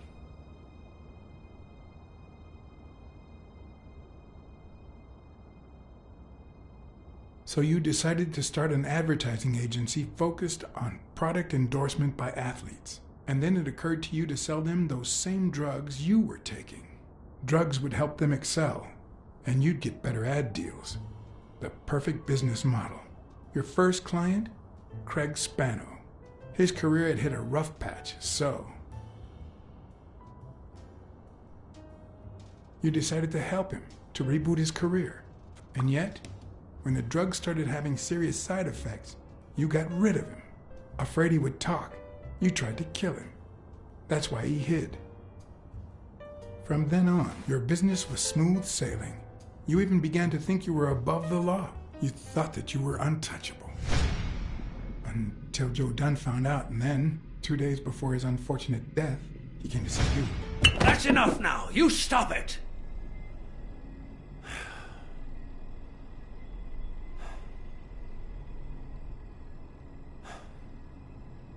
Now, I don't know if I'm above the law, but I am sure as hell not beneath it. Do you know how much power I have? The kind of people I eat with every day? I could shoot you right now, and nothing would happen to me. With that gun you keep in your drawer? I'm afraid not. I placed your pistol out of reach, just in case you happen to confirm my suspicions, Ironarm. And now, if you'll excuse me, I have an appointment with the police.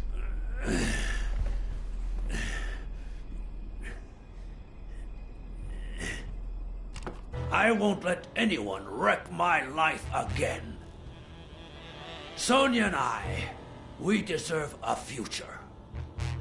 You can come in now, Smirnoff. Timothy Wilson Thorpe, drop your weapon. You're under arrest. You have the right to remain silent. Anything you say can and will be used against you in a court of law. You have the right to an attorney. If you cannot afford one, the state will provide one for you. Mr. Thorpe.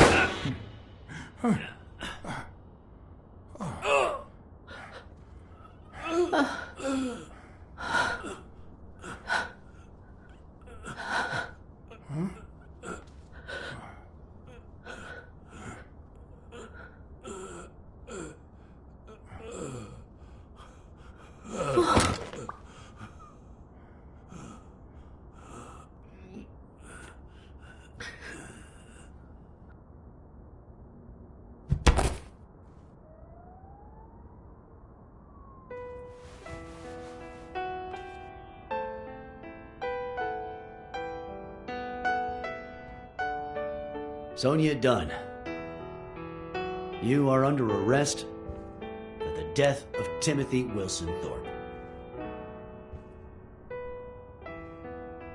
You have the right to remain silent. Anything you say can and will be used against you in a court of law.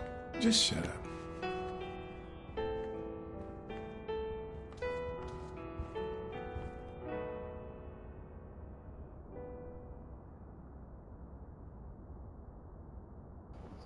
The view is nice here.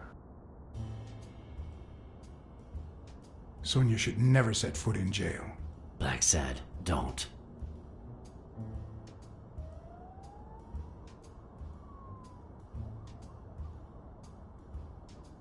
You know damn well that Thorpe never would have gone to jail. He would have pulled his strings and the case would have been dismissed for lack of evidence. Or worse, they would have blamed someone else. No, there's no way this could work. How do we hide this? John?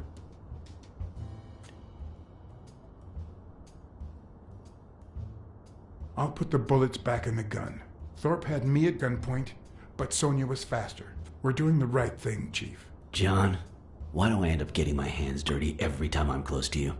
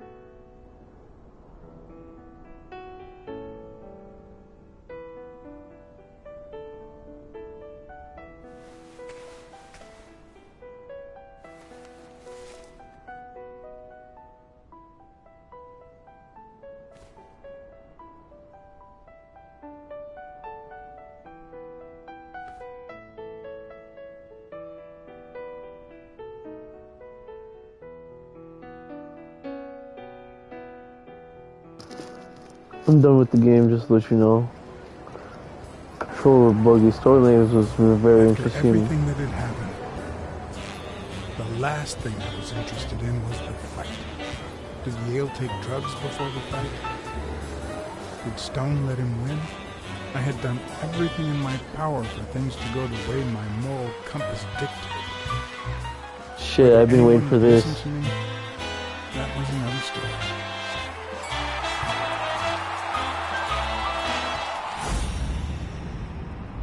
Because no matter what they tell us, our actions don't always determine our future.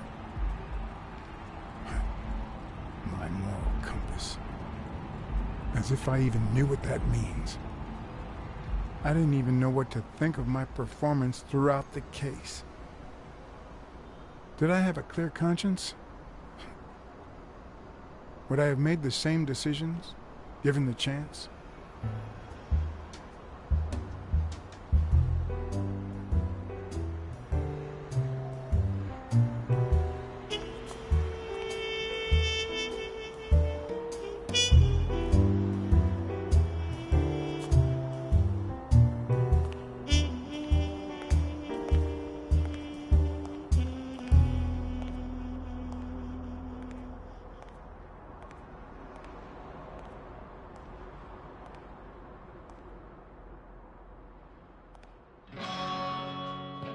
GG to the game. I give this game a 6 out of 10.